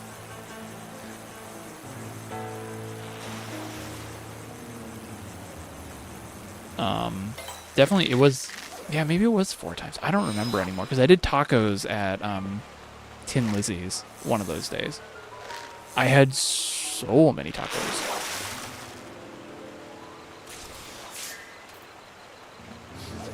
Because this isn't a mooch loop, I'm not going to try and hold on to my Angler's Art stacks for this catch.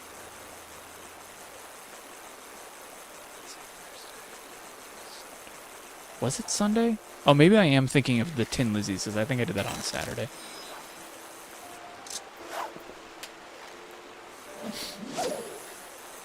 That's right.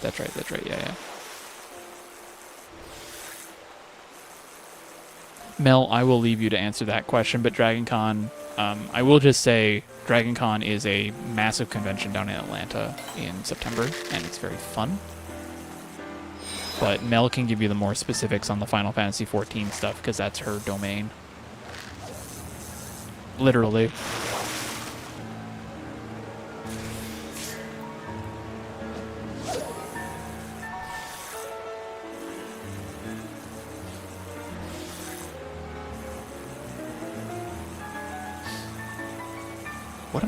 What are we listening to? What song is this? This is Keiko. Oh, it's Invincible. Dragon Con did have Jason Charles Miller.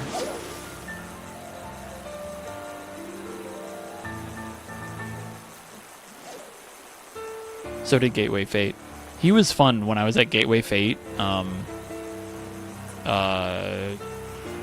Frosty introduced me to him. And he introduced me and he was like, oh, this is Fruity Snacks. And then the rest of the night, whenever Jason saw me, he just came up to me and was like, hey, I heard you work with Fruity Pebbles. Hey, I hear you work with Fruit Roll-Ups. And it was the funniest thing. And so the next morning, he's sitting at breakfast with a couple of the other guests, and I see him before I came down, so I went in and I grabbed this pack of these Fruity Snacks that Mel had given me. And I just walked up to him when he was having breakfast. I think he was having breakfast with the voice actor for Kona, whose name I can't remember, and Erica Mendez. And I was just like, hey, you kept asking for fruity stuff, so here's some Fruity Snacks. Thank you, Louise. Here's some Fruity Snacks. And he thought it was the greatest shit ever. He just started laughing.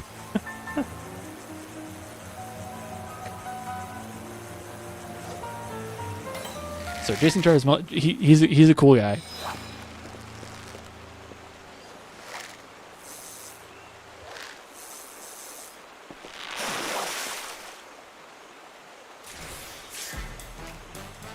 We got another one. And then I can do this, and then I can wait. And okay, cool. All right, we're gonna be prepped. I don't know if we'll have a ton of GP, but that'll be fine. We won't need it immediately.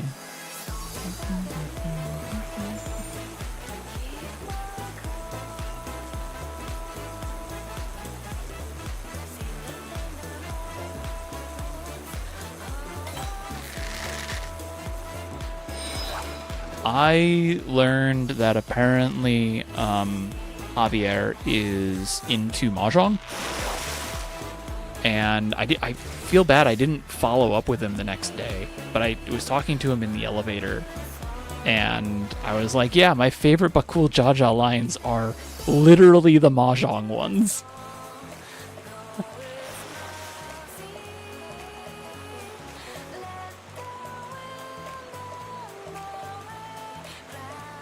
Yeah, I'm gonna start thinking about Dragon Con in June.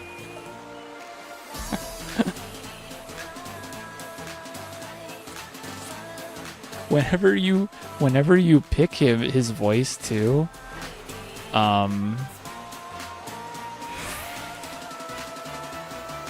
whenever you pick his voice to, he has a chance to just say, "Oh, God, Wilson," and it's the funniest thing. It's just like, I don't want to be here, but I'm going to help you anyways. Yes, I haven't heard Aaronville's. I have heard the other one though, and it is currently who I have selected. I need to go get another 100G. I need to go get another 100K MGP for that. Oh, okay, fine. I'll start thinking about Dragon Con. Can I say March? Is March okay?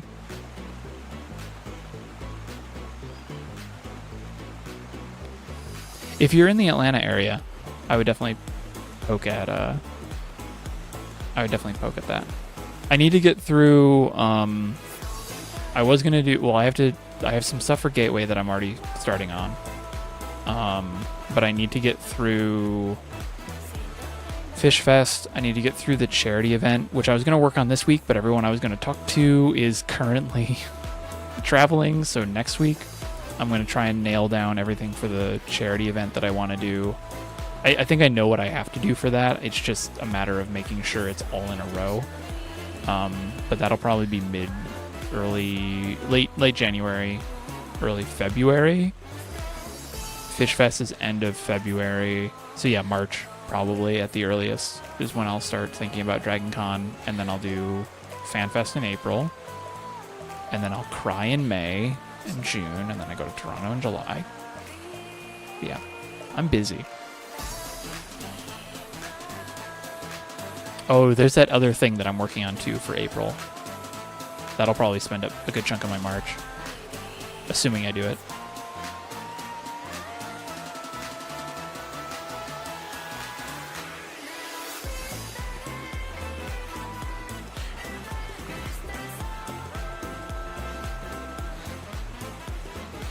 See, now, Mimi, have you heard my spiel about how, by the way, 90 seconds until the window. Have you heard my spiel about how we need to have, like, a random voice thing now for Mahjong, now that they have so many?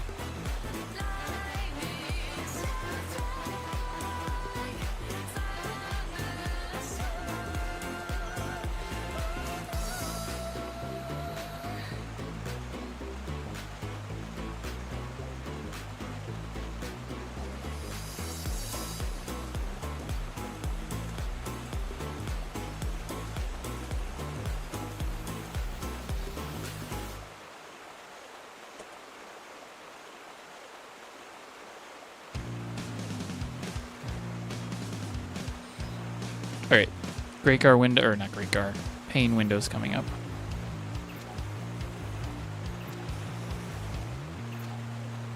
I really think we need a Mahjong voice roulette. Yeah, like we need to have a randomized version. I think would be really nice, because it's like I don't want to pick just one. I just want like a random NPC to walk up behind me and just be like, ah, yes.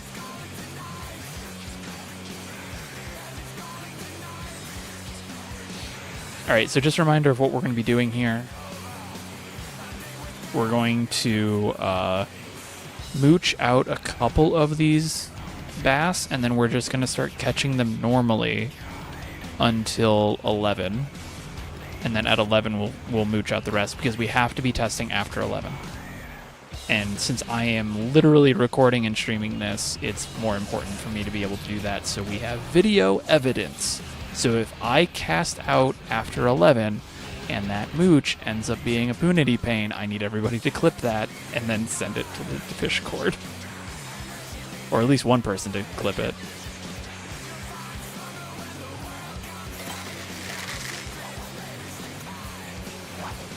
I'm also just reeling these in for the hell of it.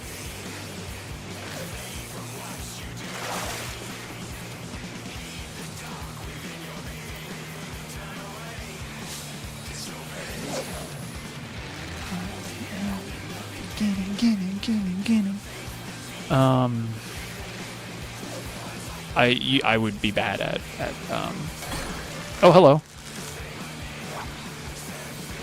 Okay, so that's that one we know. We don't, this isn't exciting. We know this one. It's the 11 o'clock plus we need to know. But since we caught it, we're just not going to deal with it for now. We're going to wait till 11 for the rest of the mooches.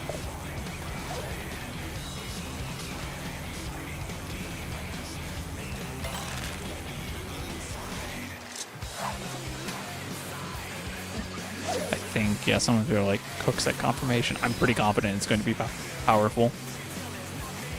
But I'm also just making assumptions.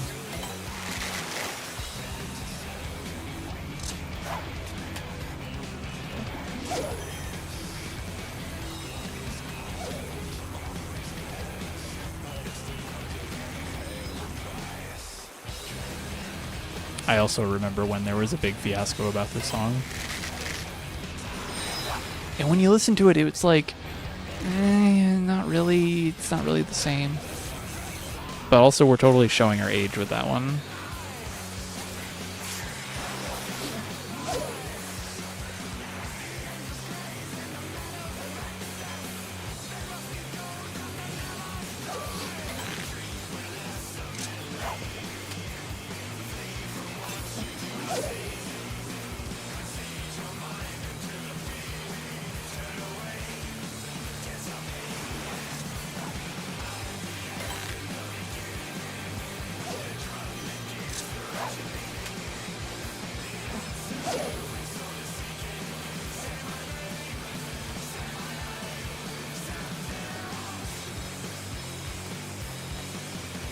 8 to 11 is confirmed. Yes, it's the we need to test 11 plus that's what we need the data for. This is either Pelubane or this could be a peacock bass. I think I'm at the point too where I would probably swim bait I see it. Ooh, that's a late pleco then.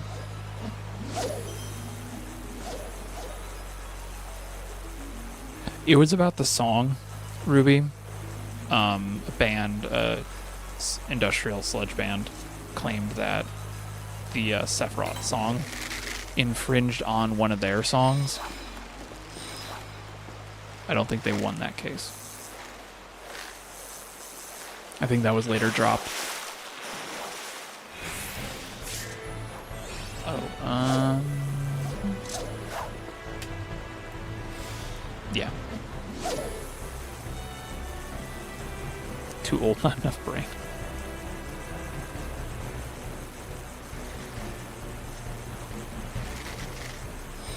Yeah, it was pretty much like a Lemon, that was pretty much everybody's response. Was, who the hell are you?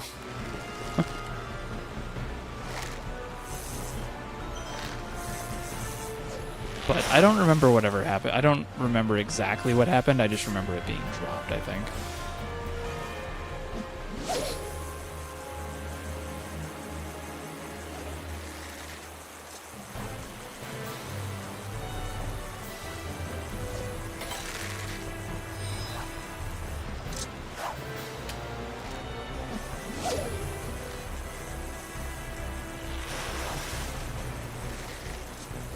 I'm writing this down also for the eventual clips that come up so I can just refer to those later.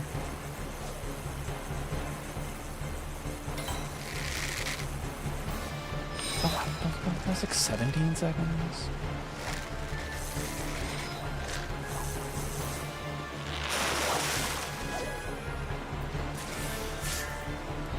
There we go. I'm gonna wait a second, because we can identical cast into this and still mooch out under Patience 2.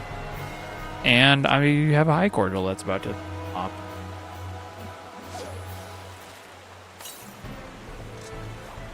Never mind.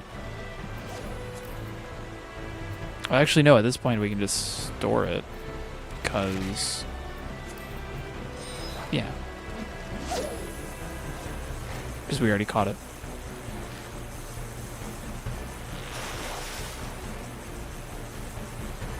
From here on out, we'll just, any we catch, we'll reel in. That is definitely a pleco.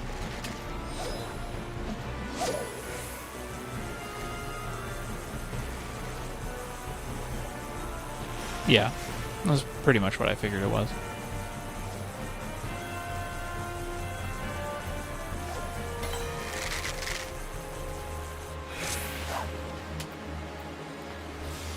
Someone's getting food. Mrs. Snacks is finally feeding the cat. Which, despite what it may sound like, the cat usually doesn't get fed for like another 20 minutes. She had food like 4 hours ago.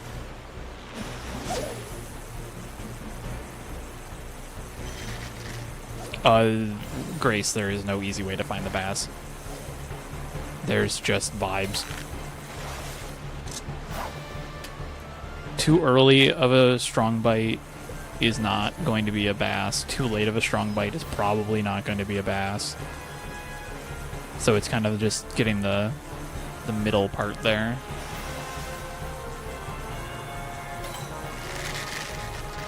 Like this one could be a pleco or a bass. Oh yeah, no, the timers are all over the place.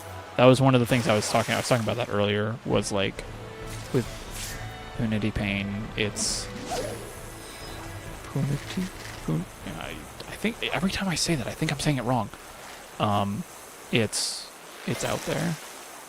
It's all over the place. I use Popper Lure because it has the least amount of overlap, but it has still plenty of overlap. And the bite rates are, eh.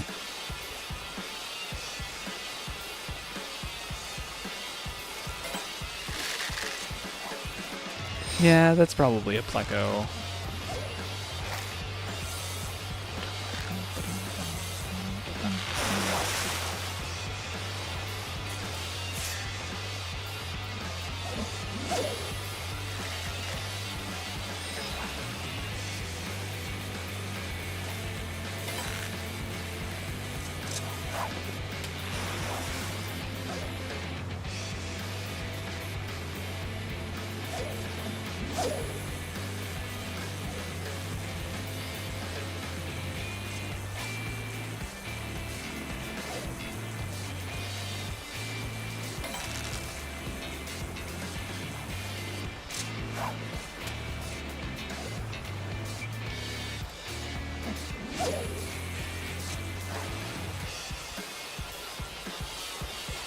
Congratulations, Shane, on the catch.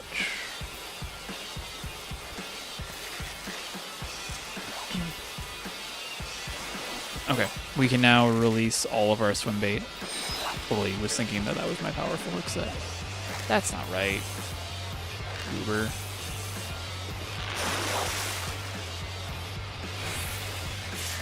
Okay, I'll just jump into here. Yeah, why don't we let's see if we can get all the confirmation in one.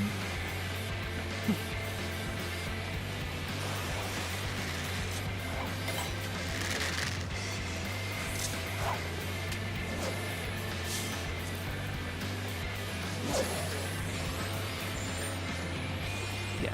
So what's going to happen here is we're going to basically try and get as many of these casts out while we can before noon. And then we're just going to keep fishing for the rest of the time after that. No bites there, unfortunately.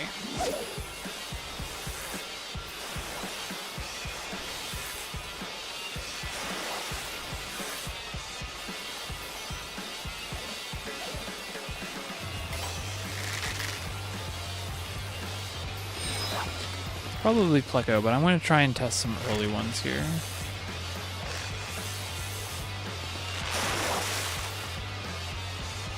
It's like someone's confirmed that there was a bite with a cast at 11:10.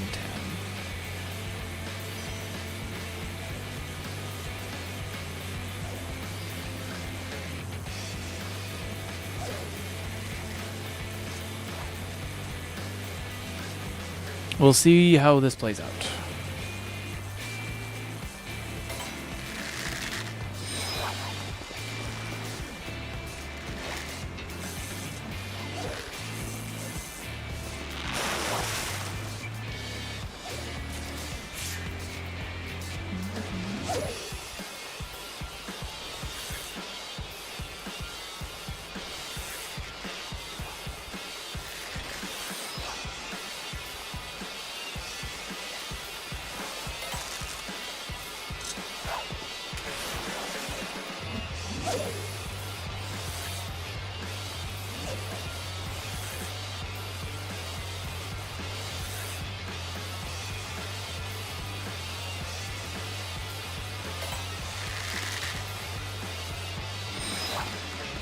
Stop lurching on my end.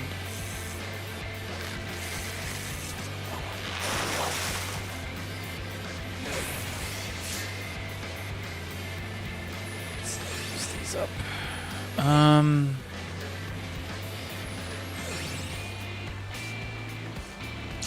Yeah, let's go.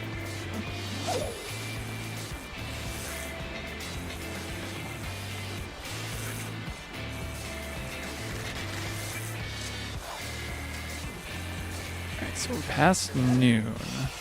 Now we just have to see when the latest catch we can get is.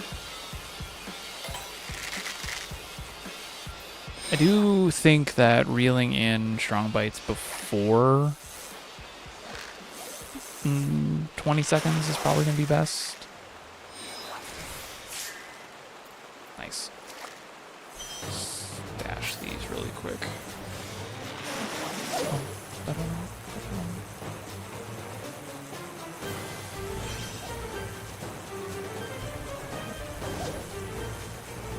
I'm also getting a vibe, nice strong vibe here, that swim bait plus identical cast is going to be really fun for this one.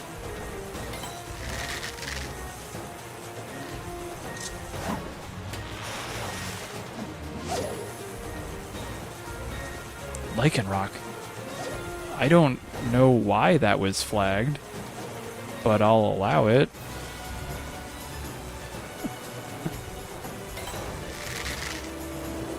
I really don't know why that got flagged. It just popped up and it was like, hey, you want to let this through? I'm like, yeah.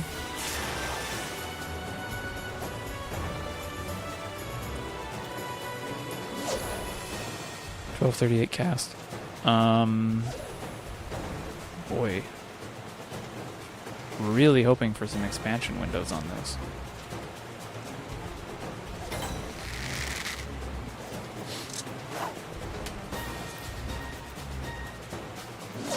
The thing is, it didn't tell me why you got flagged. It just said, hey, by the way, this isn't good, and I'm like, it's fine. What are you saying, bot?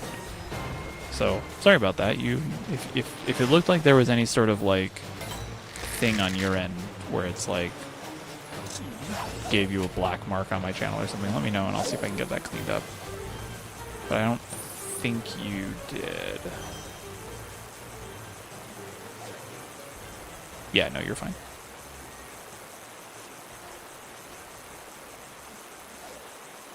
I had to check, but you're all good. All right, so we're going to continue testing.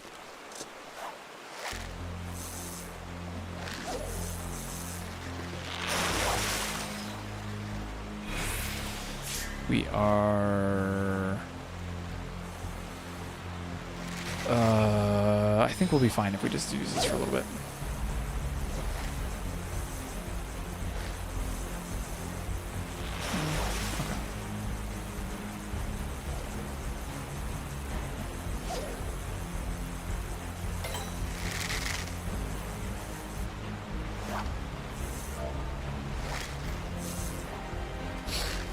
Yeah, this is... There's some chat about how this is, like, going to be more... How Unity Pain, it feels more like,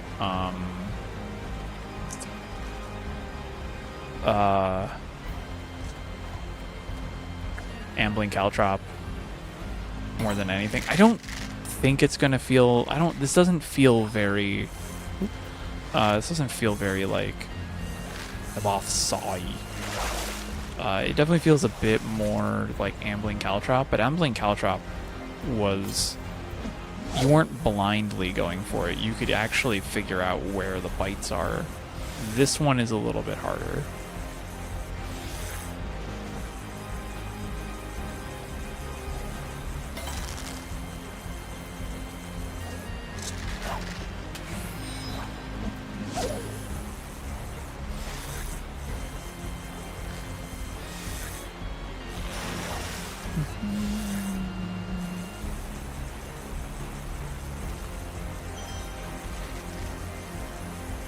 You can tell everyone he was still testing, just by because they're all just sitting here. Actually, does Carby say it's up still? No. So this should not be a peacock bass, but I have seen him go a little late.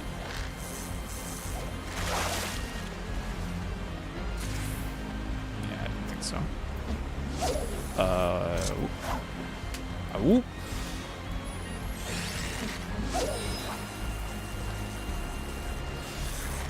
What do you think the worst designed fish at the moment is? Ooh, that's a good question.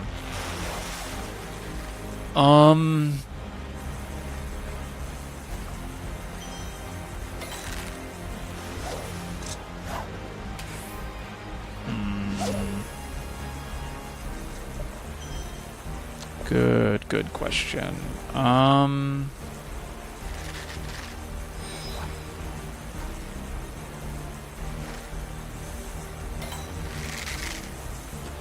I'm going to say, and I want everybody who listens to this at the end to listen to my reason why. 1 second.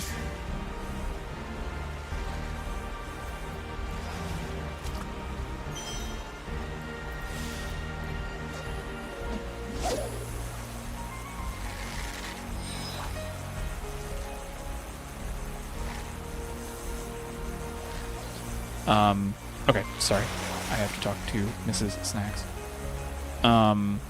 Okay, so I'm going to say the reason why.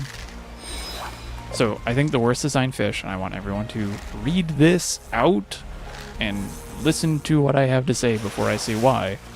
I think it's Cinder Surprise, but not because it sucks. I think Cinder Surprise, for legendary fish, we really want to have interesting and novel fish, and Cinder Surprise is novel. This is the thing, like it lands novelty correctly by being, you know, very rare and being very It's very rare. It's slippery. That's why it is novel. But I think that if they were going to do that, they needed to make it a little bit more engaging. Because right now it's you get your 10 eggs, you have intuition for the entirety of the window, and then you just wait, and that's it. It's a very straightforward catch. Yeah, Mel, it's like it's not its novelness is its downfall, in that like it's like the reward, it's like the back end of it is novel, the front end is the part that actually matters. Otherwise it's just a boring old fish. So I don't think Cinder Surprise is bad. I should say I think Cinder Surprise is not very well designed, but not because it's slippery and rare, but because it is just boring.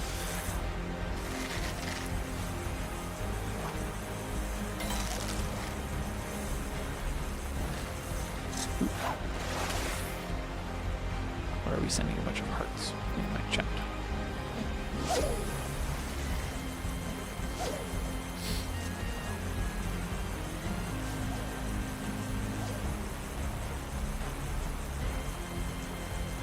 It was the family text. Alright, so we have 3 minutes. At this point, I'm just going to try and get as many mooches in as I can.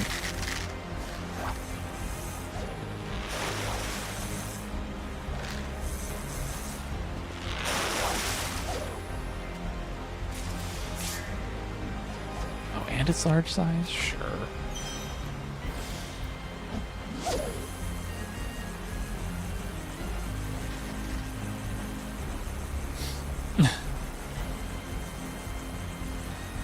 Yeah, the early reel is really the only thing, and now technically you have, you know, Modestler reroll.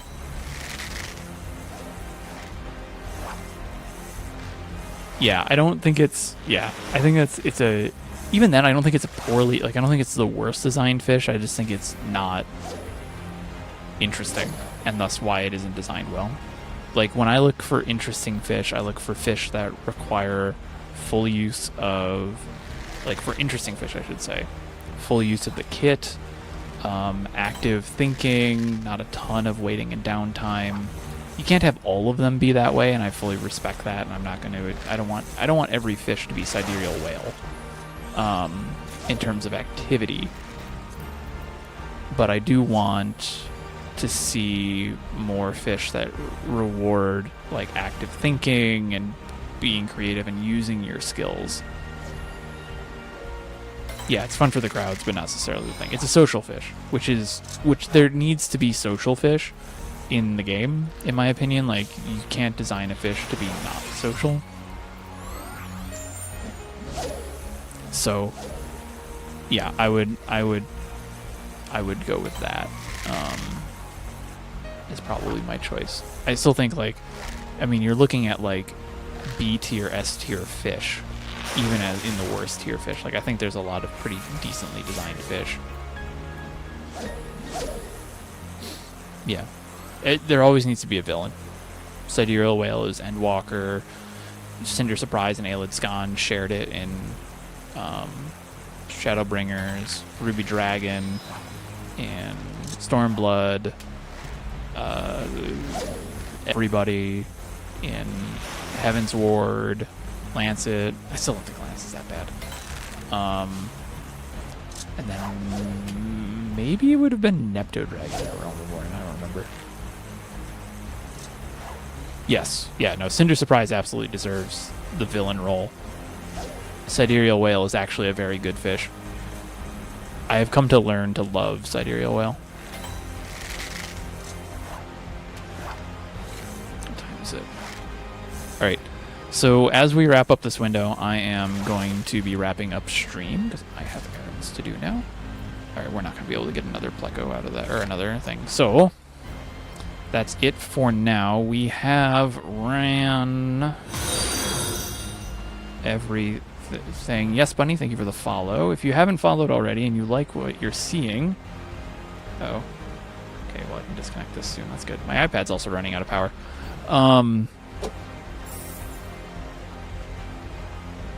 Yeah, so if you like what you're seeing with the fishing, I may be back. I think I'll be back tomorrow. We'll do this again tomorrow. with more testing. But if you like the fishing and are interested in learning more about fishing in Final Fantasy XIV, you can find me on all these places. Yay! You can follow me here on Twitch. I try and stream at least once a week. I'm on X, barely. Blue Sky, I'm way more active on, and YouTube is my most active platform. That's where I have a channel on guides on how to catch fish and talk about fish and all these other things. So, if you are on YouTube, thank you for watching. If you're on Twitch, hang around for one quick second. But thank you to everybody who have been watching on YouTube. I hope you had a good time. And again, I will see you. Maybe I'll see you tomorrow. So, all right. So, everyone say bye, YouTube. Yes, Twitter.